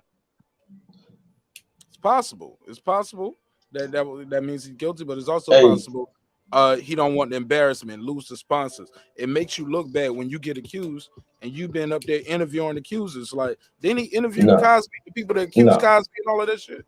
Nah, hey, can't no melanated person pay a person when those kind of cases come or nobody's gonna believe you. There's no way in the world that we're gonna believe you. You paid them. Hold on, I don't get that. Say that again now. Hold on. Don't say don't put everybody in the box. You said melanated. Not putting everybody. Every melanated motherfucking person. Because you want me to say black. But what I'm saying is no. I just want you to say don't say every. But go ahead. If any one of us pay a motherfucker off in that situation, y'all, man, we ain't gonna goddamn believe that person ever again. We're gonna think that person did it. Obviously did that. You paid. But the thing is, with the settlement, you don't supposed to find out, homie. No, you settle and you found out. sign something to shut the fuck up. No, we found out when soon as you paid. No, not That's all just the like, time. Not all the time, homie. A lot bro, of that's people just like if the police pay somebody, you know, when they wrongfully when they kill somebody or whatever, and they settle and they goddamn break that check. We know the police was in the wrong, bro. You can't tell us nothing. Fair enough. That's your opinion. No, that's weak. That's your opinion. Fair enough. No, I know what side you're on. I'm just saying. No. You don't know shit about me other than what I tell you. I'm just saying. I'm not judging your opinion. I'm just saying fair enough. That's your opinion. I'll let you speak. Pass the mic. I mean, I ain't gotta argue. No, I'm saying I ain't gotta argue with you about your opinion. I'm laughing at what Philip said. Yeah. I'm just saying I ain't gonna argue with you about your opinion. I respect your opinion. It's yours. You know what I'm saying? Go ahead. Anybody else agree, disagree with what Calico said? Like, we know everybody who settled. When you settle, you automatically do it. That means you're guilty. And some people, he said a lot of shit. That's not. I don't believe that's the case every time. And then when you say melanated, you gotta be specific. You talking about you melanin or field melanin? You can't just people say melanated. Everyone has melanin, but it's two different. It's you melanin and it's field melanin. Bro, one of you motherfuckers is albino. That's like saying faint melanin. You have a little faint little bit of melanin, and we're gonna call you melanated. You're not melanated. You got a faint amount. No, but you gotta understand. Your melanin, your melanin is carbon based. Field melanin is sulfate. No. They carbon based. We are carbon beings. No, and that's why melanin is carbon, because it creates oxygen. We pure carbon. They are carbon based. Okay, then listen to what I'm saying. And that's why it generates oxygen. Theirs is based off sulfur. That's what I'm saying. If you let me finish before. No, I know it's combined with sulfur. I know that. I know that's a part of their makeup. None of this shit. This is new information for some of us, man. That's a part of their makeup. Right. That's why we're so valuable, because of that. You know that, right?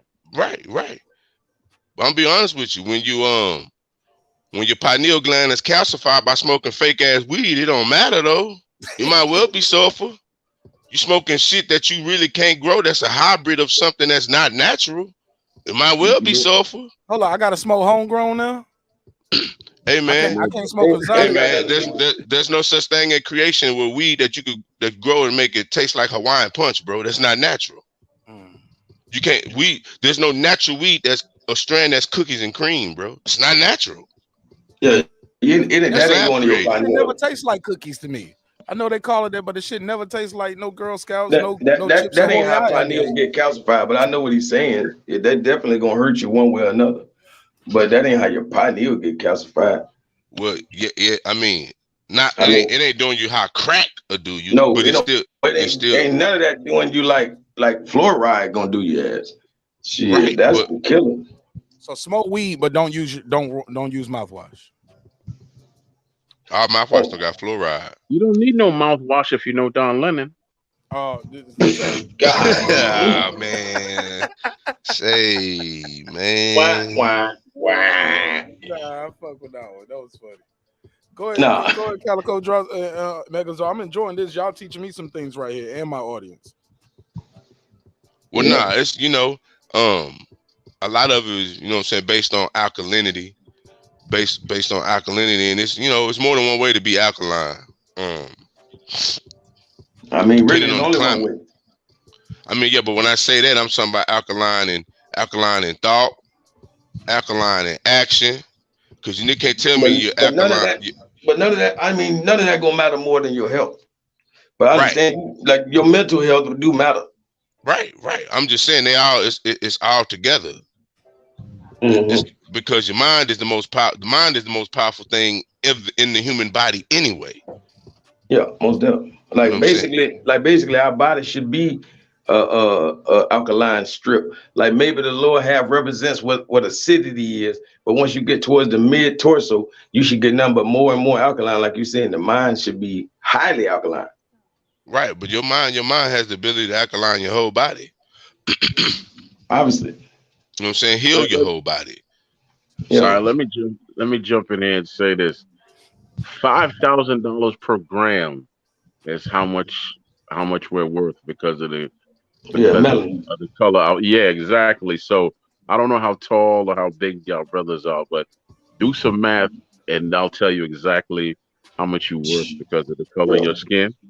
I already know how much I'm worth. And then you have to ask yourself this question. No, hold on. No, you're right. Go ahead. Right, but all them brothers that get killed and stuff, you never hear what happens to their bodies. There's a lot of homeless out here that look just like me and you that die. You never hear what happened to them bodies. Why you think they snatching all these dark children all the time and all that out here? Okay, you know there's a reason for that. On that note, I'm gonna go make some sandwiches for my food truck. Fifth flow sandwiches as I hold up 4 fingers. Man, McDonald's got human meat. Shit. For real. Allegedly. That's another thing. Allegedly. We talk about spirituality. You know, they damn sure they ain't got no real meat, and that's fact. Allegedly. Like the no, that's them. What's the they'll tell you that. Goddamn, you better, hey, just like you showed. Go ahead. Hold on, Calco. Let that brother get in because he ain't said shit for a minute. What's the brother because he was trying to speak? Megazord. Yeah, Megazord. That's I like what you touched on basically because it's more forms of alkalinity. A toxic mind, it don't matter if you eating vegetables and stuff if you stressed out because you can have a stroke still because of the stress.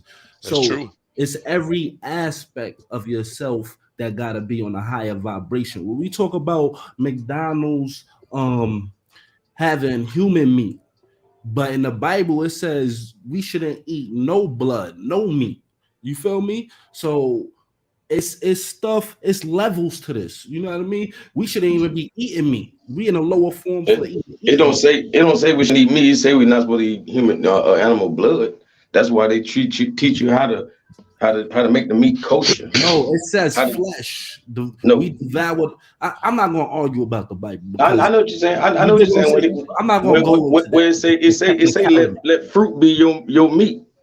But exactly, you feel what I'm saying? So when we talk about this, we gotta realize we shouldn't even be going to McDonald's, period. You know what I mean? Because it's nothing in there that helps us. Everything is processed. It got a whole bunch of processed bread. You know what I mean? All of that is changing your DNA. Whatever you eat is changing. Whatever you watch is changing your the way you look at things. So it's the energy you in. If you're around negative people, you feel me? That could rub off on you. So you gotta be alkaline on every level. That's why I respect that brother right there for saying that, because that really like that's a high way of thinking. Because a lot of people be eating vegan, but they got a nasty ass attitude. You know what I mean?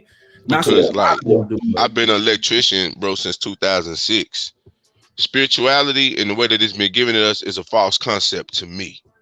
You know what I'm saying? If spirituality is tied to a deity, then it's not spirituality. Spirituality is energy, a oneness, like electricity. Electricity exists, but you don't understand the electricity unless it has a conduit to manifest itself. Now, it's either copper, it's silver, or it's gold. But it has to be one of those base metals in order for it to manifest the actual electricity. That's the same thing with spirituality to me. What I mean by that is that eating right. First and foremost, eating right. What you partake into your body is probably the most important aspect when you start cleansing yourself. What you partake in terms of watching, listening to, and what you're around, the environment you're around, right? You know what I'm saying? To me, spirituality is, I could tell someone's spiritually heightened by how they act. Because it's energy. It ain't doctrine based. Hey, watch this. Everything you said, it still applies to what people really should call religion. Because when you just said electricity, what's the first 2 letters in the word electricity? L. Yeah, El means Elohim. Yeah, El meaning God. So like people don't realize the sun is electric. Yeah. You know what I'm saying? The sun is electric. So that's why we need, like the brother was saying about the vegetables and stuff, we need an electric diet. You feel me? That's what it's called. It's called an electric diet. So the sun is electric. We are children of the sun. You feel me? So all of the religions are sun worship. You feel me? So it all can tie in. It's just become too dogmatic to be anywhere near the truth. You feel me? And that's why I try to take the dogmatic aspect out and make it more pragmatic. Because pragmatic is about the work. Yeah. Pragmatic is about the actual action. So when I was talking to my partners about alkalinity, I could say, man, who cares if your cells are giving off more oxygen, but the activity you're giving off is death itself? Who gives a damn? I'm gonna say, because what you just said, like I had an argument with a brother, because everybody want to talk shit about smoking, yeah, but we're gonna die one way or another. And what I'm saying is, the cells die when they are oxidated. When the cell oxidizes, it dies. You feel me? So oxidation kills the cells. So just breathing, you dying. And what I'm getting at is, we actually supposed to eat antioxidants. You feel me? Like pomegranate or bananas and certain things are antioxidants. You feel me? They basically prolong the cells, or like people say these are beauty secrets. They call it cell therapy. Yeah. Cell therapy. Yeah, it's deep. Like, it's very, but what prolongs in my experimentations, limiting how much you eat, period, is the key. That's the key. That's nothing greater than fasting. That's the key. That's how you the key. Cell. That's how you that's like the cell won't die. You actually regenerate the cell. The same you regenerate cells. You regenerate cells because even if we eat the best of foods, we still gotta cleanse. Even if we eat the best of foods, because they have natural bacteria. Man, so just imagine, the collateral damage that the traditional American diet has done to us. The 3 square meals a day, and you know what I'm saying? That's done more damage and harm to us, especially in the latter day, because 70% of the food that's accessible is processed. Like the brother was saying, 70% of the food is processed. So how does processed food digest? And are there any elements of health containing once it digests? It's already digest. That's why they call it processed. It's already processed. It went through a process already. So that's why they call it processed food, because your body, it don't got no nutrients. Your body, no nutrients. Your body can't do nothing with it. You feel me? So guess what your body does in turn? You're working organs for the sake of working organs. And it's foreign to them. It's foreign to your organs. Yeah, to the natural man. It's foreign to you. Because you're not, when you eat, they got stops. Different organs, you know what I'm saying? Like when you're breaking food down, food has different stops.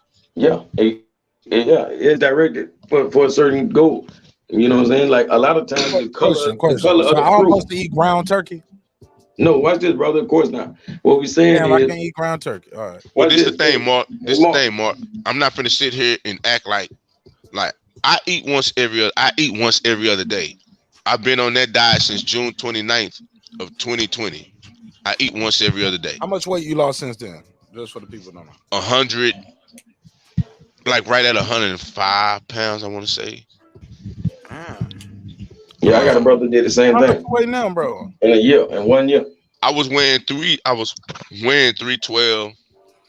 Now fluctuate from 207 to 2. Like sometimes it go to 215. It just all depends on what I ate. Like if I eat light, say if I eat a salad or something, I'm good. But if I'm trying to figure out, what did you go from? What was you weighing at? How did you look? Like, what did you weighing now? I'm trying to figure out what was 100 off of it. So you about 312. No, I was running Okay. 312. I was running Okay, I just wanna 312 hear that pounds. clear. Okay, yeah, just want to make sure I heard that right. Yeah, I was running so you like 312 pounds. 107. So I'm So no, now he 207. You like like 2 something. 207. Okay. Yeah, it fluctuate. It Yeah. fluctuates. But yeah. This one's So out here looking like Tyson Fury around this motherfucker. nah, I was out here looking worse than Tyson Fury because he's 6'9". I'm 6'3". Yeah. You know what I'm saying? So I was out here bad. Yeah. But like I said, I eat once every other day. Like I eat ground turkey, but you just got to make sure you get the right. I was a vegetarian for 10 years, but you got to How understand, you being become a a vegetarian. 310-pound vegetarian, nigga? Nah, because I had started back. I was a vegetarian for 10 years, and I started eating meat again. But the thing is, even though I was a vegetarian, that don't mean shit. Like when people say they're a vegan, it's like, yeah, bro, but if you got to eat fake ass burgers to maintain your veganism, you're really not a vegan. Yeah, that's the process. You can't. Yeah, You got to do what? If you got to eat a fake ass hamburger, that's impossible. It's impossible because it's impossible to list all these goddamn ingredients because there's 76 ingredients in this shit. It's impossible. You might as well just go and eat the cow, bro. You know that's a cow. That's what you know. That's a cow right there. But if you got this fake ass meat, bro, if anything has over 25 ingredients, you shouldn't pick that shit up, bro. No, that's a bomb. If you got more than one ingredient, You never believe two things are the same. You know what I'm saying? It's crazy. Hey, I just wanted to point this out when we was talking about the organs. I wanted my brother Mark and whoever, to understand that, your organs are different colors. You know what I'm saying? And we can get into how it actually feeds those organs. But I'm just saying, just the vegetables and the fruits alone, because they are different colors. And they're different colors for a reason, because it's going to break down that might be, red, and anything red is for your blood or for your heart. You know what I'm saying? Like a tomato and anything else. You feel me? And if it's yellow, it's probably for your liver, whatever the color of those different organs. You feel me? Like it naturally breaks it down. It's meant for that part of your body. It's amazing. A lot of times, some certain things will be the shape of that organ, like a walnut, look like your brain for a reason, because it got the omega fatty acids. You feel me? That's perfect for your brain. Man, we might need to do a whole episode on this, man, or a whole segment one day, man, just about eating and living right and good health and things like that. But shoot, man, everybody give me their final thoughts and plug anything they want to plug, man. I got 6 minutes or 5 minutes before I got to end. Excuse me. Just shout out to you, Mark. Bud Crawford. You know what I'm saying? Here shortly, 10 days. Gonna see Bud do his thing. I can't wait. And keep tuning in to the brother Marq Nash show. Is a damn good brother. Very great facilitator. There's nowhere you can go where you can get your balls off and the man genuinely allows you to talk your shit. You know what I'm saying? And salute to you, brother. Right. Even Calico, right? He calls me Toby. He called me his brother tonight, though. Okay. Fair enough. Hey, I'm gonna call you Playoff Rondo. You know what I'm saying? Because like the brother, Meg Czar say, you're a great facilitator. You feel me? So that means you really know how to pass the rock and really, you know what I'm saying, like, handle the court like it's supposed to be. So, I just be fucking with you, bro. Because you guys said a lot tonight that I never heard. So I was like, shut up and listen, man. Yeah, I had to shut up and listen. Please plug anything y'all want to plug, though. Please. Everybody. Yeah, what up? Just follow Truth TV, man. Good being on your show, Mark. It's always good to talk to somebody that's on the high level that got that good information and that good energy, man. Just keep working, man. And only time we gonna be bigger than the biggest, man. Because you got that talent, that character. But yeah, just keep tune into the show whenever it come on. When your next show, just tune in, man. That's all I can say. Yeah, man. Tonight, going into tonight, we're gonna be back tonight. I'm supposed to be at 10, but my wife is going to a birthday dinner, so I'm gonna be here as soon as I can put Baby Nash down. Quicker I can put Baby Nash down, I'll be here. But I might not be here at 10 tomorrow because we switch nights tonight, my wife and I. So she took tonight, I'm taking tomorrow night. So I'm gonna try to be here at 10, but man, I don't be on that forcing my daughter to sleep and taking a nap and shaking her all rough. Man, I just like, you ain't gonna outlast me, homie. Like, yo, we can put on whatever shit. I might let her take a late nap, give her some ice cream when I shouldn't. Like, I spoil my daughter, you know what I'm saying? So it is what it is, homie. So when she start looking like Shawn Porter at the debate desk, I'll be right here on the live with y'all, yo. Be right here chopping it up with the homies. But I'm gonna try to be here tomorrow at 10. But at best though, just look for me at around 10 or a little bit after. I have something made. What y'all got on the docket, man? Or we gonna play it by ear, see what the news cycle hit? As far as what? Oh, did y'all have a topic that y'all want to talk about tomorrow? Or anything I need to prepare? Set the table? Get the thumbnail right? You got a topic or something? Kanye or that Travis. You talked Travis Scott already? Oh yeah, man, you late, homie. You know, all right, then that Kanye. Straight up. Yeah, we talked about that. All right.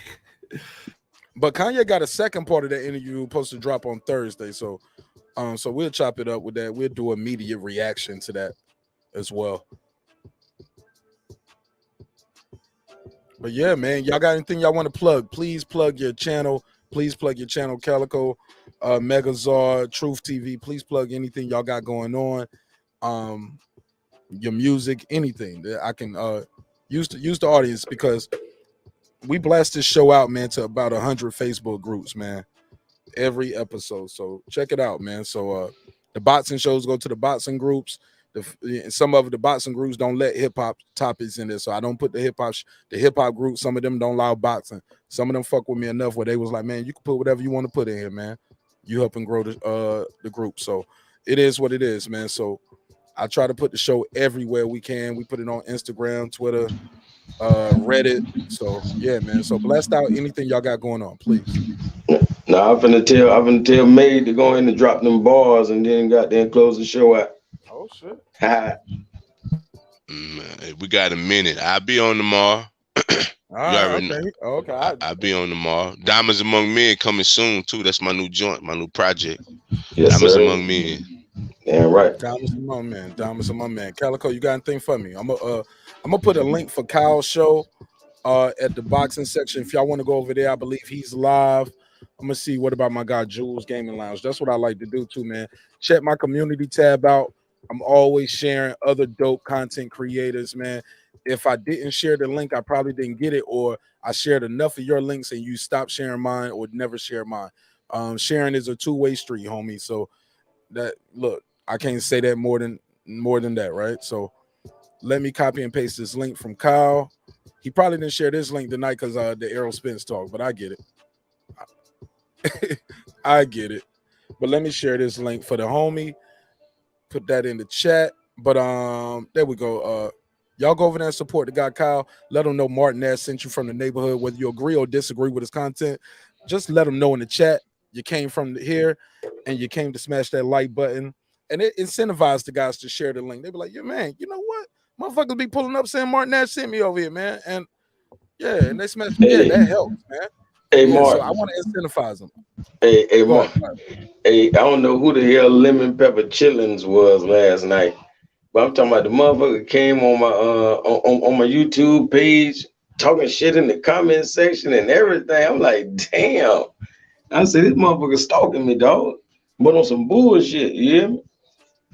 I don't know who that was. Hey, look, whether they trolling or not, they can't take them views back, homie. Yeah. And they can't get them watch hours back. So it's cool. Next time you do that live, make sure you turn your chat to subscribers only. So make them subscribe to talk to you. That's real. Unsubscribe shit and make it 1 minute. Make them sit there for 1 minute before they can talk to you, because you only need 30 seconds for a view. Pro tip. How about that? All right. Anybody got anything else, man, before we go? And I'll do my outro. All right. Well, look. Truth. You want to plug your channel, Truth? Oh yeah. Just my fault. I thought. No, you could. Don't apologize. I mean, it's all love. Yeah, I just was zoning out. Just follow. You smoking that Hawaiian punch weed, nigga. We talk about the trending topics, whatever's in entertainment, whatever's trending. We talk. We give our opinion on it.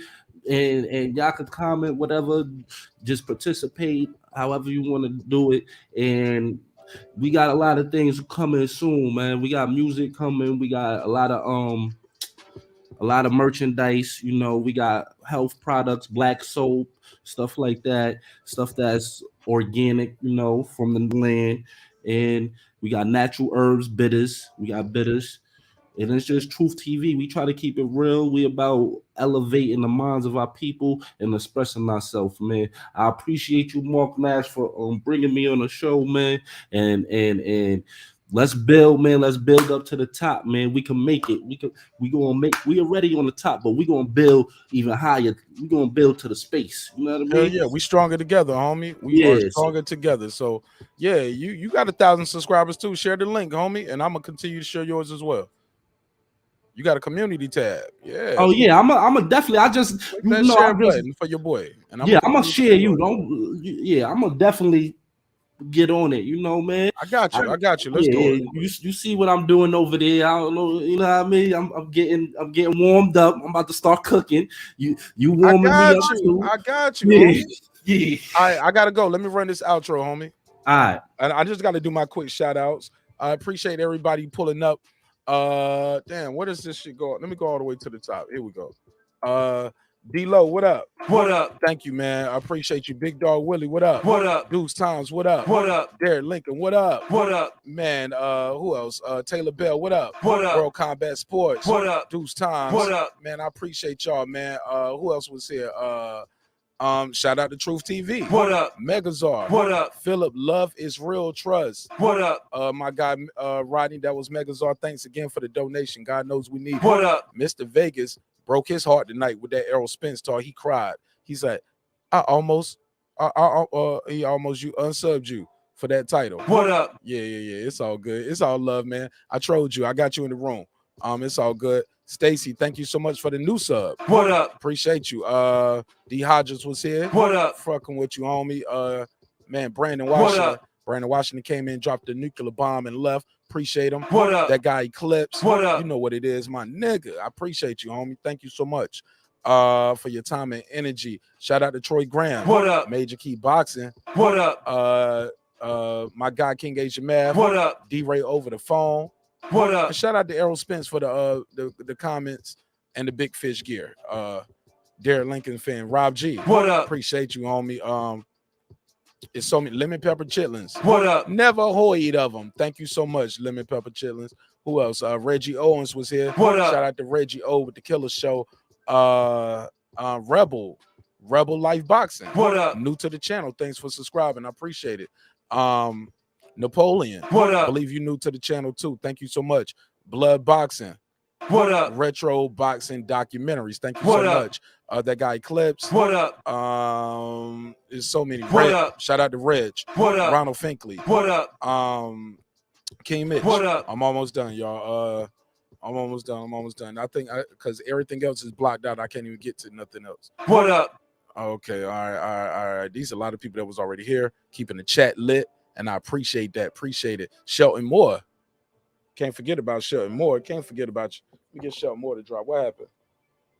Oh, damn, I was moving too fast over here. My bad. Quick on the trigger. But look, it is what it is, man. I love y'all. Remember, dreams require sleep. Goals require effort. Go out there and get your goals. D-Calico. Man, I appreciate all of y'all, man. I am so sorry if I forgot your name. Damn, man, I'm so sorry, man. It's not on purpose. I promise it's not. What up? I love all of y'all. I'll see y'all on the next one. Remember, dreams require sleep. Goals require effort. Go out there and get your goals. I'm about to get something to eat and go over there to the boxing section. Truth, holler at me real quick, man. Let me run this 30-second outro. It's your man, Marq Nash, breaking beats. Oh, yeah, man. I'll see y'all in a few hours. And remember, you can't smoke weed. No, I'm joking, man. Smoke all you want. I don't care. I'll see y'all tomorrow. Peace. This that squad sound.